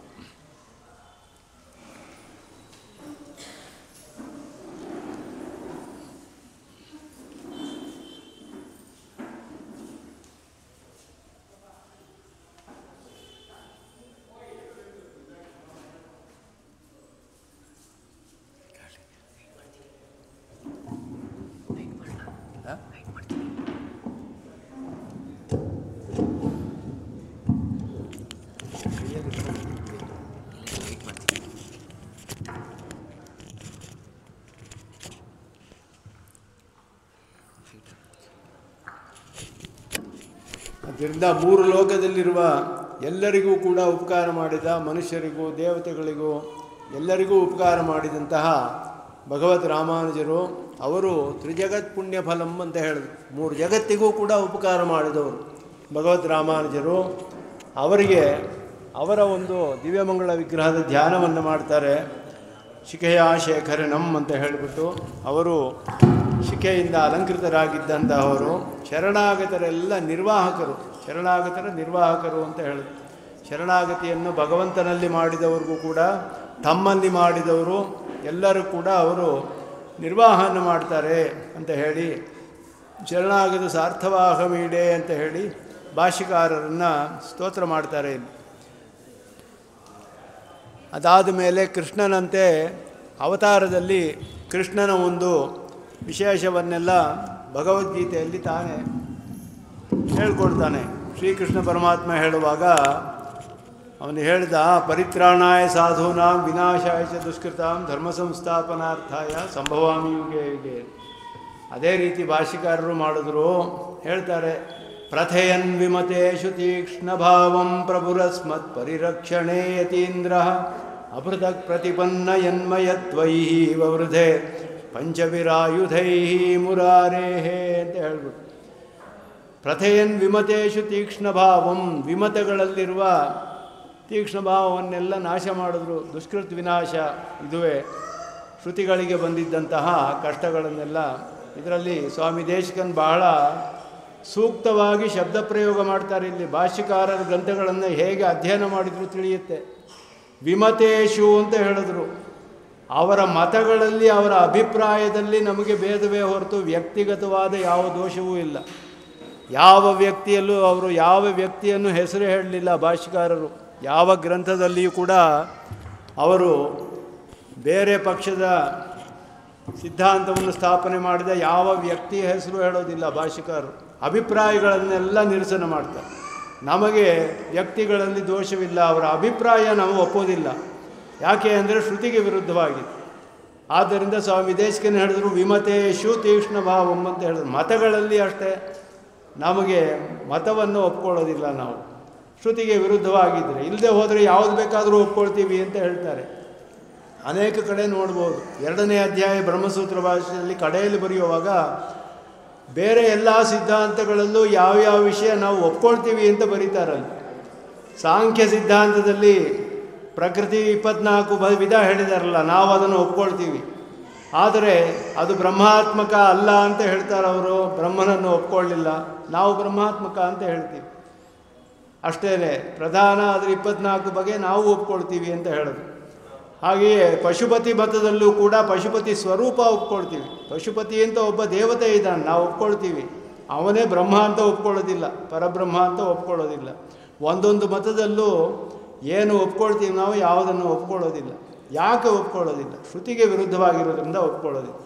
ಇದು ಭಾಷ್ಯಕಾರರ ಒಂದು ಉದಾರವಾದ ದೃಷ್ಟಿ. ಅದನ್ನು ಅದ್ಭುತವಾಗಿ ತೋರಿಸ್ತಾರೆ ಕಡೆಯಲ್ಲಿ 2ನೇ ಅಧ್ಯಾಯದಲ್ಲಿ. ಕಡೆಯಲ್ಲಿ ಎಲ್ಲ ಪಕ್ಷಗಳನ್ನು ನಿರಸನ ಮಾಡಿದ್ರು. ಬ್ರಹ್ಮಸೂತ್ರಕಾರರೇ ತಳ್ಳಿ ಹಾಕಿಬಿಡ್ತಾರೆ ಒಂದೊಂದಾಗಿ. ಎಲ್ಲವನ್ನು ತಳ್ಳಿ ಹಾಕಿದ ಮೇಲೆ ಯಾವ್ಯಾವುದು ನಮಗೆ ಒಪ್ಪಿಗೆ. ಮತ್ತೊಂದು ಕಡೆ ರಂಗರಾಮಾನುಜರು ಬರೀತಾರೆ ಉಪನಿಷತ್ ಭಾಷ್ಯದಲ್ಲಿ. ಯಾವುದೋ ಒಂದು ಪೂರ್ವಪಕ್ಷ ನಿರೂಪಣೆ ಮಾಡುವಾಗ ಈ ರೀತಿ ಹೇಳುವಾಗ ನಾವು ಇದನ್ನು ಒಪ್ಕೊಳ್ತೀವಿ ಅಂದರು. ಇವರೇ ಒಂದು ಆಕ್ಷೇಪ ಹೇಳ್ತಾರೆ, ಹಾಗಾದರೆ ಇದು ನೀವು ವೈಶೇಷಿಕರಂತೆ ಆಯ್ತಲ್ಲ ಅಂತ ಹೇಳಿದ್ರೆ. ವೈಶೇಷಿಕರು ಅಂತ ನಮಗೇನು ದ್ವೇಷ ಇಲ್ಲ, ಎಲ್ಲದನ್ನು ನಿರಾಕರಣೆ ಮಾಡೋದಿಲ್ಲ. ಶ್ರುತಿಗೆ ವಿರುದ್ಧವಾಗಿದ್ದರು ನಿರಾಕರಣೆ ಮಾಡ್ತೀವಿ. ಇಲ್ಲದೆ ಹೋದರೆ ಹಂಗೆ ಯಾರು ಹೇಳಿದ್ರೇನು, ನಮಗೆ ವ್ಯತ್ಯಾಸವೇ ಇಲ್ಲ. ವಿಮತೇಶು ತೀಕ್ಷ್ಣ ಭಾವ, ಬಹಳ ಸೊಗಸಾಗಿ ಸ್ವಾಮಿ ದೇಶಿಕನ್ ಎಷ್ಟು ಸೂಕ್ಷ್ಮವಾಗಿ ಅದನ್ನೆಲ್ಲ ನಮ್ಗೆ ತಿಳಿಸ್ತಾರೆ. ಪ್ರಭು ಅಸ್ಮತ್ ಪರಿರಕ್ಷಣೆ ಯತೀಂದ್ರ, ಪರಿತ್ರಾಣಾಯ ಅಂತೇಳಿದ್ರೆ ಪರಿರಕ್ಷಣೆ ಮಾಡ್ತಾರೆ. ಪರಿತ್ರಾಣ, ಅದುವೇ ಪರಿತ್ರಾಣಾಯ ಸಾಧೂನ, ಪರಿರಕ್ಷಣೆ ಯತೀಂದ್ರ ಅಪೃಥಕ್ ಪ್ರತಿಪನ್ನ ಯನ್ಮತ್ವಹಿ. ಇವರಿಗೂ ಅವರಿಗೂ ಬೇರೆ ಅಂತ ತಿಳಿದೇ ಇರೋ ಹಾಗಿತ್ತಂತೆ. ಯಾವುದು ಅಂದರೆ ಪಂಚಾಯುಧಗಳು. ಮುರಾರೇಹೇ ಪಂಚಾಯುಧೈಹಿ ವವೃಧೆ ಅಂತ ಹೇಳೋದು. ಅದರಿಂದ ವೃದ್ಧಿ ಆಯಿತು. ಇವರಿಂದ ಪಂಚಾಯುಧಗಳ ಶಕ್ತಿಯೂ ವೃದ್ಧಿ ಆಯಿತಂತೆ. ಇವರನ್ನು ಸಾಕ್ಷಾತ್ತಾಗಿ ಪಂಚಾಯುಧಗಳೇ ಇವರ ರೂಪದಲ್ಲಿ ಬಂದಿದ್ದರಿಂದ ಪಂಚಾಯುಧಗಳು ಅಭಿವೃದ್ಧಿ ಹೊಂದಿತು ಅಂತ ಹೇಳ್ತಾರೆ. ಭಾಷೆಕಾರರು ಅಭಿವೃದ್ಧಿ ಹೊಂದೋದಿರಲಿ, ಪಂಚಾಯುಧಗಳು ಅಭಿವೃದ್ಧಿ ಹೊಂದಿ ವವೃಧೆ ಪಂಚವೀರ ಆಯುಧೈಹಿ ಮುರಾರೇಹಿ ಅಂತ ಹೇಳುವಾಗ ಅದನ್ನು ಹೇಳ್ತಾರೆ ಅದ್ಭುತವಾಗಿ.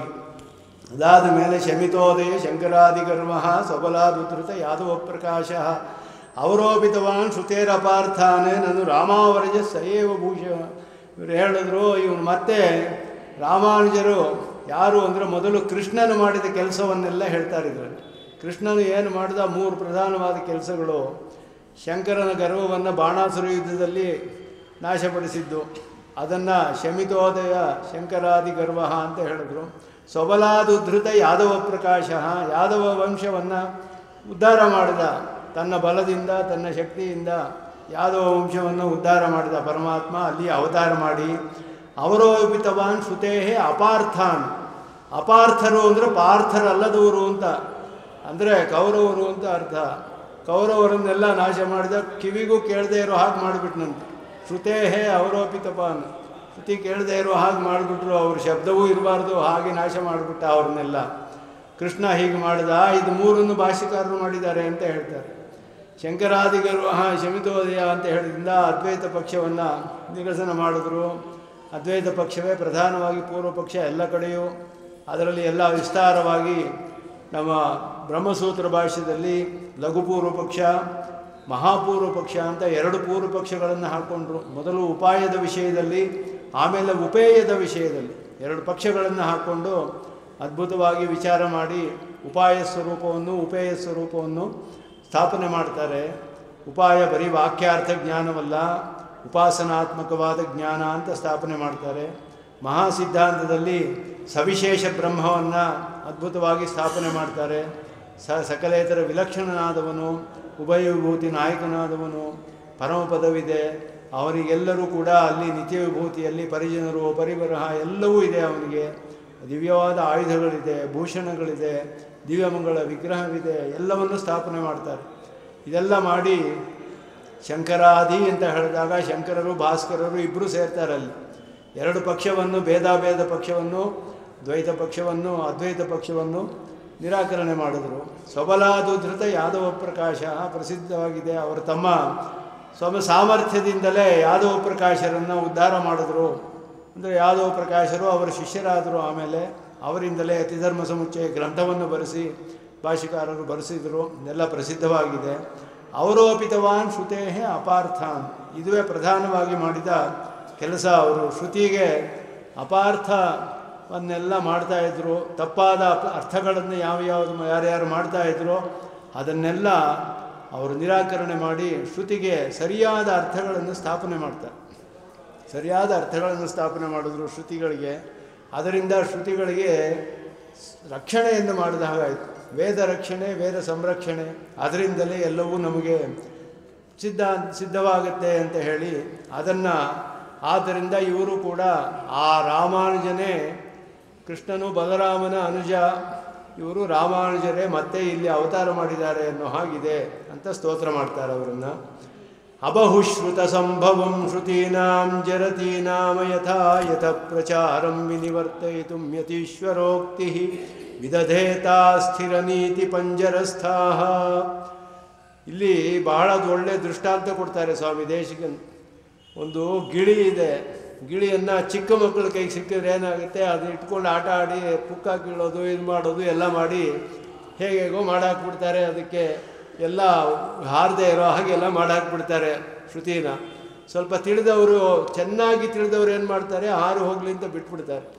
ಮಧ್ಯದಲ್ಲಿರೋರು ಏನು ಮಾಡ್ತಾರೆ ಅಂದರೆ ಒಳ್ಳೆ ಪಂಜರ ಮಾಡಿ, ಚಿಕ್ಕ ಮಕ್ಕಳು ಕೂಡ ಬೆರಳು ಹಾಕೋಕ್ಕಾಗಬಾರ್ದು ಆ ರೀತಿ ಪಂಜರ ಮಾಡಿ ಅದನ್ನು ರಕ್ಷಣೆ ಮಾಡಿ ಅದಕ್ಕೆ ಹಾಲು ಗೀಲು ಕೊಟ್ಟು ಅದನ್ನೆಲ್ಲ ಲಾಲಿಸಿ ಅದು ಮಾತಾಡೋದು ಕೇಳಿ ಸಂತೋಷಪಟ್ಟು ಎಲ್ಲ ಸಂತೋಷಪಡ್ತಾರೆ. ಹೀಗೆ ಮೂರು ವಿಧವಾದ ಅಧಿಕರು ಲೋಕದಲ್ಲಿ ಗಿಳಿ ಬಗ್ಗೆ ನೋಡ್ಬೋದು. ಅದೇ ರೀತಿ ಶ್ರುತಿಗಳ ವಿಷಯದಲ್ಲಿ ಹೇಳ್ತಾರೆ.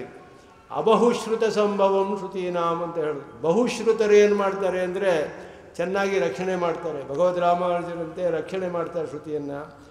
ಏನೂ ತಿಳಿದೆಯವರು ಅದ್ರ ತಂಟೆಗೆ ಹೋಗೋದಿಲ್ಲ. ಮಧ್ಯದಲ್ಲಿ ಇರ್ತಾರಲ್ಲ ಅಬಹುಶ್ರುತರು. ಬಹುಶ್ರುತರು ಅಲ್ಲ, ಏನು ತಿಳಿದೇ ಇರೋರು ಅಲ್ಲ, ಅವರಿಂದಲೇ ದೊಡ್ಡ ಕಷ್ಟ. ಅಲ್ಪಶ್ರುತರು ಅಂತ ಶ್ರುತಿ ಹೇಳುತ್ತೆ. ವಿವೇತ್ಯ ಅಲ್ಪಶ್ರುತಾದ್ ವೇದ ಮಾಮಯಂ ಪ್ರತರಿಷ್ಯತಿ ಅಂತ ಹೇಳೋದು. ಅಲ್ಪಶ್ರುತರಿಂದ ಭಯಪಡುತ್ತಂತೆ ಶ್ರುತಿ. ನನ್ನನ್ನು ಇವನು ವಂಚನೆ ಮಾಡ್ತಾನೆ, ತಪ್ಪಾಗಿ ಉಪಯೋಗಿಸ್ತಾನೆ, ತಪ್ಪಾಗಿ ಅರ್ಥ ಮಾಡ್ತಾ ಇದ್ದಾನೆ, ವಂಚನೆ ಮಾಡ್ತಿದ್ದಾನೆ ನನ್ನನ್ನು ಅಂತ ಭಯಪಡುತ್ತಂತೆ. ಪ್ರತಾರಕ ಭಯ, ಅದನ್ನು ಹೋಗಿಸಿದ್ರು. ಜರತೀನಾಂ ಅಯಥಾಯತ ಪ್ರಚಾರಂ. ಅಯಥಾಯತ ಪ್ರಚಾರಂ ಅಂದರೆ ತಪ್ಪಾದ ಪ್ರಚಾರಗಳನ್ನು ಮಾಡಿದ್ರು. ಯಾರಿಗೆ ಅಂದರೆ ಜರತೀನಾಂ ಶ್ರುತೀನಾಂ. ಜರತಿ ಅಂದರೆ ಬಹಳ ವಯಸ್ಸಾದದ್ದು ಅಂತ ಅರ್ಥ. ಬಹಳ ಹಳೆಯದು, ಪ್ರಾಚೀನವಾದದ್ದು, ನಿತ್ಯವಾದದ್ದು, ಅಪೌರುಷೇಯವಾದದ್ದು ಅಂತ ಅರ್ಥ. ಆ ಶ್ರುತಿಯನ್ನು ಪೌರುಷೇಯ ಅಂತ ಹೇಳಿದ್ರು. ನೈಯಾಯಿಕರು ಈಶ್ವರನೇ ಸೃಷ್ಟಿ ಮಾಡಿದಾನ ಶ್ರುತಿಗಳನ್ನು ಅಂತ ಹೇಳಿದ್ರು. ಶ್ರುತಿನೇ ಈಶ್ವರ ಸೃಷ್ಟಿ ಮಾಡಿದ, ಅದು ಅಯಥಾಯತ ಪ್ರಚಾರ. ಅದಲ್ಲದೆ ತಪ್ಪಾದ ಅರ್ಥಗಳನ್ನು ಆಮೇಲೆ ಅವರೋಪಿತವಾನ್ ಶ್ರುತೇ ಅಪಾರ್ಥ ಅಂತ ಹೇಳಿದಾಗೆ ವಿನಿವರ್ತಯಿತು ಯತೀಶ್ವರೋಕ್ತಿ ವಿದಧೇತಾಃ ಸ್ಥಿರ ನೀತಿ ಪಂಜರಸ್ಥಾಃ. ಸ್ಥಿರವಾದ ನೀತಿಗಳನ್ನು ಸ್ಥಾಪನೆ ಮಾಡಿ ಶ್ರುತಿಯನ್ನು ಯಾರೂ ಹತ್ತಿರ ಬರಬಾರ್ದು ಆ ರೀತಿ ರಕ್ಷಣೆ ಮಾಡಿದ್ದಾರೆ. ನ್ಯಾಯಗಳನ್ನು ಹೇಗೆ ಸಂಚಾರ ಮಾಡ್ತಾರೆ ಅಂದರೆ ಅದ್ಭುತವಾಗಿ ಭಾಷ್ಯದಲ್ಲಿ ನೋಡ್ಬೋದು. ಆರಂಭಣಾಧಿಕರಣ ಅಂತ ಒಂದು ಅಧಿಕರಣ, ದೊಡ್ಡ ಅಧಿಕರಣ ಆರಂಭಣಾಧಿಕರಣ. ವಿಸ್ತಾರವಾಗಿ 106 ನ್ಯಾಯಗಳನ್ನು ಸಂಚಾರ ಮಾಡ್ತಾರೆ. ನೈಯಾಯಿಕರು, ಅದ್ವೈತಿಗಳು, ಪೂರ್ವಪಕ್ಷ ಅಲ್ಲಿ ಅವರನ್ನೆಲ್ಲ ಪೂರ್ಣವಾಗಿ ನಿರಾಕರಣೆ ಮಾಡಿ ಅಲ್ಲಿ ಕಾರ್ಯಕಾರಣ ಭಾವವನ್ನು ಸ್ಥಾಪನೆ ಮಾಡ್ತಾರೆ. ತುಂಬ ಪ್ರಧಾನವಾದ ಮೂಲಭೂತವಾದ ಸಿದ್ಧಾಂತ ನಮ್ಮ ದರ್ಶನಕ್ಕೆ. ಸದ್ವಿದ್ಯಾ ಪ್ರಕರಣ ಅಂತ ಚಾಂದೋಗ್ಯ ಉಪನಿಷತ್ತಲ್ಲಿ ಬರುತ್ತೆ. ಆ ಸದ್ವಿದ್ಯಾ ಪ್ರಕರಣದಲ್ಲಿ ಶ್ರುತಿ ಹೇಳುತ್ತೆ ಇದೆಲ್ಲವೂ ಒಂದೇ ಆಗಿತ್ತು ಮೊದಲು ಅಂತ ಹೇಳ್ಬೋದು. ಒಂದೇ ಆಗಿದ್ದು ಹೇಗೆ ಅನೇಕವಾಯಿತು ಅನ್ನುವ ಪ್ರಶ್ನೆ ಬರುತ್ತೆ. ಒಂದೇ ಆಗಿದ್ದು ಅನೇಕವಾಗುತ್ತಲ್ಲ, ಕಾರಣವೇ ಕಾರ್ಯವಾಯಿತು ಅಂತ ಹೇಳಿದ್ರು. ತಾನೇ ಎಲ್ಲವೂ ಆದ ಪರಮಾತ್ಮ. ಬಹುಸ್ಯಾಂ ಅಹಮೇವ ಬಹುಸ್ಯಾಂ ಪ್ರಜಾಯೇಯ. ಪ್ರಕೃತಿಯನ್ನು ತೆಗೆದುಕೊಂಡು ಸೃಷ್ಟಿ ಮಾಡ್ತೀನಿ ಅಂತ ಹೇಳಲಿಲ್ಲ, ನಾನೇ ಅನೇಕವಾಗ್ತೀನಿ ಅಂತ ಹೇಳ್ದ ಪರಮಾತ್ಮ. ತಾನೇ ಅನೇಕವಾಗ್ತಾನೆ ಅಂದರೆ ಕಾರಣವೂ ಕಾರ್ಯವೂ ಒಂದೇ ಆಗೋಯ್ತು. ಆಗ ಅವನಿಗೆ ದೋಷ ಬರಬೇಕು. ಯಾಕೆ ಅಂದರೆ ಉಪಾದಾನ ಕಾರಣಕ್ಕೆ ಲೋಕದಲ್ಲಿ ಎಲ್ಲ ಕಡೆಯೂ ವಿಕಾರ ಉಂಟಾಗಬೇಕು. ವಿಕಾರವಾಗದೆ ಪದಾರ್ಥ ಉಂಟು ಮಾಡೋಕ್ಕಾಗೋದಿಲ್ಲ. ವಿಕಾರ ಆಗಿಬಿಡುತ್ತಲ್ಲ ಅವನಿಗೆ, ಅಂದರೆ ವಿಕಾರ ಆಗೋದಿಲ್ಲ. ತನ್ನ ವಿಶೇಷಣವಾದ ಚೇತನಾಚೇತನಗಳಲ್ಲಿ ವಿಕಾರವನ್ನು ಉಂಟು ಮಾಡಿ ತಾನು ಯಾವ ವಿಕಾರವೂ ಇಲ್ಲದೆ ಪರಿಶುದ್ಧವಾದ ಅವಸ್ಥೆಯಲ್ಲಿಯೇ ಇರ್ತಾನೆ. ಆದ್ದರಿಂದ ಕಾರಣವೂ ಕಾರ್ಯವೂ ವಿಶಿಷ್ಟವಾದ ಅವಸ್ಥೆಯಲ್ಲಿ ಅಂತ ಹೇಳಿ ಇದುವೇ ವಿಶಿಷ್ಟಾದ್ವೈತ ಅಂತ ಸದ್ವಿದ್ಯಾ ಪ್ರಕರಣಕ್ಕೆ ವ್ಯಾಖ್ಯಾನ ಮಾಡುವಾಗ ವೇದಾರ್ಥ ಸಂಗ್ರಹದಲ್ಲಿ ಸುದರ್ಶನ ಸೂರಿಗಳ ವ್ಯಾಖ್ಯಾನದಲ್ಲಿ ವಿಶಿಷ್ಟಾದ್ವೈತ ಶಬ್ದ ಮೊದಲ ಬಾರಿಗೆ ಉಪಯೋಗಿಸ್ತಾರೆ. ರಾಮಾನುಜರು ಎಲ್ಲೂ ಹೇಳಲಿಲ್ಲ ವಿಶಿಷ್ಟಾದ್ವೈತ ಅನ್ನೋ ಶಬ್ದ, ರಾಮಾನುಜರು ಹೇಳಿಲ್ಲ, ಸುದರ್ಶನ ಸೂರ್ಯ ಹೇಳಿದರು. ಆ ವೇದಾರ್ಥ ಸಂಗ್ರಹ ವ್ಯಾಖ್ಯಾನದಲ್ಲೇ ಮೊದಲ ಬಾರಿಗೆ ಕಂಡುಬರೋದು ಆ ಶಬ್ದ. ಆಮೇಲೆ ಮುಂದಿನ ಆಚಾರ್ಯರುಗಳು ಉಪಯೋಗಿಸಿದ್ದಾರೆ. ಅದರಲ್ಲಿ ಹೇಳಿದ್ರು ಸದ್ವಿದ್ಯಾ ಪ್ರಕರಣವೆಲ್ಲ ವಿಶಿಷ್ಟಾದ್ವೈತ ವಿಷಯವೇ ಅಂತ ಬರೀತಾರೆ. ವಿಶಿಷ್ಟವಾದ ಕಾರಣ, ವಿಶಿಷ್ಟವಾದ ಕಾರ್ಯ. ಆದ್ದರಿಂದ ಯಾವ ದೋಷವೂ ಇಲ್ಲ ನಮಗೆ. ವಿಶೇಷದಲ್ಲಿ ಪರಿಣಾಮವಿಲ್ಲ, ವಿಶೇಷಣಗಳಲ್ಲಿ ಪರಿಣಾಮ ಇದೆ. ಒಂದು ಭಾಗದಲ್ಲಿ ಪರಿಣಾಮ ಇದೆ, ಒಂದು ಭಾಗದಲ್ಲಿ ಪರಿಣಾಮ ಇಲ್ಲ. ಆದ್ದರಿಂದ ಇದನ್ನು ಸ್ಥಾಪನೆ ಮಾಡಿದ್ರಿಂದ ಕಾರ್ಯಕಾರಣಗಳಲ್ಲಿ ಅನನ್ಯತ್ವ ಅನ್ನೋದು ಸಿಗುತ್ತೆ. ಅದನ್ನು ಆರಂಭಣ ಶಬ್ದ ಅಂತ ಶ್ರುತಿಯಲ್ಲಿ ಬರುತ್ತೆ. ವಾಚಾರಂಭಣಂ ವಿಕಾರೋ ನಾಮಧೇಯಂ ಮೃತಿಕೇತ್ಯವ ಸತ್ಯಂ ಅಂತ ಚಾಂದೋಗ್ಯ ಉಪನಿಷತ್ತಿನ ವಾಕ್ಯ. ಆ ವಾಕ್ಯವನ್ನು ಇಟ್ಟುಕೊಂಡು ಸೂತ್ರಕಾರರು ಆರಂಭಣ ಶಬ್ದಾದಿಭ್ಯ ತದ ಅನನ್ಯತ್ವಂ ಅಂದರು. ಕಾರ್ಯಕಾರಣಗಳು ಅನನ್ಯವಾದದ್ದು, ಬೇರೆ ಎಲ್ಲ ಎರಡೂ ಒಂದೇ ದ್ರವ್ಯ ಅಂತ ಹೇಳಿದ್ರು. ಅದನ್ನು ಸ್ಥಾಪನೆ ಮಾಡ್ತಾರೆ. ಅದೆಲ್ಲ ಹಾಗೆಯೇ ಅವಿದ್ಯಾ ವಿಷಯದಲ್ಲಿ ಅವಿದ್ಯಾ ಅನ್ನುವ ದೋಷವಿದೆ ಅಂತ ಹೇಳಿಬಿಟ್ರು. ದೋಷೆಯಲ್ಲಿ ಪರಮ್ಮನಿಗೆ ದೋಷ ಬಂದುಬಿಡ್ತು. 7 ವಿಧವಾದ ಅನುಪಪತ್ತಿಗಳನ್ನು ಸ್ಥಾಪನೆ ಮಾಡ್ತಾರೆ ಅದ್ಭುತವಾಗಿ. ಉಪಪತ್ತಿ ಅಂತ ಹೇಳಿದ್ರೆ ಸಕಾರಣವಾಗಿರೋದು, ಅನುಪಪತ್ತಿ ಅಂದರೆ ಸಕಾರಣವಾಗಿ ಇಲ್ಲದೇ ಇರುವಂಥ. ನೀವು ಹೇಳುವ ಅವಿದ್ಯೆ ಯಾವ ರೀತಿಯಲ್ಲೂ ಸ್ಥಾಪನೆ ಮಾಡೋಕ್ಕಾಗೋದಿಲ್ಲ. ಪ್ರಮಾಣ ಅನುಪಪತ್ತಿ, ತಿರೋಧಾನ ಅನುಪಪತ್ತಿ, ಅನಿರ್ವಚನೀಯತಾ ಅನುಪಪತ್ತಿ, ನಿವೃತ್ತಿ ಅನುಪಪತ್ತಿ, ನಿವರ್ತಕ ಅನುಪಪತ್ತಿ, ಎಷ್ಟು ಅನುಪಪತ್ತಿಗಳು 7 ಅನುಪಪತ್ತಿಗಳನ್ನು ಹೇಳ್ತಾರೆ. ಎಲ್ಲ ಹೇಳಿ ಅದನ್ನು ನಿರಾಕರಣೆ ಮಾಡ್ತಾರೆ. ತಿರೋಧಾನ ಅನುಪಪತ್ತಿ ಅಂದರೆ ಮರೆಯಾಗಿಬಿಡುತ್ತೆ ಅಂದರೂ ಜ್ಞಾನವನ್ನು ಹೇಗೆ ಮರೆ ಮಾಡೋಕ್ಕೆ ಸಾಧ್ಯ ನಿಮಗೆ ಅಂತ ಹೇಳಿದ್ರೆ ಬರೀ ಜ್ಞಾನ ಅವರು ಒಪ್ಕೊಳ್ಳೋದು. ಅದಕ್ಕೆ ಧರ್ಮವಿಲ್ಲದ ಜ್ಞಾನ, ನಿರ್ಧರ್ಮಕವಾದ ಜ್ಞಾನ. ಅದನ್ನು ಮರೆ ಮಾಡಬೇಕು ಅಂದರೆ ಏನರ್ಥ, ಅದು ನಾಶವಾಗಬೇಕು. ಇಲ್ಲ ಅಂದರೆ ಜ್ಞಾನವೇ ಉತ್ಪನ್ನವಾಗಬಾರ್ದು. ಎರಡನ್ನೂ ಅವರು ಒಪ್ಕೊಳ್ಳೋದಿಲ್ಲ. ಆದ್ದರಿಂದ ಮುಚ್ಚೋದಕ್ಕೆ ಸಾಧ್ಯವಿಲ್ಲ. ಆಶ್ರಯ ಅನುಪಪತ್ತಿ ಎಂದರು. ಅವಿದ್ಯೆ ಯಾರನ್ನು ಆಶ್ರಯಿಸಿದೆ? ಎಲ್ಲಿದೆ ಅವಿದ್ಯೆ? ಬ್ರಹ್ಮನಿಗಿರಕ್ಕೆ ಸಾಧ್ಯವಿಲ್ಲ. ಬ್ರಹ್ಮ ಪರಿಶುದ್ಧವಾದದ್ದು. ಜೀವನಿಗೆ ಇದೆ ಅಂತ ಹೇಳಿದ್ರೆ ಅವಿದ್ಯೆ ಆದಮೇಲೆ ಜೀವಭಾವ ಬಂದಿರೋದು. ಅವಿದ್ಯೆಗೆ ಮೊದಲು ಜೀವನೇ ಇರಲಿಲ್ವಲ್ಲ. ಬ್ರಹ್ಮನಿಗೆ ಅವಿದ್ಯೆ ಬಂದು ಜೀವರುಗಳೆಲ್ಲ ಕಂಡು ಬರ್ತಾ ಇದ್ದಾರೆ. ಎಲ್ಲಿಯೂ ಇರೋಕ್ಕೆ ಸಾಧ್ಯವಿಲ್ಲ. ಜೀವನಲ್ಲೂ ಇರೋಕ್ಕಾಗಲ್ಲ, ಬ್ರಹ್ಮನಲ್ಲೂ ಇರೋಕ್ಕಾಗಲ್ಲ. ಆಶ್ರಯ ಅನುಪಪತ್ತಿ. ಹೀಗೆ ಒಂದೊಂದು ಅನುಪಪತ್ತಿಗಳನ್ನು ಅದ್ಭುತವಾಗಿ ನಿರೂಪಣೆ ಮಾಡಿದ್ದೆಲ್ಲ ಸ್ಥಿರ ನೀತಿ ಪಂಜರಸ್ಥಾಹ. ಸ್ಥಿರವಾದ ತರ್ಕಗಳನ್ನು, ಸರಿಯಾದ ತರ್ಕಗಳನ್ನು ಉಪಯೋಗಿಸಿ ಶ್ರುತಿಯನ್ನು ಭದ್ರವಾಗಿ ಪಂಜರದಲ್ಲಿಟ್ಟು ರಕ್ಷಣೆ ಮಾಡಿದ್ರು ಭಾಷ್ಯಕಾರರು ಅಂತ ಹೇಳಿ ಅದನ್ನು. ಆದ್ದರಿಂದಲೇ ಈ ಎಲ್ಲ ವೈಭವಗಳಿರೋದ್ರಿಂದ ಭಾಷ್ಯಕಾರರು ನಮ್ಮ ಆಚಾರ್ಯ ಪಂಕ್ತಿಯಲ್ಲಿಯೇ ನಾಯಕ ಮಣಿಯಂತೆ ಶೋಭಿಸ್ತಾರೆ ಅಂತ ಹೇಳ್ತಾರೆ. ಅಮುನಾತಪನಾತಿಶಾಯಿ ಭೂಮ್ನಾಯಿತಿ ರಾಜೇನ ನಿಬದ್ಧ ನಾಯಕಶ್ರೀಹಿ. ನಾಯಕಶ್ರೀಹಿ ಬಹಳ ವೈಭವೋಪೇತವಾದ, ಬಹಳ ಪ್ರಕಾಶವನ್ನು ಉಳ್ಳಂತಹ ನಾಯಕ ಮಣಿ. ನಾಯಕಶ್ರೀಹಿ ಮಹತೀ ಗುರುಪಂಥಿಹಾರಯಷ್ಟಿ ವಿಬುಧಾನಾಂ ಹೃದಯಂಗಮ ವಿಭಾತಿ ಅಂದರೆ ಎಲ್ಲ ಭಕ್ತರಿಗೆ ಮನಸ್ಸಿಗೆ ಬಹಳ ಆಹ್ಲಾದಕರವಾಗಿದೆ ನೋಡೋದಕ್ಕೆ ಈ ರತ್ನ ಅನ್ನೋದು. ಆಚಾರ್ಯರ ಒಂದು ಪರಂಪರೆಯ ಒಂದು ಮಾಲೆ, ರತ್ನಮಾಲೆ. ಆಚಾರ್ಯ ಪರಂಪರೆಯ ರತ್ನಮಾಲೆಯಲ್ಲಿ ರಾಮಾನುಜರ ಮೊದಲು ಆಚಾರ್ಯರುಗಳನ್ನೆಲ್ಲ ಅನುಸಂಧಾನ ಮಾಡಿದ್ವಿ. ನಂತರ ಅನೇಕ ಆಚಾರ್ಯರುಗಳು ಎಲ್ಲರ ಮಾಲೆಯಲ್ಲಿ ರಾಮಾನುಜರು ನಾಯಕ ಮಣಿಯಂತೆ ಶೋಭಿಸ್ತಾ ಇದ್ದಾರೆ, ನಡುನಾಯಕ ಮಣಿಯಂತೆ ಅಂತ ಹೇಳಿ ಭಾಷ್ಯಕಾರರಿಗೆ ಒಂದು ಅದ್ಭುತವಾದ ಸ್ತೋತ್ರವನ್ನು ಮಾಡ್ತಾರೆ. ಆದ್ದರಿಂದ ಆ ಭಾಷ್ಯಕಾರರ ಚರಣಾರವಿಂದಗಳನ್ನು ನಾನು ಆಶ್ರಯಿಸ್ತೇನೆ ಎಂದರು. ಅನುಕಲ್ಪಭೂತ ಮುರವಿತ್ಪದಂ ಸತಾಂ ಅಜಹ ತ್ರಿವರ್ಗಂ ಅಪವರ್ಗ ವೈಭವಂ ಚಲಚಿತ್ತ ವೃತ್ತಿ ವಿನಿವರ್ತನೌಷಧಂ ಶರಣಂ ಯತೀಂದ್ರ ಚರಣಂ ವೃಣೀಮಹೇ. ಅದ್ಭುತವಾಗಿ ಸ್ತೋತ್ರ ಮಾಡ್ತಾರೆ. ಇದರಲ್ಲಿ ಭಾಷ್ಯಕಾರರ ಚರಣಾರವಿಂದಗಳನ್ನು ನಾನು ಆಶ್ರಯಿಸ್ತೇನೆ. ಇದರಲ್ಲಿ ವಿಶೇಷವಾಗಿ ಏನು ಹೇಳಿದ್ದಾರೆ ಸ್ವಾಮಿ ದೇಶಿಕನ್ ಅಂದರೆ, ಯತೀಂದ್ರ ಚರಣಂ ವೃಣೀಮಹೇ ಅಂತ ಹೇಳಿದ್ರು. ದಯಮಂತ್ರವನ್ನು ನಾವು ಅನುಸಂಧಾನ ಮಾಡ್ತೀವಿ ಶರಣಾಗತಿಯಲ್ಲಿ. ಶ್ರೀಮನ್ನಾರಾಯಣ ಚರಣವು ಶರಣಂ, 2 ಚರಣಗಳು. ರಾಮಾನುಜರ 1 ಚರಣ ಸಾಕು ಅಂದರು. ಚರಣಂ ವೃಣೀಮಹೇ ಅಂದರು. ಯತೀಂದ್ರ ಚರಣವು ಬೇಕಾಗಿಲ್ಲಪ್ಪ ಅಂತ. ಚರಣಂ ವೃಣೀಮಹೇ ಸಾಕು, 1 ಚರಣ ಮಾಡಿ ಅಷ್ಟರಲ್ಲೇ ಉದ್ಧಾರವಾಗಿಬಿಡ್ತೀರಾ ಅಂತ ವಿಶೇಷವಾಗಿ ಹೇಳ್ತಾರೆ.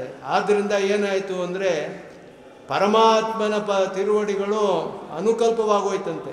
ಇವರದ್ದು ಮುಖ್ಯ ಕಲ್ಪ, ರಾಮಾನುಜರ ತಿರುವಡಿಗಳೇ ಮುಖ್ಯ ಕಲ್ಪ ನಮಗೆ.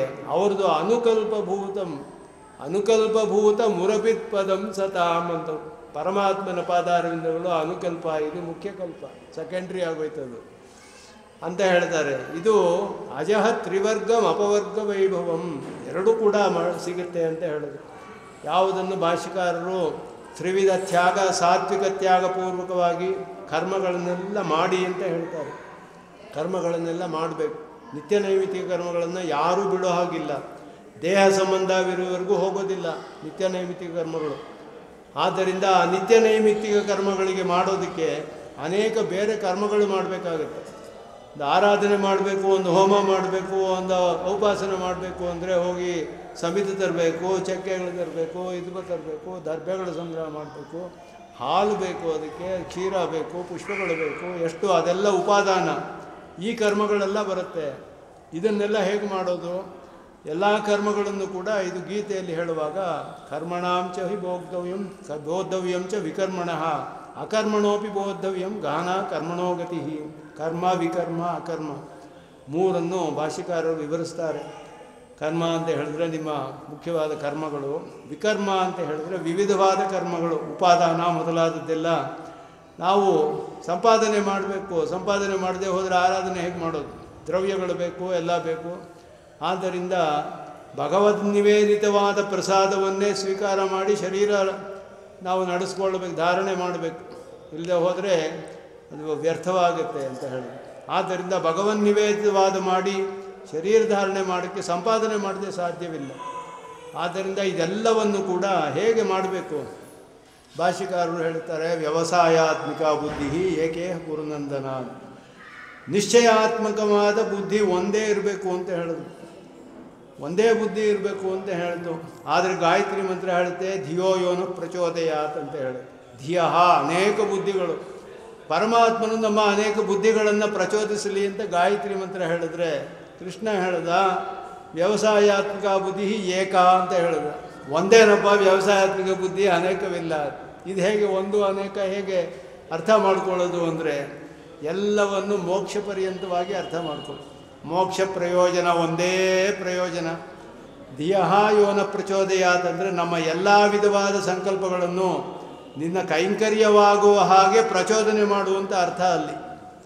ಎಲ್ಲವನ್ನು ಒಂದು ಬುದ್ಧಿಯಾಗಿ ಮಾಡು, ನೀನು ಒಂದೇ ದೃಷ್ಟಿಯಿಂದ ಮಾಡೋ ಹಾಗೆ ಮಾಡು. ಎಲ್ಲ ಕರ್ಮಗಳನ್ನು ಭಗವತ್ ಕೈಂಕರ್ಯ ರೂಪವಾಗಿ ಮಾಡೋ ಹಾಗೆ ನೀನು ಅನುಗ್ರಹಿಸಬೇಕು, ಪ್ರಚೋದನೆ ಮಾಡಬೇಕು ಅಂತ ಗಾಯತ್ರಿ ಮಂತ್ರದಲ್ಲಿ ಹೇಳಿರುವಂಥದ್ದು. ಆದ್ದರಿಂದ ಇದು ನಮ್ಮ ನಿತ್ಯ ನೈಮಿತ್ತಿಕ ಕರ್ಮಗಳು, ಬೇರೆ ಯಾವ ಕರ್ಮಗಳು ಮಾಡ್ತೀವೋ ಅದು ಎಲ್ಲವನ್ನು ಏಕೀಕೃತ್ಯ ಅಂತ ಹೇಳಿದ್ರು ಭಾಷಿಕರು. ಒಂದಾಗಿ ಸೇರಿಸಿಬಿಡಿ, ಎಲ್ಲವನ್ನು ಒಂದೇ ಗ್ರೂಪ್ ಮಾಡಿಬಿಡಿ. ಎಲ್ಲಕ್ಕೂ ಒಂದೇ ಪ್ರಯೋಜನ, ಭಗವತ್ ಕೈಂಕರ್ಯ, ಭಗವತ್ ಪ್ರೀತ್ಯರ್ಥಂ. ಆ ದೃಷ್ಟಿಯಿಂದ ಮಾಡಿ ಯಾವ ಕರ್ಮ ಬೇಕಾದರೂ ಮಾಡ್ಬೋದು, ಏನು ಬೇಕಾದರೂ ಮಾಡ್ಬೋದು. ಅಜಹ ತ್ರಿವರ್ಗಂ ಅಪವರ್ಗ ವೈಭವಂ, ಅದು ಹೇಳಿರುವ ಕರ್ಮಗಳನ್ನು ಮಾಡಿಬೇಕಾದ್ರೆ, ಆದರೆ ಈ ಫಲವನ್ನು ಇದಕ್ಕೋಸ್ಕರ ಮಾಡಬೇಕು ಅಂತ ಹೇಳಿದ್ರು. ಚಲಚಿತ್ತಿ ವೃತ್ತಿ ವಿನಿವರ್ತನ ಔಷಧಂ, ಮನಸ್ಸು ಎಲ್ಲ ಕಡೆಯೂ ಹೋಗ್ತಾ ಇರುತ್ತೆ ಇಲ್ಲಿ. ಆದ್ದರಿಂದ ಇಲ್ಲಿ ಆಚಾರ್ಯರ ಒಂದು ಅನುಕಲ್ಪಭೂತಂ ಅಂದರೆ ಆಚಾರ್ಯರ ಒಂದು ಶ್ರೇಷ್ಠತೆಯನ್ನು ತೋರಿಸ್ತಾರೆ. ಆಚಾರ್ಯರನ್ನು ಆಶ್ರಯಿಸದೆ ನಾವು ಏನು ಮಾಡೋಕ್ಕಾಗೋದಿಲ್ಲ. ಆಚಾರ್ಯರನ್ನು ನಾವು ಪರಮಾತ್ಮನಿಗಿಂತ ಅಧಿಕ ಅಂತ ಸ್ತೋತ್ರ ಮಾಡ್ತೀವಿ ನಾವು. ಯಾಕೆ ಅಂತ ಹೇಳಿದ್ರೆ ಆಚಾರ್ಯನು ನಮಗೆ, ಪರಮಾತ್ಮ ನಮಗೆ ಆಚಾರ್ಯರನ್ನು ಕೊಡ್ತಾನೆ. ಆಚಾರ್ಯರು ಏನು ಮಾಡ್ತಾರೆ ಅಂದರೆ ಪರಮಾತ್ಮನಿಗೂ ಉಪಕಾರ ಮಾಡ್ತಾರೆ, ನಮಗೂ ಉಪಕಾರ ಮಾಡ್ತಾರಂತೆ. ನಮಗೆ ಶೇಷತ್ವವನ್ನು ಕೊಡ್ತಾರೆ, ಶೇಷತ್ವ ಜ್ಞಾನವನ್ನು ಕೊಟ್ಟರು. ಪರಮಾತ್ಮನಿಗೆ ಶೇಷನನ್ನು ರಕ್ಷಣೆ ಸಮರ್ಪಣೆ ಮಾಡ್ತಾರೆ, ನಮಗೆ ಶೇಷಿಯನ್ನು ದೊರಕಿಸಿಕೊಡ್ತಾರೆ. ಆದ್ದರಿಂದ ಇಬ್ಬರಿಗೂ ಪ್ರಯೋಜನ ಅವರಿಂದ ಅಂತ ಹೇಳಿದ್ರು. ನಮಗೆ ಶೇಷಿ ಸಿಗ್ತಾನೆ, ಅವ್ರಿಗೆ ಶೇಷ ಸಿಗ್ತಾನೆ. ಅದನ್ನು ಮಧ್ಯ ಆಚಾರ್ಯರು, ಪರಮಾತ್ಮನ ಆಶ್ರಯಿಸೋಕ್ಕೆ ಆಚಾರ್ಯನ ಅಪೇಕ್ಷೆ ಇದೆ. ಆಚಾರ್ಯರನ್ನು ನೇರವಾಗಿ ಆಶ್ರಯಿಸ್ಬೋದು ನಾವು. ಆದ್ದರಿಂದ ಆಚಾರ್ಯರನ್ನು, ಆಚಾರ್ಯವಾನ್ ಪುರುಷೋ ವೇದ ಉಪನಿಷತ್ತು ಹೇಳುತ್ತೆ. ಆಚಾರ್ಯರನ್ನು ಆಶ್ರಯಿಸಿಯೇ ನಾವು ಜ್ಞಾನವನ್ನು ಪಡೆಯಬೇಕು. ಅವರೇ ಅನುಷ್ಠಾನ ಜ್ಞಾನ ಎಲ್ಲ ಅವರ ಮೂಲಕವಾಗಿಯೇ ನಮಗೆ. ಆಚಾರ್ಯರಿದ್ದರೆ ಎಲ್ಲವೂ ನಡೆಯುತ್ತೆ. ಸರಸ್ವತಿ ಸಾರ ಆರಂಭದಲ್ಲಿಯೇ ಸ್ವಾಮಿ ದೇಶಿಕನ್ನು ಹೇಳ್ತಾರೆ, ಪಾಪಿಷ್ಟ ಕ್ಷತ್ರಬಂಧುಶ್ಚ ಪುಂಡರೀಕಶ್ಚ ಪುಣ್ಯಕೃತ ಆಚಾರ್ಯವತ್ತೆಯ ಮುಕ್ತವು.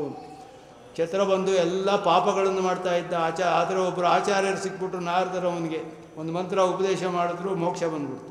ಇವು ಮಾಡಿದ್ದ ಯಾವ ಪಾಪಗಳು ಅಡ್ಡಿ ಬರಲಿಲ್ಲ ಮೋಕ್ಷಕ್ಕೆ.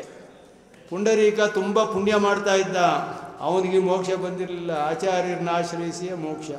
ಅವನ ಪುಣ್ಯಗಳು ಮೋಕ್ಷವನ್ನು ದೊರಕಿಸ್ಕೊಡ್ಲಿಲ್ಲ, ಆಚಾರ್ಯರೇ ದೊರಕಿಸಿಕೊಟ್ಟಿದ್ದು. ಇವನ ಪಾಪಗಳು ಮೋಕ್ಷವನ್ನು ತಡೀಲಿಲ್ಲ, ಆಚಾರ್ಯರ ಮೂಲಕ ಅವ್ರಿಗೆ ಮೋಕ್ಷ ಸಿಕ್ತು. ಇಬ್ಬರಿಗೂ ಕೂಡ ಆಚಾರ್ಯರೇ ಕಾರಣರಾದರು. ಪಾಪ ಮಾಡಿದ್ರು ಪುಣ್ಯ ಮಾಡಿದ್ರು ಆಚಾರ್ಯರನ್ನ ಆಶ್ರಯಿಸದೆ ಬರೋದಿಲ್ಲ ಮೋಕ್ಷ ಅಂತ ಹೇಳೋದು. ಆದ್ದರಿಂದ ಆಚಾರ್ಯರ ಒಂದು ಪ್ರಾಧಾನ್ಯ. ಅಂತಹ ಯತೀಂದ್ರರ ಚರಣಂ ಋಣೀಮಹೇ, ಅವರನ್ನು ನಾವು ಆಶ್ರಯಿಸ್ತೇವೆ. ಆಶ್ರಯ ಸಂಬಂಧ ಅಷ್ಟು ಮುಖ್ಯವಾದದ್ದು ಅಂತ ಹೇಳಿದ್ರು. ಎಷ್ಟು ಸಮಯ ಇದೆ? ಅವರೆಲ್ಲ ಬಂದು ಕೇಳಿದ್ರೆ ಪಂಚ ಸಂಸ್ಕಾರ ಬಗ್ಗೆ ಆಮೇಲೆ ಹೇಳ್ಬೋದು.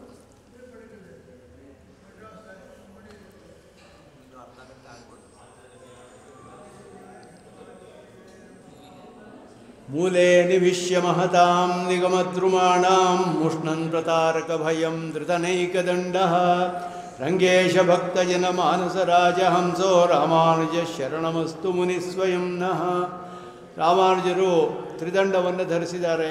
ಆ ತ್ರಿದಂಡದ ಪ್ರತೀಕ ಏನು ಅಂತ ಹೇಳಿದ್ರೆ 10 ನಿಮಿಷವ, ಆಮೇಲೆ ಪಂಚ ಸಂಸ್ಕಾರ ಹೇಳ್ಬೋದು ಆಮೇಲೆ, ಅದಾದಮೇಲೆ. ಆದ್ದರಿಂದ ಅದು ತ್ರಿದಂಡ ಅಂತ ಹೇಳೋದು ಅವರು ಕಾಯ ವಾಚ ಮನಸ ಪರಮಾತ್ಮನನ್ನೇ ಯಾವಾಗಲೂ ಧ್ಯಾನ ಮಾಡ್ತಾ ಇದ್ದಾರೆ. ಆದ್ದರಿಂದ ಅವರಿಗೆ ತ್ರಿದಂಡ. ಆಚಾರ್ಯ ರೂಪದಲ್ಲಿ ಭಗವದ್ ರಾಮಾನುಜರು ದರ್ಶನ ಸ್ಥಾಪನಾಚಾರ್ಯ ರೂಪದಾದ್ದರಿಂದ ವೇದಗಳಲ್ಲಿದ್ದ ಭೇದಾಭೇದ ಶ್ರುತಿಗಳನ್ನೆಲ್ಲ ಘಟಕ ಶ್ರುತಿಯನ್ನು ಸೇರಿಸಿ ಒಂದು ಮಾಡಿ ಯಾವುದಕ್ಕೂ ವಿರೋಧವಿಲ್ಲವಾದ ಅರ್ಥವನ್ನು ಪ್ರತಿಪಾದನೆ ಮಾಡಿದ್ರು. 3 ತತ್ವಗಳನ್ನು ಪ್ರತಿಪಾದನೆ ಮಾಡಿದ್ರು. ಚಿತ್ ಅಚಿತ್ ಈಶ್ವರ ಅಂತ ಹೇಳಿ ಆ ತತ್ವಗಳ ಸ್ವರೂಪವನ್ನು, ಅದಕ್ಕಿರುವ ಸಂಬಂಧವನ್ನು ಎಲ್ಲವನ್ನು ನಿರೂಪಣೆ ಮಾಡಿದ್ರು. ಈ ತ್ರಿದಂಡವು ಅದಕ್ಕೆಲ್ಲ ಕೂಡ ಅದನ್ನು ಪ್ರತೀಕವಾಗಿದೆ ಅಂತ ಹೇಳ್ತಾರೆ. ಅದರಿಂದ ಶ್ರುತಿಗೆ ಪ್ರತಾರಕ ಭಯವೂ ಹೋಯಿತು. ಮುಷ್ಣನ್ ಪ್ರತಾರಕ ಭಯಂ ಅಂತ ಹೇಳಿ ಭಯವೆಲ್ಲ ಹೋಯ್ತಂತೆ, ಯಾರೂ ವಂಚನೆ ಮಾಡೋಕ್ಕಾಗಲಿಲ್ಲ. ಮೂಲ ಮಂತ್ರವನ್ನು ಆಧರಿಸಿ ಮೂಲೆ ನಿವಿಶ್ಯ ಮಹತಾಂ ನಿಗಮದ್ರುಮಾಣಾಂ. ಈ ವೇದಗಳೇ ಒಂದು ದೊಡ್ಡ ವೃಕ್ಷದಂತೆ. ದೊಡ್ಡ ವೃಕ್ಷವು ಚೆನ್ನಾಗಿ ಬಹಳ ಬಳಲಿದವರಿಗೆ ಒಳ್ಳೆಯ ವಿಶ್ರಾಂತಿಗೆ ನೆರಳನ್ನು ಕೊಡುತ್ತೆ, ಒಳ್ಳೆಯ ಫಲಗಳನ್ನೆಲ್ಲ ಕೊಡುತ್ತೆ. ಹಾಗೆಯೇ ವೇದವು ಹಾಗೆಯೇ ನಮಗೆ ಈ ಸಂಸಾರದಲ್ಲಿ ಬಂದು ಹೋಗಿ ಯಾತಾಯಾತ ಶ್ರಮಾಪಹರದಿಯಾಮ್ ಅಂದರು. ಯಾತಾಯಾತ ಶ್ರಮವಿದೆ, ಬರೋದು ಹೋಗೋದು ಸಂಸಾರದಲ್ಲಿ ಶ್ರಮವಾಗಿದೆ ಎಲ್ಲರಿಗೂ. ಈ ಶ್ರಮಕ್ಕೆಲ್ಲ ಪರಿಹಾರವನ್ನು ಕೊಡುವಂತಹ ದೊಡ್ಡ ವೃಕ್ಷ ವೇದ. ಆ ವೇದದ ಮೂಲದಲ್ಲಿ ಭಾಷ್ಯಕಾರರು ಸ್ಥಿರವಾಗಿ ನಿಂತಿದ್ದಾರೆ ಅಂತ ಹೇಳಿದ್ರು. ಮೂಲೆ ನಿವಿಶ್ಯ, ಮೂಲ ಮಂತ್ರ ಸರ್ವಂ ಅಷ್ಟಾಕ್ಷರಾಂತಸ್ಥಂ ಯದನ್ಯ ಚಾನ್ಯದಪಿ ವಾಂಗ್ಮಯಂ ಅಂತ ಹೇಳೋ ಹಾಗೆ ಅಷ್ಟಾಕ್ಷರದಲ್ಲಿ ಎಲ್ಲವೂ ಪ್ರತಿಷ್ಠಿತವಾಗಿದೆ. ಅದರಲ್ಲಿ ತತ್ವಹಿತ ಪುರುಷಾರ್ಥಗಳು ಸ್ಪಷ್ಟವಾಗಿ ಪ್ರಣವದಲ್ಲಿಯೂ ನಮಶಬ್ದದಲ್ಲಿಯೂ ನಾರಾಯಣ ಶಬ್ದದಲ್ಲಿಯೂ ನಮಗೆ ಪ್ರತಿಪಾದನೆ ಆಗುತ್ತೆ.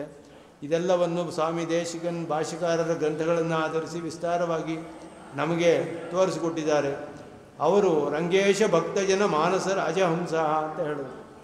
ಅವರ ಮನಸ್ಸಿನಲ್ಲಿ ವಿಹಾರ ಮಾಡುವ ರಾಜಹಂಸದಂತೆ ಎಲ್ಲ ಅವರ ಆಚಾರ್ಯರುಗಳು, ಮಹಾಪೂರ್ಣರು ಮೊದಲಾದ ಎಲ್ಲ ಆಚಾರ್ಯರುಗಳಿಗೆ ಬಹಳ ಪ್ರಿಯರಾದವರು. ರಾಜಹಂಸ ಅನ್ನೋದರಿಂದ ಹಂಸವು ವಿವೇಕ ಜ್ಞಾನವನ್ನು ಉಂಟು ಮಾಡ್ತಾರೆ ನಮಗೆ ಅಂತ ತಿಳಿಯುತ್ತೆ. ನೀರ ಕ್ಷೀರ ನ್ಯಾಯ ಅಂತ ಪ್ರಸಿದ್ಧವಾಗಿದೆ. ಹಂಸವು ಹಾಲು ನೀರನ್ನು ಬೇರೆ ಮಾಡುತ್ತಂತೆ. ಆ ರೀತಿ ಭಾಷ್ಯಕಾರರು ವಿವೇಕ ಜ್ಞಾನದಿಂದ ನಮಗೆ ಯಾವುದು ಸರಿಯಾದದ್ದು, ಯಾವುದು ತಪ್ಪು, ಯಾವುದು ಧರ್ಮ, ಯಾವುದು ಅಧರ್ಮ, ಯಾವುದು ನಿತ್ಯ, ಯಾವುದು ಅನಿತ್ಯ, ಇದನ್ನೆಲ್ಲ ಸ್ಥಾಪನೆ ಮಾಡಿ ತತ್ವಗಳನ್ನೆಲ್ಲ ನಮಗೆ ಉಪದೇಶ ಮಾಡಿದ್ದಾರೆ. ಅಂತಹ ಭಾಷ್ಯಕಾರರು ನಮಗೆ ಸ್ವಯಂ ಶರಣಮಸ್ತು, ನಮಗೆ ಅವರೇ ಸ್ವತಃ ನಿರ್ವ್ಯಾಜವಾಗಿ ನಮಗೆ ಉಪಾಯವಾಗಲಿ ಅಂತ ಹೇಳ್ತಾರೆ. ಹಾಗೆಯೇ ಅವರು ಮೂಲ ಮಂತ್ರವಲ್ಲದೆ ಶರಣಾಗತಿ ಮಂತ್ರವನ್ನು ಕೂಡ ಅನುಷ್ಠಾನ ಮಾಡಿದವರು. ಸನ್ಮಂತ್ರವಿತ್ ಅಂತ ಹೇಳ್ತಾರೆ. ಸನ್ಮಂತ್ರ ಅಂದರೆ ದ್ವಯಮಂತ್ರ. ಕ್ಷಿಪತಿ ಸಂಯಮಿನಾಂ ನರೇಂದ್ರ ಸಂಸಾರ ಜಿಂಹಗ ಮುಖೈ ಸಮುಪಸ್ಥಿತಂ ನಃ. ನರೇಂದ್ರ ಶಬ್ದಕ್ಕೆ ಎರಡು ಅರ್ಥವಿದೆ. ವಿಷವೈದ್ಯನಿಗೂ ನರೇಂದ್ರ ಅಂತ ಹೆಸರು. ಭಾಷಿಕಾರರು ಮಹಾರಾಜರಂತೆ ಯತಿರಾಜರಾದ್ರಿಂದಲೂ ನರೇಂದ್ರರು ಅವರು ಅವರ ಕೆಲಸವನ್ನು ಮಾಡ್ತಾರೆ. ಒಂದು ವಿಷವನ್ನು ಹೋಗಿಸುತ್ತೆ, ವಿಷವೈದ್ಯ ವಿಷವನ್ನು ಹೋಗಿಸ್ತಾನೆ. ಇವರು ಸಂಸಾರ ವಿಷವನ್ನು ಮೂಲಮಂತ್ರ ಅಲ್ಲದೆ ದ್ವಯಮಂತ್ರ ಸನ್ಮಂತ್ರವಿತು ಅದರಿಂದ ಕರ್ಣಮಂತ್ರ ಅಂತ ತೋರಿಸಿ ತಾವು ಅನುಷ್ಠಾನ ಮಾಡಿ ಶರಣಾಗತಿಯನ್ನು, ಆ ದ್ವಯಮಂತ್ರದ ವಿವರಣೆಯೇ ಶರಣಾಗತಿ ಗದ್ಯ. ಸ್ವಾಮಿ ದೇಶಿಕನ್ ಭಾಷ್ಯದಲ್ಲಿ ಶರಣಾಗತಿ ಗದ್ಯ ಭಾಷ್ಯದಲ್ಲಿ ತೋರಿಸ್ತಾರೆ. ದ್ವಯಮಂತ್ರದ ವಿವರಣವೇ ಪೂರ್ಣವಾಗಿ ಅದನ್ನೇ ಭಾಷ್ಯಕಾರರು ಇದನ್ನು ದಿನವೂ ಕೂಡ ದ್ವಯಮಂತ್ರವನ್ನು ನೀವು ಅರ್ಥದೊಡನೆ ಅನುಸಂಧಾನ ಮಾಡಿ ಅಂತ ಸಹಸದೈವಂ ವಕ್ತ ದ್ವಯಂ ಸಹಸದೈವಂ ಅರ್ಥಾನುಸಂಧಾನಂ ಸದೈವಂ ವಕ್ತ ಅಂತ ಹೇಳೋದು. ಉಚ್ಚಾರಣೆ ಮಾಡ್ತಾ ಇರಬೇಕು, ಅರ್ಥವನ್ನು ಅನುಸಂಧಾನ ಮಾಡಬೇಕು ಅಂತ. ಅದರಿಂದ ನಮಗೆ ಎಲ್ಲ ವಿಧವಾದ ಸಂಸಾರ ವಿಷಯವೆಲ್ಲ ನಾಶವಾಗುತ್ತೆ. ಗಾಢಾನುಭಾವ ಗರುಡಧ್ವಜ ಭಾವನಾಭಿಹಿ ಎಂದರು. ಪರಮಾತ್ಮನ ಒಂದು ಭಕ್ತಿಪೂರ್ವಕವಾದ ಅನುಭವಪೂರ್ವಕವಾದ ಭಾವನೆಗಳಿಂದಲೂ ಭಾಷ್ಯಕಾರರು ಪ್ರಪತ್ತಿ ಭಕ್ತಿಯೋಗ ಎರಡು ಮೋಕ್ಷಕ್ಕೆ ಉಪಾಯ ಅನ್ನೋದನ್ನು ಸ್ಥಾಪನೆ ಮಾಡಿದ್ದಾರೆ ಅದ್ಭುತವಾಗಿ. ಇದರಿಂದ ನಮಗೆ ಸಂಸಾರ ವಿಷಯವೆಲ್ಲ ನಾಶವಾಗುತ್ತೆ. ಅದನ್ನು ಅಂಥ ಭಾಷ್ಯಕಾರರನ್ನು ನೇರವಾಗಿ ಪ್ರತ್ಯಕ್ಷವಾಗಿ ನೋಡ್ತಾ ಇದ್ದಾರೆ ಸ್ವಾಮಿ ದೇಶಿಕನ್. ಹೇಳ್ತಾರೆ, ನಾತಸ್ಸ ಏಷ ಯಮಿನಾಂ ನಖರಶ್ಮಿಜಾಲೈಹಿ. ಏಷಃ ಅಂತ ಹೇಳಿದ್ರು, ನನ್ನ ಮುಂದೆ ನಿಂತಿದ್ದಾರೆ ನೋಡಿ ಇವರೇ ಅಂತ ಹೇಳು. ಪ್ರತ್ಯಕ್ಷವಾಗಿ ನೋಡ್ತಾ ಇದ್ದಾರೆ. ನಾಥಾಸ ಏಷಃ ನಖರಶ್ಮಿಜಾಲೈಹಿ ಅಂತರ್ನಿಲೀನಂ ಅಪನೀಯ ತಮೋಮದೀಯಂ. ನನ್ನ ಮನಸ್ಸಿನ ತಪಸ್ಸುಗಳನ್ನೆಲ್ಲ ನಾಶ ಮಾಡಿ ಅಜ್ಞಾನವನ್ನು ವಿಜ್ಞಾನ ಚಿತ್ರಮನಘಂ ಲಿಖತೀವ ಚಿತ್ತೇ ವ್ಯಾಖ್ಯಾನ ಕೇಳಿರಸಿಕೇನ ಕರಾಂಬುಜೇನ.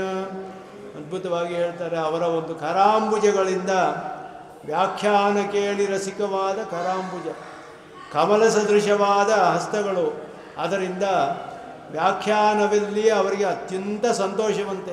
ಸಂತೋಷಾರ್ಥಂ ವಿವೃಷತಿ ಮುಹು ಸದ್ಭಿ ಅಧ್ಯಾತ್ಮ ವಿದ್ಯಾ ಮತ್ತು ಸ್ವಾಮಿ ದೇಶಿಕನ್ ಹೇಳ್ತಾರೆ. ವ್ಯಾಖ್ಯಾನ ಮಾಡುವುದರಲ್ಲಿಯೇ ರಾಸಿಕ್ಯ, ಅದುವೇ ಸಂತೋಷ. ಅದು ಒಂದು ವಿಹಾರದಂತೆ ಅದ್ಭುತವಾದ ಶಬ್ದ ಪ್ರಯೋಗಗಳನ್ನು ಮಾಡ್ತಾರೆ. ಭಾಷ್ಯಕಾರರ ಗೀತಾ ಭಾಷ್ಯ ಮೆಚ್ಚದೇ ಇರೋರು ಯಾರೂ ಇಲ್ಲ. ಅನೇಕ ಇತರ ಮತಸ್ಥರೆಲ್ಲ ಬಂದು ನಮ್ಮ ಮನೆಯಿಂದ ನಮ್ಮ ತಂದೆ ಗೀತಾ ಭಾಷ್ಯ ಪುಸ್ತಕ ತಗೊಂಡು ಹೋಗಿದ್ದಾರೆ. ಎಲ್ಲರೂ ಕೂಡ ಗೀತಾ ಭಾಷ್ಯವನ್ನು ಬಹಳ ಮೆಚ್ಚುತ್ತಾರೆ. ಬಹಳ ಇಷ್ಟವಾಗುವಂತಹ ಭಾಷ್ಯ, ಓದಿದ್ರೇ ಪಾರಾಯಣ ಮಾಡೋಕ್ಕೆ ಅಷ್ಟು ಸಂತೋಷಕರವಾಗಿ ಅಂತಹ ಭಾಷ್ಯ. ವ್ಯಾಖ್ಯಾನ ಕೇಳಿ ರಸಿಕರು. ಅವರು ನಮ್ಮ ಮನಸ್ಸಿನಲ್ಲಿ ವಿಜ್ಞಾನ ಚಿತ್ರವನ್ನು ಬರೀತಾರೆ ಅಂತ ಹೇಳಿದ್ರು.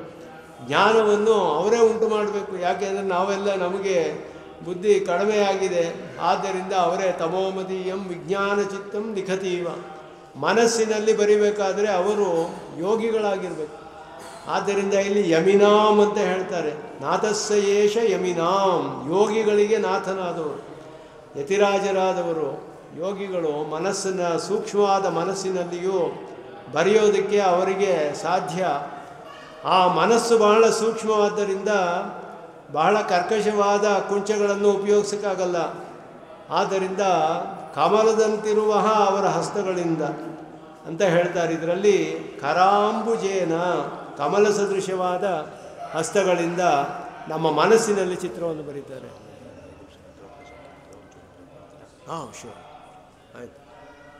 ಅಲ್ಲಿಗೆ ಅವರು ಸ್ವಾಮಿಗಳು ಮಂತ್ರೋಪದೇಶ ಮಾಡ್ತಾ ಇದ್ದಾರೆ. ಅವರಿಗೆ ಒಂದು 5 ನಿಮಿಷ ಈಗ ಬ್ರೇಕ್ ಕೊಡು, ನಂತರ ಮುಂದುವರಿಸೋಣ.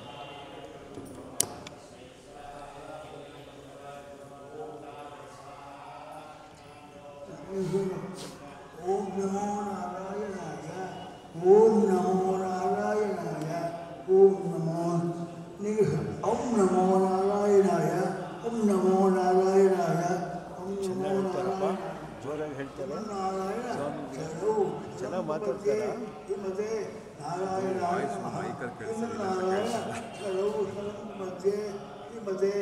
ನಾರಾಯಣಾಯ ನಮಃ ಶ್ರೀಮನ್ನಾರಾಯಣ ಶರಣವು ಶರಣ ಮಧ್ಯೆ ಶ್ರೀಮತೆ ನಾರಾಯಣಾಯ ನಮಃ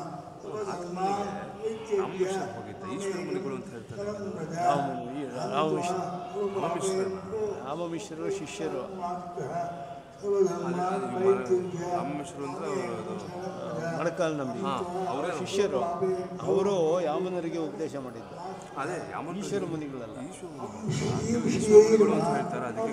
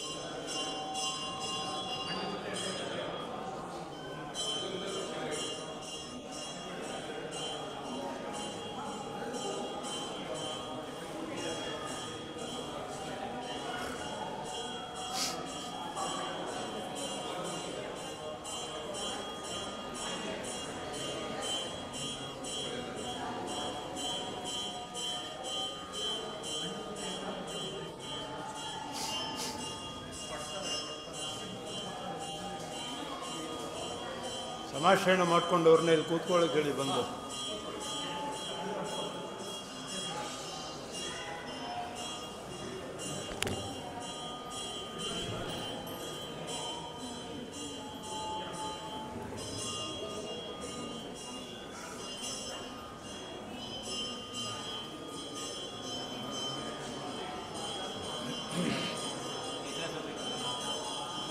ಒಂದು 5 ನಿಮಿಷ ಯತಿರಾಜ ಸಪ್ತತಿ ಬಗ್ಗೆ ಹೇಳಿಬಿಟ್ಟು ಆಮೇಲೆ ಸಮಾಶ್ರಣದ ಬಗ್ಗೆ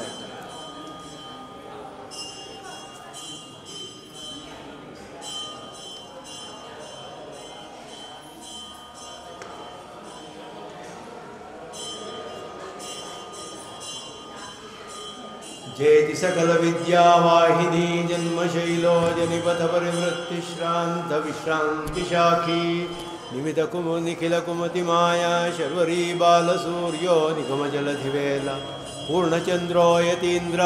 ಭಾಷ್ಯಕಾರನ್ನೆಲ್ಲ ಇಲ್ಲಿ ಅದ್ಭುತವಾಗಿ ದೃಷ್ಟಾಂತವನ್ನು ಕೊಡುವಾಗ ಅವರು ಒಂದು ದೊಡ್ಡ ಪರ್ವತ ಅಂತ ದೃಷ್ಟಾಂತ ಕೊಡ್ತಾರೆ. ಪರ್ವತದಿಂದ ನದಿಗಳೆಲ್ಲ ಹರಿದು ಲೋಕಕ್ಕೆಲ್ಲ ಯೋಗಕ್ಷೇಮವನ್ನು ಉಂಟು ಮಾಡೋ ಹಾಗೆ ಭಾಷಿಕಾರರಿಂದ ಎಲ್ಲ ವಿದ್ಯೆಗಳು ಹರಿದು ಬರ್ತಾ ಇದೆ ನದಿಗಳಂತೆ ಅಂತ ಹೇಳಿ, ಜಯತಿ ಸಕಲ ವಿದ್ಯಾವಾಹಿನಿ, ಎಲ್ಲ ವಿದ್ಯೆಗಳ ಪ್ರವಾಹವನ್ನು, ಸಾರಸ್ವತ ಪ್ರವಾಹವನ್ನು ಸುರಿಸ್ತಿರುವಂತಹ ದೊಡ್ಡ ಪರ್ವತ ಭಾಷ್ಯಕಾರರು. ಜನಿಪಥ ಪರಿವೃತ್ತಿಶ್ರಾಂತ ವಿಶ್ರಾಂತಿ ಶಾಖಿ ಎಂದರು. ಹಾಗೆಯೇ ಅವರು ಒಂದು ದೊಡ್ಡ ವೃಕ್ಷ, ಈ ಸಂಸಾರ ಪಥದಲ್ಲಿ ಬಂದು ಹೋಗಿ ಮಾಡ್ತಿರುವವರಿಗೆಲ್ಲ ವಿಶ್ರಾಂತಿಗೊಳ್ಳೋಕ್ಕೆ ಇರುವಂತಹ ಮಹಾವೃಕ್ಷದಂತೆ ಅವರು.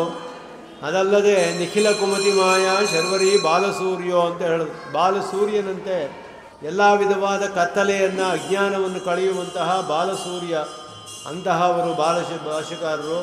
ನಿಗಮ ಜಲಧಿವೇಲ ಪೂರ್ಣಚಂದ್ರೋ ಯತೀಂದ್ರ ಅಂತ ಹೇಳಿದ್ರು. ಚಂದ್ರನಿಗೆ ಹೋಲಿಕೆ ಕೊಡ್ತಾರೆ. ಆದರೆ ಚಂದ್ರನಿಗೆ ಕಲೆಗಳೆಲ್ಲ ಹೆಚ್ಚು ಕಡಿಮೆ ಆಗುತ್ತೆ ಪಕ್ಷದಲ್ಲಿ, ಇವರು ಯಾವಾಗಲೂ ಪೂರ್ಣಚಂದ್ರರಾಗೇ ಇರ್ತಾರೆ. ನಿಗಮಗಳೆಲ್ಲ ಸಂತೋಷದಿಂದ ಉಕ್ಕುತ್ತಂತೆ ಭಾಷಿಕಾರರನ್ನು ನೋಡಿದ್ರೆ. ಆದ್ದರಿಂದ ಅರ್ಥಗಳೆಲ್ಲ ಸ್ಫುರಿಸುತ್ತೆ. ಹಾಗೆ ಎಲ್ಲರಿಗೂ, ಭಾಷಿಕಾರರನ್ನು ಆಶ್ರಯಿಸಿದವರಿಗೂ ಎಲ್ಲರಿಗೂ ಕೂಡ ಆ ರೀತಿ ಇರುವ ಅನುಗ್ರಹವನ್ನೆಲ್ಲ ಮಾಡ್ತಾರೆ ಅಂತ ಹೇಳಿ ಅದನ್ನು ಸ್ತೋತ್ರ ಮಾಡ್ತಾರೆ. ಅವರ ಒಂದು ಸೂಕ್ತಿಗಳೆಲ್ಲ ನಮಗೆ ಬುದ್ಧಿಗೆ ಸುಲಭವಾಗಿ ಗ್ರಹಿಸಕ್ಕೆ ಸಾಧ್ಯ ಅಂತ ಹೇಳ್ತಾರೆ. ಲಕ್ಷ್ಯಂ ಬುದ್ಧೇ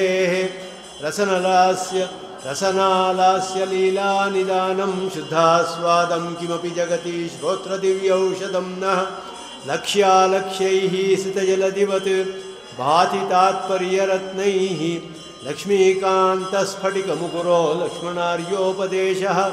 ಅವರ ಉಪದೇಶವು ಹೇಗೆ ಅಂತ ಹೇಳಿದ್ರೆ ಒಂದು ಸ್ಫಟಿಕದ ಕನ್ನಡಿಯಂತೆ ಅಂತೆ. ಅವರು ಸ್ಫಟಿಕ ಮುಕುರಃ ಅಂತ ಹೇಳಿದ್ರು. ಸ್ಫಟಿಕದ ಕನ್ನಡಿಯಂತೆ.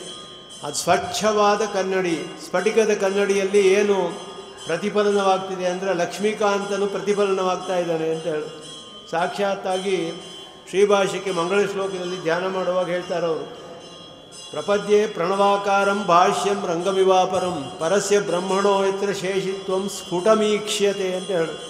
ಪರಬ್ರಹ್ಮನ ಶೇಷಿತ್ವವು ಸ್ಪಷ್ಟವಾಗಿ ಕಂಡು ಬರ್ತಾ ಇದೆ ಭಾಷ್ಯದಲ್ಲಿ. ಅಂತಹ ಸ್ಫಟಿಕ ಮುಕುರ. ಕನ್ನಡಿಯಲ್ಲಿಯೂ ದೋಷ ಇರಬಾರ್ದು, ಬಿಂಬದಲ್ಲಿಯೂ ದೋಷ ಇರಬಾರ್ದು, ಬಿಂಬವನ್ನು ಪ್ರತಿಬಿಂಬಿಸುವ ಸಾಮಗ್ರಿಯಲ್ಲಿಯೂ ದೋಷ ಇರಬಾರ್ದು. ಆಗ ಪ್ರತಿಬಿಂಬವು ಸ್ಪಷ್ಟವಾಗಿ ಕಾಣುತ್ತೆ. ಬಿಂಬವನ್ನು ನಾವು ನೇರವಾಗಿ ನೋಡೋಕ್ಕಾಗೋದಿಲ್ಲ ಪರಮಾತ್ಮನನ್ನು. ಆದರೆ ಇಲ್ಲಿ ಸಾಮಗ್ರಿ ಇದೆ, ಸಾಮಗ್ರಿ ಪರಿಶುದ್ಧವಾಗಿರಬೇಕು. ಪರಿಶುದ್ಧವಾಗಿದ್ದರೆ ಆ ಬಿಂಬದ ಪ್ರತಿಬಿಂಬ ಇದರಲ್ಲಿ ಚೆನ್ನಾಗಿ ನೋಡ್ಬೋದು ನಾವು. ಅಂತಹ ಪರಿಶುದ್ಧವಾದ ಸ್ಫಟಿಕ ಕನ್ನಡಿ ಭಾಷಿಕಾರರ ಸೂಕ್ತಿಗಳು, ಉಪದೇಶವು ಅದು ಒಂದು ಕನ್ನಡಿಯಂತೆ ಸಾಮಗ್ರಿ. ಅದರಲ್ಲಿ ಪರಮಾತ್ಮನ ಬಿಂಬವನ್ನು ನಾವು ನೋಡ್ಬೋದು, ಪ್ರತಿಬಿಂಬವನ್ನು ನೇರವಾಗಿ ನಮಗೆ ತೋರಿಸುತ್ತೆ ಅಂತ ಹೇಳ್ತಾರೆ. ಅಂತಹ ಆ ಒಂದು ಕ್ಷೀರ ಸಾಗರದಂತೆ ಪ್ರಕಾಶಪಡಿಸುತ್ತೆ. ತಾತ್ಪರ್ಯ ರತ್ನಗಳು ಅದರಲ್ಲಿ ಹುದುಗಿದೆ. ಕೆಲವು ನೇರವಾಗಿ ಕಾಣುತ್ತೆ, ಕೆಲವು ಆಳವಾಗಿದೆ. ಚೆನ್ನಾಗಿ ಅಧ್ಯಯನ ಮಾಡಿದ್ರೆ ನಾವು ಡೀಪ್ ಡೈವ್ ಮಾಡಬೇಕು. ಆವಾಗ ಅಲ್ಲಿ ಹುದುಗಿರುವ ರತ್ನಗಳನ್ನೆಲ್ಲ ತೆಗೆದು ನೋಡ್ಬೋದು ಅದರಲ್ಲಿ. ಆದ್ದರಿಂದ ಲಕ್ಷ್ಯಾಲಕ್ಷ್ಯೈಹಿ, ಕೆಲವು ನೇರವಾಗಿ ಕಾಣುತ್ತೆ, ಕೆಲವು ಒಳಗಡೆ ಹೋಗಿ ನೋಡಬೇಕು ನಾವು. ಆಳವಾದ ಅರ್ಥಗಳನ್ನುಳ್ಳಂತಹ ಅವರ ಗ್ರಂಥಗಳು. ಅದು ಶುದ್ಧಾಸ್ವಾದಂ ಅಂದರು. ಬಹಳ ಶುದ್ಧವಾಗಿ ರುಚಿಯಾಗಿದೆ.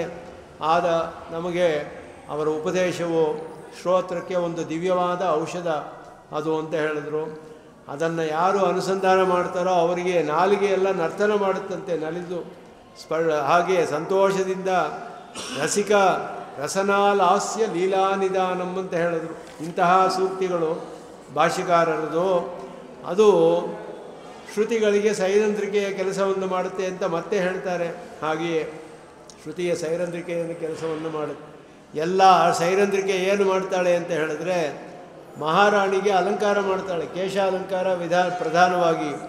ಆ ಕೇಶದಲ್ಲಿರುವ ಎಲ್ಲವನ್ನು ಬಿಡಿಸಿ, ಗಂಟೆಗಳನ್ನೆಲ್ಲ ಬಿಡಿಸಿ, ಪರಿಮಳವಾದ ದ್ರವ್ಯವನ್ನೆಲ್ಲ ಅದಕ್ಕೆ ಸವರಿ ಎಲ್ಲ ಮಾಡಿ, ಅದಕ್ಕೆ ಜಡೆ ಹಾಕಿ ಎಲ್ಲ ಮಾಡಿ ಅಲಂಕಾರ ಮಾಡ್ತಾಳೆ ಸೈರಂಧ್ರಿಕೆ ಶ್ರುತಿಗೆ. ಭಾಷಿಕಾರರು ಹಾಗೆ ಇಲ್ಲಿದ್ದ ಗಂಟುಗಳೆಲ್ಲ ಭೇದ ಅಭೇದ ಎಲ್ಲ ಶ್ರುತಿಗಳು, ಎಲ್ಲ ಘಟಕ ಶ್ರುತಿಗಳು, ಅದು ಇದು ಎಲ್ಲ ಇತ್ತು. ಎಲ್ಲ ಅದನ್ನು ಬಿಡಿಸಿ ಎಲ್ಲವನ್ನು ಸೇರಿಸಿ ಏಕಾರ್ಥತೆಯನ್ನು ಉಂಟು ಮಾಡ್ತಾರೆ. ಅದರೊಡನೆ ಸಕಲ ಕಲ್ಯಾಣ ಗುಣ, ನಿರ್ಗುಣ ಬ್ರಹ್ಮವನ್ನೇ ತತ್ವ ಅಂತ ಹೇಳಿದ್ರು. ಪರಮಾತ್ಮನಿಗೆ ಸಕಲ ಕಲ್ಯಾಣ ಗುಣಾಕರನಾದವನು ಅಂತ ಹೇಳಿ ಆ ಪರಮಾತ್ಮನನ್ನು ಸ್ಥಾಪನೆ ಮಾಡಿ ಎಲ್ಲ ಮಾಡಿ ಈ ರೀತಿ ಅವರು ಮಾಡಿರುವುದು ಒಂದು ಸೈರಂಧ್ರಿಕೆ ಕೆಲಸವನ್ನು ಮಾಡ್ತಾ ಇದೆ ಅಂತ ಹೇಳ್ತಾರೆ ಅವರು ಎಲ್ಲವನ್ನು ಶ್ರುತಿಯ ಸಮಷ್ಟಿಯನ್ನು ತಮ್ಮ ಮುಷ್ಟಿಯಲ್ಲಿ ಇಟ್ಕೊಂಡಿದ್ರು ಅಂತ ಹೇಳ್ತಾರೆ ಅವರು ಸೂಕ್ತಿಗಳಿಂದ. ಸುಧಾಶನ ಸುದುರ್ಗ್ರಹ ಶ್ರುತಿ ಸಮಷ್ಟಿ ಮುಷ್ಟಿಂಧಯ. ದೇವತೆಗಳಿಗೂ ತಿಳಿಯೋಕ್ಕೆ ಸಾಧ್ಯವಿಲ್ಲ ಅಂತಹ ಶ್ರುತಿ ಸಮಷ್ಟಿಯನ್ನು ತಮ್ಮ ಮುಷ್ಟಿಯಲ್ಲಿ ಇಟ್ಕೊಂಡಿದ್ರು. ವೇದಾರ್ಥ ಸಂಗ್ರಹದಲ್ಲಿ ಆರಂಭ ವಾಕ್ಯದಲ್ಲಿ ಹೇಳ್ತಾರೆ ಅವರು, ಅಶೇಷ ಜಗದ್ಧಿತ ಅನುಶಾಸನ ಶ್ರುತಿ ನಿಖರ ಶಿರಸಿ ಸಮಧಿಗತೋ ಎಂ ಅರ್ಥ ಅಂತ ಹೇಳೋದು. ಸಕಲ ಜಗತ್ತಿಗೂ ಹಿತವನ್ನೇ ಉಂಟು ಮಾಡೋಕ್ಕೆ ಬಂದಿರುವಂತಹ ಶ್ರುತಿಯ ಸಕಲ ಶ್ರುತಿಗಳು ಶ್ರುತಿ ನಿಖರ, ಅದರ ಶಿರಸ್ಸಿನಲ್ಲಿ ಉಪನಿಷತ್ತುಗಳಲ್ಲಿ ಸಮಧಿಗತೋ ಎಂ ಅರ್ಥ, ಚೆನ್ನಾಗಿ ತಿಳಿದು ಬರುವ ಅರ್ಥ ಏನು ಒಂದು ವಾಕ್ಯದಲ್ಲಿ ಹೇಳ್ತಾರೆ. ಜೀವಪರ ಯಾಥಾತ್ಮ್ಯ ಜ್ಞಾನಪೂರ್ವಕ ವರ್ಣಾಶ್ರಮ ಇತಿ ಕರ್ತವ್ಯತಾಕ ಪರಮಪುರುಷ ಚರಣಯುಗಳ ಧ್ಯಾನ ಅರ್ಚನ ಪ್ರಣಾಮಾದಿ ಅತ್ಯರ್ಥ ಪ್ರಿಯ ತತ್ಪ್ರಾಪ್ತಿಫಲ ಅಂತ ಹೇಳಿ ಒಂದು ವಾಕ್ಯದಲ್ಲಿ ಸಕಲ ಶ್ರುತಿಗಳ ಸಾರಾರ್ಥವನ್ನು ತೆಗೆದು ಹೇಳ್ತಾರೆ. ಹಾಗೆ ಶ್ರುತಿ ಸಮಷ್ಟಿ ಮುಷ್ಟಿಂಧಯ ಅಂತ ಹೇಳಿ ದೇವತೆಗಳಿಗೂ ದೇವೈರತ್ರಾಪಿ ವಿಚಿಕಿತ್ಸಿತಂ ಕಿಲ ಯಮ ಹೇಳ್ತಾನೆ ನಚಿಕೇತನಿಗೆ. ದೇವತೆಗಳಿಗೆ ಇಂದು ಸಂದೇಹಪ ಈ ವಿಷಯದಲ್ಲಿ, ಮೋಕ್ಷದ ವಿಷಯದಲ್ಲಿ ಅಂತ ಹೇಳಿಬಿಟ್ಟು ಶ್ರುತಿಯೂ ಹೇಳಿಬಿಡ್ತು, ಉಪನಿಷತ್ತು ಹೇಳುತ್ತೆ. ನಾವು ನಮ್ಮನ್ನು ಓಮಿಥ್ಯಾತ್ಮಾನಂಯುಂಜೀತೆ ತದ್ವೈ ಮಹೋಪನಿಷದಂ ದೇವಾನಾಂ ಗುಹ್ಯಂ. ಮಹೋಪನಿಷತ್ತಿದು ಬಹಳ ರಹಸ್ಯವಾದ ಜ್ಞಾನ, ದೇವತೆಗಳಿಗೂ ಗುಹ್ಯವಾದದ್ದು. ದೇವಾನಾಂ ಗುಹ್ಯಂ ಅಂತ ಶ್ರುತಿಯೇ ಹೇಳಿಬಿಡ್ತು. ಅಂತಹ ಸುಧಾಶನ ಸುದುರ್ಗ್ರಹ, ಸುಧಾ ಅಂದರೆ ಅಮೃತವನ್ನು ತಿಂತಾರಲ್ಲ ಆ ದೇವತೆಗಳಿಗೂ ಗ್ರಹಿಸೋಕ್ಕೆ ಸಾಧ್ಯವಿಲ್ಲದಂತಹ ಶ್ರುತಿ ಸಮಷ್ಟಿ ಮುಷ್ಟಿಂಧಯ ಅಂತ ಹೇಳಿದ್ರು. ಕಥಾಹ ವಮಸೌಗತಾನ್ ಕಪಟಸೌಗತಾನ್ ಖಂಡಯನ್.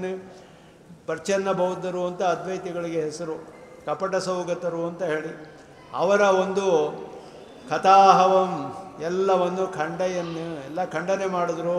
ಲಘು ಪೂರ್ವಪಕ್ಷ, ಲಘು ಸಿದ್ಧಾಂತ, ಮಹಾಸಿದ್ಧಾಂತದಲ್ಲೆಲ್ಲ ಎಲ್ಲ ಅನುಪಪತ್ತಿಗಳನ್ನೆಲ್ಲ ತೋರಿಸಿ ಅದನ್ನೆಲ್ಲ ಖಂಡನೆ ಮಾಡಿ ಮುಕುಂದ ಗುಣಮೌಕ್ತಿಕ ಪ್ರಕರ ಸೂಕ್ತಿಭಿ ಸಗುಣ ಬ್ರಹ್ಮನನ್ನು ಸ್ಥಾಪನೆ ಮಾಡೋದು. ಪ್ರಧಾನವಾಗಿ ಅವರು ಮಾಡಿದ್ದು ನಿರ್ಗುಣ ಬ್ರಹ್ಮ ನಿರಾಕರಣೆ ಮಾಡಿ ಸಗುಣ ಬ್ರಹ್ಮವನ್ನು. ವೇದದಲ್ಲಿ ಕರ್ಮಕಾಂಡಕ್ಕೂ ಜ್ಞಾನಕಾಂಡಕ್ಕೂ ವಿರೋಧ ಇಲ್ಲ.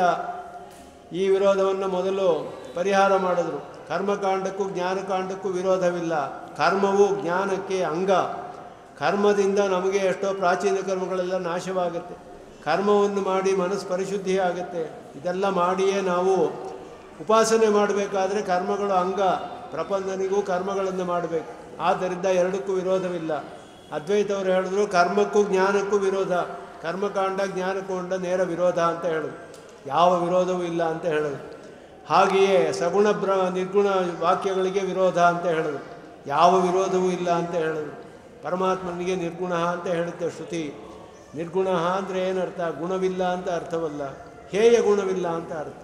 ಅಪಹತ ಪಾಪ್ಮ ವಿಜರೋ ಮೃತ್ಯು ವಿಜರ ವಿಶೋಕ ಅಪಿಪಾಸ ಅಂತ ಹೇಯ ಗುಣರಹಿತವನ್ನು ಹೇಳಿ. ಹಾಗಾದರೆ ಹೇಯ ಗುಣವಿಲ್ಲದೆ ಇರಬಹುದು, ಬೇರೆ ಗುಣಗಳು ಇಲ್ಲವೇ ಅಂದರೆ ಸತ್ಯಕಾಮ, ಸತ್ಯ ಸಂಕಲ್ಪ, ಕಲ್ಯಾಣ ಗುಣಗಳು ಇದೆ ಅಂತ ಹೇಳಿ. ಆದ್ದರಿಂದ ಇದನ್ನು ನ್ಯಾಯಗಳು, ಪೂರ್ವಮೀಮಾಂಸಾ ನ್ಯಾಯವನ್ನೆಲ್ಲ ಉಪಯೋಗಿಸಿ ಸಾಮಾನ್ಯ ವಿಶೇಷ ನ್ಯಾಯ, ಉತ್ಸರ್ಗ ಅಪವಾದ ನ್ಯಾಯ ಇದನ್ನೆಲ್ಲ ಉಪಯೋಗಿಸಿ ಇದನ್ನು ಸಗುಣ ನಿರ್ಗುಣ ವಾಕ್ಯಗಳಿಗೆ ಸರಿಯಾದ ಅರ್ಥವನ್ನು ಹೇಳಿ ಯಾವ ವಿರೋಧವೂ ಇಲ್ಲ ಇದರಲ್ಲಿ. ನಿರ್ಗುಣ ಅಂತ ಹೇಳಿದ್ರೆ ಪ್ರಾಕೃತ ಗುಣಗಳಿಲ್ಲ, ಹೇಯ ಗುಣಗಳಿಲ್ಲ, ಕಲ್ಯಾಣ ಗುಣಗಳೆಲ್ಲ ಭಗವಂತನಿಗೆ ಇದೆ. ಇದನ್ನೆಲ್ಲ ಸ್ಥಾಪನೆ ಮಾಡ್ತಾರೆ ಭಾಷ್ಯಕಾರರು. ಎಲ್ಲಿಯೂ ಯಾವ ವಿರೋಧವೂ ಇಲ್ಲ ನಮ್ಮ ಸಿದ್ಧಾಂತದಲ್ಲಿ. ಎಲ್ಲವೂ ಯಥಾರ್ಥವಾದ ಜ್ಞಾನ, ಅದನ್ನು ಸ್ಥಾಪನೆ ಮಾಡೋದು. ಇದೆಲ್ಲ ಮಾಡಿದಂತಹ ಸೂಕ್ತಿಗಳು, ಅವರ ಭಾಷ್ಯಕಾರರ ಸೂಕ್ತಿಗಳು ಬ್ರಹ್ಮನನ್ನು ರಕ್ಷಣೆ ಮಾಡ್ತು ಅಂತ ಹೇಳ್ತಾರೆ. ಕೈ ಹಿಡಿದು ರಕ್ಷಣೆ ಮಾಡ್ತು. ಎಂತಹ ಕಷ್ಟ ಬಂದಿತ್ತು ಬ್ರಹ್ಮನಿಗೆ ಅಂದರೆ ಕಪರ್ದಿಮತ ಕರ್ದಮಂ ಕಪಿಲ ಕಲ್ಪನಾವಾಗುರ ದುರತ್ಯಯಮತೀತ್ಯತ ದ್ರುಹಿಣ ತಂತ್ರ ಯಂತ್ರೋದರಂ ಕುದೃಷ್ಟಿಕುಹನಾ ಮುಖೇ ನಿಪತತಃ ಪರಬ್ರಹ್ಮಣಃ ಕರಗ್ರಹ ವಿಚಕ್ಷಣೋ ಜಯತಿ ಲಕ್ಷ್ಮಣೋ ಯಂ ಮುನಿ. ಕರಗ್ರಹ ವಿಚಕ್ಷಣ, ಕೈ ಹಿಡಿದು ಮೇಲೆ ಎತ್ತಂತೆ. ಬ್ರಹ್ಮನಿಗೆ ಏನು ಸ್ಥಿತಿ ಬಂದಿತ್ತು ಅಂದರೆ ಕಪರ್ದಿ ಮತ ಕರ್ದಮಂ, ಕೆಸರಿನಲ್ಲಿ ಸಿಗಾಕೊಂಡ್ಬಿಟ್ಟಿತ್ತು. ಪಾಶುಪತರು, ಕಪರ್ದಿ ಅಂದರೆ ಪಾಶುಪತರು ಬೇರೆ ಬೇರೆ ವಿರುದ್ಧವಾದ ಆಚಾರಗಳನ್ನೆಲ್ಲ ಹೇಳ್ತಾರೆ. ಅವರು ಶವಭಸ್ಮ ಸ್ನಾನ ಮಾಡಬೇಕು, ಶವಭಸ್ಮ ಸ್ನಾನ, ಸುರಾಕುಂಡ ಸ್ಥಾಪನ, ಈ ಥರ ಎಲ್ಲ ವಿರುದ್ಧವಾದ ಆಚಾರಗಳನ್ನೇ ಹೇಳಿ. ಅದು ಒಂದು ಕೆಸರಿನಂತೆ ಅಲ್ಲಿ ಸಿಗಾಕೊಂಡ್ಬಿಟ್ಟಿತ್ತಂತೆ. ಬ್ರಹ್ಮ ಕಷ್ಟಪಟ್ಟು ಕೆಸರಿಂದ ಬಿಡಿಸ್ಕೊಂಡು ಬಂದರೆ ಕಪಿಲ ಕಲ್ಪನಾವಾಗುರಾಮ್, ಕಪಿಲರ ಸಾಂಖ್ಯ ದರ್ಶನ ದೊಡ್ಡ ಬಲೆಯಂತೆ ಹಿಡಿದಾಕ್ಬಿಡ್ತು ಬ್ರಹ್ಮನನ್ನು ಅಂತೇಳಿ. ಆ ಬ್ರಹ್ಮನ ಬಲೆಯನ್ನು ಹೇಗೋ ಬಿಡಿಸ್ಕೊಂಡು ಬಂತು. ಹಾಗೂ ದುರತ್ಯಯಮ ಅತೀತ್ಯ ದ್ರೋಹಿಣ ತಂತ್ರ ಯಂತ್ರೋದರಂ, ಯಂತ್ರದ ಮಧ್ಯದಲ್ಲಿ ಹೋಗಿ ಸಿಗಾಕೊಂಡ್ಬಿಡ್ತು. ಯಾವುದು ಅಂದರೆ ಹಿರಣ್ಯಗರ್ಭನ ಯೋಗಶಾಸ್ತ್ರ, ಅದರಲ್ಲಿ ಹೋಗಿ ಸಿಗಾಕೊಂಡ್ಬಿಡ್ತು ಬ್ರಹ್ಮ ಅಂತ ಹೇಳೋದು. ಹೀಗೆ ಅದಾದ ಮೇಲೆ ಇದೆಲ್ಲ ತಪ್ಪಿಸ್ಕೊಂಡು ಬಂದರೆ ಕುದೃಷ್ಟಿ ಕುಹನ ಮುಖೇ ನಿಪತತಃ, ಕುದೃಷ್ಟಿಗಳು ವೇದವನ್ನೆಲ್ಲ ಒಪ್ಪಿಕೊಂಡು ವೇದಾಂತವನ್ನು ತಪ್ಪಾದ ಅರ್ಥ ಮಾಡಿದ್ರಲ್ಲ ಅದ್ವೈತಿಗಳು ಮೊದಲಾದವರು, ಅವರ ಒಂದು ಮಾಯಾವಾದದಲ್ಲಿ ಸಿಗಾಕೊಂಡ್ಬಿಡ್ತಂತೆ. ನಿಪತತಃ ಕುಹನಾಮುಖೇ ನಿಪತತಃ, ಅದರಲ್ಲಿ ಬಿದ್ದು ಕಷ್ಟಪಡ್ತಿರುವ ಪರಬ್ರಹ್ಮಣ ಕರಗ್ರಹ ವಿಚಕ್ಷಣ, ಕೈ ಹಿಡಿದು ಮೇಲೆ ಎತ್ತಿದ್ರು, ಬ್ರಹ್ಮನನ್ನು ಸ್ಥಾಪನೆ ಮಾಡಿದ್ರು ಭಾಷ್ಯಕಾರರು ಅಂತ ಹೇಳಿ ಅವರಿಗೆ ಹೇಳ್ತಾರೆ. ಎಲ್ಲ ಅದ್ಭುತವಾಗಿ ಇದೆಲ್ಲ ಸ್ತೋತ್ರ ಮಾಡ್ತಾರೆ. ಹೀಗೆ ಭಾಷ್ಯಕಾರನ್ನು ಆಶ್ರಯಿಸಿದರೆ ನಮಗೆ ಯಾವ ಕಾಮಕ್ರೋಧಗಳ ಇದು ಹೋಗುತ್ತೆ ಅಂತ ಹೇಳ್ತಾರೆ. ಎಲ್ಲರಿಗೂ ಯಾರಿಗೂ ತಪ್ಪಿಲ್ಲ ಅದು. ವಹತಿ ಮಹಿಳಾಮಾದ್ಯೋ ವೇದಾಸ್ತ್ರೈ ಮುಖರೈ ವರತನುತೆಯ ವಾಮೋಭಾಗ ಶಿವಸ್ಯ ವಿವರ್ತತೆ ತದಪಿ ಪರಮಂ ತತ್ವಂ ಗೋಪೀ ವಶಂ ವದಂ ಗೋಪೀಜನಸ್ಯ ವಶಂ ವದಂ ಮದನ ಕದನೈ ನ ಕ್ಲಿಶ್ಯಂತೆ ಈಶ್ವರ ಸಂಶಯ. ಇದನ್ನು ಸಂಕಲ್ಪ ಸೂರ್ಯೋದಯದಲ್ಲಿ ಪ್ರಶ್ನೆ ಹಾಕ್ತಾರೆ ಸ್ವಾಮಿ ದೇಶಿಕನ್. ಇದೇ 3 ಲೈನ್ ಹೇಳಿ 4 ಲೈನಿನಲ್ಲಿ ಮದನ ಕದನೈ ನ ಕ್ಲಿಶ್ಯಂತೆ ಕಥಂತು ಇತರೇ ಜನಾ ಅಂತ ಅಲ್ಲಿ ಪ್ರಶ್ನೆ ಹಾಕಿದ್ರು. ಹೇಗೆ ಮಿಕ್ಕಿದವರೆಲ್ಲ ಇವರುಗಳೇ ಕಷ್ಟಪಟ್ಟರೆ, ಚತುರ್ಮುಖ ಬ್ರಹ್ಮ ತನ್ನ ಮಡದಿಯನ್ನು 4 ಬಾಯಲ್ಲೂ ಇಟ್ಕೊಂಡಿದ್ದಾನೆ ಸರಸ್ವತಿಯನ್ನು ಅಂತ ಹೇಳಿದ್ರು. ಬಾಯಲ್ಲೇ ಇಟ್ಕೊಂಡ. ಅದಕ್ಕೆ ಮೇಲೆ ಶಿವ ತನ್ನ ದೇಹದಲ್ಲಿ ಅರ್ಧ ಭಾಗ ಕೊಟ್ಬಿಟ್ನಂತೆ, ಅರ್ಧನಾರೀಶ್ವರನಾಗಿಬಿಟ್ಟ. ವರತನುತೆಯ ವಾಮೋಭಾಗ ಶಿವಸ್ಯ ಪರಿವರ್ತತೆ ಅಂದರು. ಇವರಿಬ್ಬರು ಕರ್ಮವಶ್ಯರು, ಅವರಿಗೆ ಕಾಮಕ್ರೋಧ ಬರ್ಬೋದು. ಅಕರ್ಮವಶ್ಯನಾದ ಪರಮಾತ್ಮ ಹೇಗೆ ಅಂತ ಹೇಳಿದ್ರೆ ತದಪಿ ಪರಮಂ ತತ್ವಂ ಗೋಪೀಜನಸ್ಯ ವಶಂ ವದಂ, ಗೋಪೀಜನರಿಗೆ ವಶವಾಗಿಬಿಟ್ಟ ಅಂತ ಹೇಳ್ದ. ಪರತತ್ವ ಅಕರ್ಮವಶ್ಯ, ಇವರು ಕರ್ಮವಶ್ಯರು ಪರವಾಗಿಲ್ಲ, ಅವನು ಸಿಗಾಕೊಂಡ್ಬಿಟ್ಟ. ಮದನ ಕದನೈ ನಕ್ಲಿಶ್ಯಂತೆ ಕಥಂತು ಇತರೇ ಜನ, ಅಲ್ಲಿ ಪ್ರಶ್ನೆ ಹಾಕ್ತಾರೆ, ಇಲ್ಲಿ ಉತ್ತರ ಕೊಡ್ತಾರೆ. ಯತೀಶ್ವರ ಸಂಶ್ರಯ, ಭಾಷಿಕಾರನ್ನು ಆಶ್ರಯಿಸಿದರೆ ಯಾವ ಕಷ್ಟವೂ ಇರೋದಿಲ್ಲ, ಕ್ಲೇಶವೆಲ್ಲ ಹೋಗಿಬಿಡುತ್ತೆ ನಿಮಗೆ. ಅಂತಹ ನಮಗೆ ಜ್ಞಾನೋದಯವನ್ನು ಉಂಟು ಮಾಡಿ ತತ್ವಜ್ಞಾನವನ್ನು ಉಪದೇಶ ಮಾಡಿ ಅವರು ಅಕಲುಷ ಪರಜ್ಞಾನೋತ್ಸುಕ್ಯ ಕ್ಷುಧಾತರ ದುರ್ದಶ ಪರಿಣತ, ಅಕಲುಷವಾದ ಪರಜ್ಞಾನವನ್ನು ನಮಗೆ ಹೇಳ್ತಾರೆ. ಪರಮಾತ್ಮನ ಸ್ವರೂಪವನ್ನು ಸ್ಥಾಪನೆ ಮಾಡೋದು. ಪ್ರತಿಕಲಮಿಹ ಪ್ರತ್ಯಕ್ತತ್ವಾವಲೋಕನ ದೀಪಿಕಾ ಅಂತ ಒಂದು ದೀವಟಿಗೆಯಂತೆ ಒಂದು ಕ್ಷಣದಲ್ಲಿಯೂ ನಮಗೆ ತತ್ವವನ್ನೆಲ್ಲ ತೋರಿಸುತ್ತಂತೆ, ಪ್ರಕಾಶಪಡಿಸುತ್ತೆ. ಜೀವಸ್ವರೂಪದಲ್ಲಿ ಅಷ್ಟು ವಿಧವಾಗಿ ಹೇಳ್ತಾರೆ. ಜೀವಾತ್ಮ ವಿಭು ಅಂತ ಕೆಲವರು ಹೇಳಿದ್ರು, ಜೀವಾತ್ಮ ಜಡ ಸ್ವರೂಪ ಅಂತ ಕೆಲವರು ಹೇಳಿದ್ರು ನೈಯಾಯಿಕರು, ವಿಭು ಅಂತ ಸಾಂಖ್ಯರು ಪೂರ್ವಮೀಮಾಂಸಕರು ಹೇಳಿದ್ರು, ಜೀವಾತ್ಮನು ಬರೀ ಪಂಚಭೂತದಿಂದ ಮಾಡಿದವನು ಅಂತ ಚಾರ್ವಾಕರು ಹೇಳಿದ್ರು, ಜೀವಾತ್ಮನು ಕ್ಷಣಿಕವಾದ ಸಂತತಿ ಅಂತ ಬೌದ್ಧರು ಹೇಳಿದ್ರು. ಇದನ್ನೆಲ್ಲ ತಪ್ಪಿಸಿ ಜೀವಾತ್ಮ ಸ್ವರೂಪವನ್ನು ಸ್ಥಾಪನೆ ಮಾಡಿದ್ರು ಭಾಷ್ಯಕಾರರು. ಹಾಗೆಯೇ ಅಕಲುಷ ಪರಜ್ಞಾನ ಔತ್ಸುಕ್ಯ ಅಂದರು. ಪರಮಾತ್ಮನ ಒಂದು ದೋಷರೂಪವಾದ ಮೋಕ್ಷ ಸ್ವರೂಪವನ್ನು ಹೇಳಿದಾಗ ಪರಮಾತ್ಮ ಯಾರು, ದೇವತಾ ಪಾರಮಾರ್ಥ್ಯ. ರಹಸ್ಯ ತ್ರಿಸಾರದಲ್ಲಿ ಹೇಳ್ತಾರೆ ಒಂದು ಶ್ಲೋಕದಲ್ಲಿ, ಆತ್ಮೈಕ್ಯಂ ದೇವತೈಕ್ಯಂ ಸಚಿಕ ಸಮಧಿಗತಾ ತುಲ್ಯತೈಕ್ಯಂ ತ್ರಯಾಣಂ ಅನ್ಯತ್ರ ಐಶ್ವರ್ಯಮಿತ್ಯಾದ್ಯ ಅಪುಣ ನಿಪುಣತಿ ನಾದ್ರಿಯಂತೆ ಹಿ ಸಂತಹ ಅಂತ ಹೇಳಿದ್ರು. ಸಂತರು ಯಾರು ಆದರ ಮಾಡೋದಿಲ್ಲ. ಕೆಲವರು ಆತ್ಮೈಕ್ಯ ಅಂದರು, ದೇವತೈಕ್ಯ ಅಂದರು, ಅನ್ಯತ್ರ ಐಶ್ವರ್ಯಂ ಅಂದರು, ತ್ರಿಕ ಸಮಂ ಅಧಿಗತ ತ್ರಿಕಸಮಧಿಗತ ತುಲ್ಯತಾ ಐಕ್ಯಂ ತ್ರಯಾಣಾಂ ಅನ್ಯತ್ರ ಐಶ್ವರ್ಯಂ ತ್ರಯಾಣಾಂ ಅನ್ಯತ್ರ ಐಶ್ವರ್ಯಂ ಅನಿಪುಣ ನಿಪುಣ ಪಣಿತಿ ನಾದ್ರಿಯಂತೆ ಸಂತಾಹ ಅಂತ. ಇದೆಲ್ಲ ಯಾರು ಸಂತರು ನಂಬೋದಿಲ್ಲ. ಭಾಷ್ಯಕಾರನ್ನು ಆಶ್ರಯಿಸಿದರೆ ಯಾವ ಒಂದು ಕಷ್ಟವಿಲ್ಲದೆ ಅಕಲುಷ ಪರಜ್ಞಾನ ಔತ್ಸುಕ್ಯ ಕ್ಷುಧಾತುರ ದುರ್ದಾಶ ಪರಿಣತ ಫಲ ಪ್ರತ್ಯಾಸೀದ ಫಲೇ ಗ್ರಹಿದು ಸುಗ್ರಹ ಅಂದರೆ ಈ ವೃಕ್ಷ ಹೇಗಿದೆ ಅಂದರೆ ಕೈಗೆ ಫಲಗಳು ಎಟಕಿಸುತ್ತಂತೆ. ಫಲೇ ಗ್ರಹಿ ಸುಗ್ರಹ ಅಂತ ಹೇಳು, ಕೈಗೆ ಎಟಕಿಸುವ ಫಲಗಳನ್ನು ಕೊಡುವಂತಹ ವೃಕ್ಷ. ಅಂತಹ ಭಾಷಿಕಾರರ ಸೂಕ್ತಿಗಳು, ಅದನ್ನು ನೀವು ಅಧ್ಯಯನ ಮಾಡಿ ಅಂತ ಹೇಳಿ, ಇದು ಯಥಾಭೂತ ಸ್ವಾರ್ಥ ಅಂತ ಹೇಳು. ಸ್ವಾರ್ಥವನ್ನು ಹೇಗಿದೆಯೋ ಹಾಗೆ ಶ್ರುತಿಗಳಿಗೆ ಯಥಾಭೂತ ಸ್ವಾರ್ಥ ಇತಿ ನೃಪತಿ ಸೂಕ್ತಿ ವಿಜಯತೆ. ವಿವಿಧವಾದ ವಾಕ್ಯಗಳನ್ನು ಹೇಳ್ತಾರೆ. ಭೇದ ಶ್ರುತಿ, ಅಭೇದ ಶ್ರುತಿ, ಬರೀ ಜ್ಞಾನ ಅಂತ ಹೇಳುತ್ತೆ ಶ್ರುತಿ. ವಿಜ್ಞಾನಂ ಬ್ರಹ್ಮ ಆನಂದೋ ಬ್ರಹ್ಮ ಅಂತ ಹೇಳುತ್ತೆ. ಬರೀ ಜ್ಞಾನ ಬ್ರಹ್ಮ ಅಂತ ಹೇಳ್ತು. ನಿರ್ಗುಣ ಅಂತ ಹೇಳುತ್ತೆ. ಭೇದವನ್ನು ಹೇಳುತ್ತೆ, ಭೇದವನ್ನು ನಿಷೇಧ ಮಾಡುತ್ತೆ. ನೇಹ ನಾನಾಸ್ತಿ ಕಿಂಚನ ಅಂತ ಹೇಳಿ ಇದೆಲ್ಲ ಹೇಳ್ತಿರಲ್ಲ, ಇದೆಲ್ಲ ಯಾವುದು ನಿಮ್ಮ ಸಿದ್ಧಾಂತ? ಎಲ್ಲವನ್ನೂ ಒಪ್ಕೊಳ್ತೀವಿ ಎಂದು ಭಾಷಿಕಾರರೇ ಪ್ರಶ್ನೆ ಹಾಕ್ತಾರೆ ವೇದಾರ್ಥದಲ್ಲಿ. ಏವಂಚ ಸತಿ ಭೇದೋವಾ ಅಭೇದೋವಾ ದ್ವ್ಯಾತ್ಮಕತಾ ವಾ ಕೋಯಮರ್ಥಸ ವೇದಾಂತ ವೇದ್ಯ ಕೋಯಮರ್ಥಸ ಸಮರ್ಥಿತಃ. ಯಾರಪ್ಪ ವೇದಾಂತ ನೀವೇನು ಹೇಳ್ತೀರಾ? ದ್ವೈತವೇ, ಅಭೇದವೇ, ಭೇದವೇ, ಭೇದಾಭೇದವೇ, ಏನು ನಿಮ್ಮ ಸಿದ್ಧಾಂತ ಅಂದರು. ಸರ್ವಸ್ಯ ವೇದಾಂತ ವೇದ್ಯತ್ಯ ಸರ್ವಂ ಸಮರ್ಥಿತಂ. ಎಲ್ಲವೂ ವೇದಾಂತ ವೇದ್ಯ, ಎಲ್ಲವನ್ನೂ ಒಪ್ಕೊಳ್ತೀವಿ ಎಂದು. ಸುಮ್ಮನೆ ಹೇಳಿಬಿಟ್ರೆ ಆಗೋದಿಲ್ಲ, ಹೇಗೆ ಒಪ್ಕೊಳ್ತೀರಾ ಹೇಳಿ ಅಂತ ಹೇಳು. ಸರ್ವ ಪ್ರಕಾರ ಎಲ್ಲವನ್ನೂ ಪ್ರಕಾರವಾಗಿ ಉಳ್ಳ ಶರೀರವಾಗಿರೋದ್ರಿಂದ ಪ್ರಕಾರವಾಗಿ ಉಳ್ಳ ಏಕಮೇವ ಬ್ರಹ್ಮ. ಆದ್ದರಿಂದ ಅದ್ವೈತವನ್ನು ಹೇಳ್ತೀವಿ. ಎಲ್ಲವೂ ಅವನಿಗೆ ಪ್ರಕಾರವಾಗಿ ಸರ್ವಶರೀರಿಯಾದ ಬ್ರಹ್ಮ ಒಂದೇ ತತ್ವ, ಏಕಮೇವ ತತ್ವಂ ಅಂತ ಹೇಳಿದ್ರು. ಹೇಗೆ ಅಂದರೆ ಎಲ್ಲವನ್ನೂ ತನ್ನ ಶರೀರವಾಗಿ ಉಳ್ಳ ಬ್ರಹ್ಮ, ವಿಶಿಷ್ಟ ಬ್ರಹ್ಮ ಅಂತ.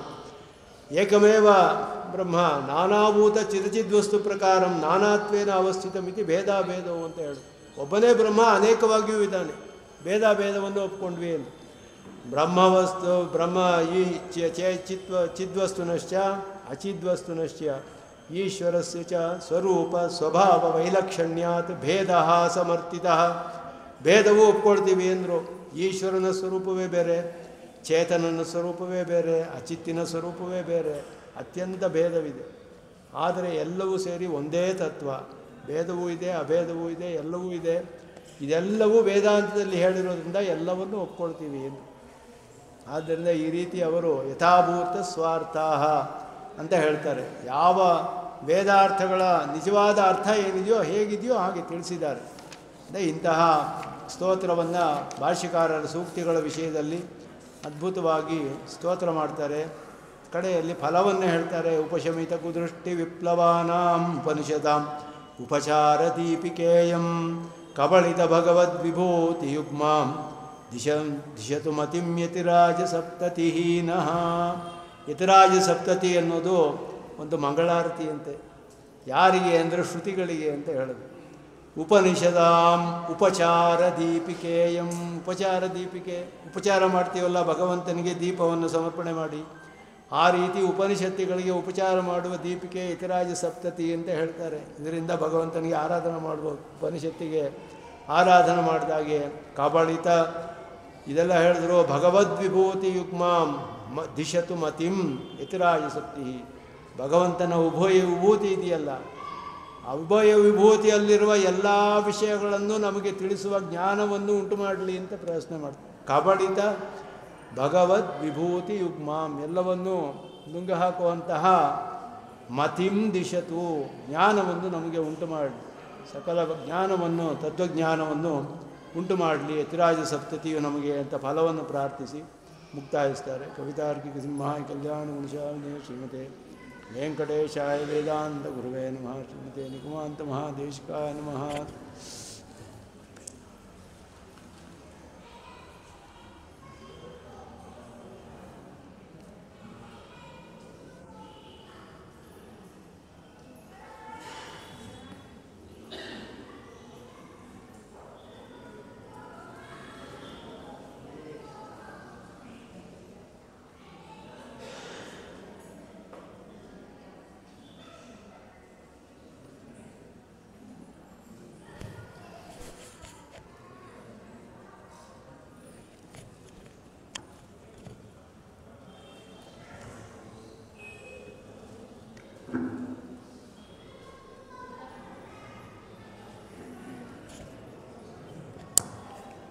ಇದನ್ನು ಆಫ್ ಮಾಡಿಬಿಡಿ ಬೇಕಾದ್ರೆ. ಆಫ್ ಮಾಡಿಬಿಟ್ರಾ? ನಿಲ್ಲಿಸ್ಬಿಟ್ರಾ? ಸ್ಟಾಪ್ ಮಾಡಿಬಿಡಿ. ಯಾರು ಎಲ್ಲ ಸಂಭಾಷಣೆ ಮಾಡ್ಕೊಂಡವ್ರು ಒಬ್ಬರು ಪತ್ತೆ ಇಲ್ವಲ್ಲ.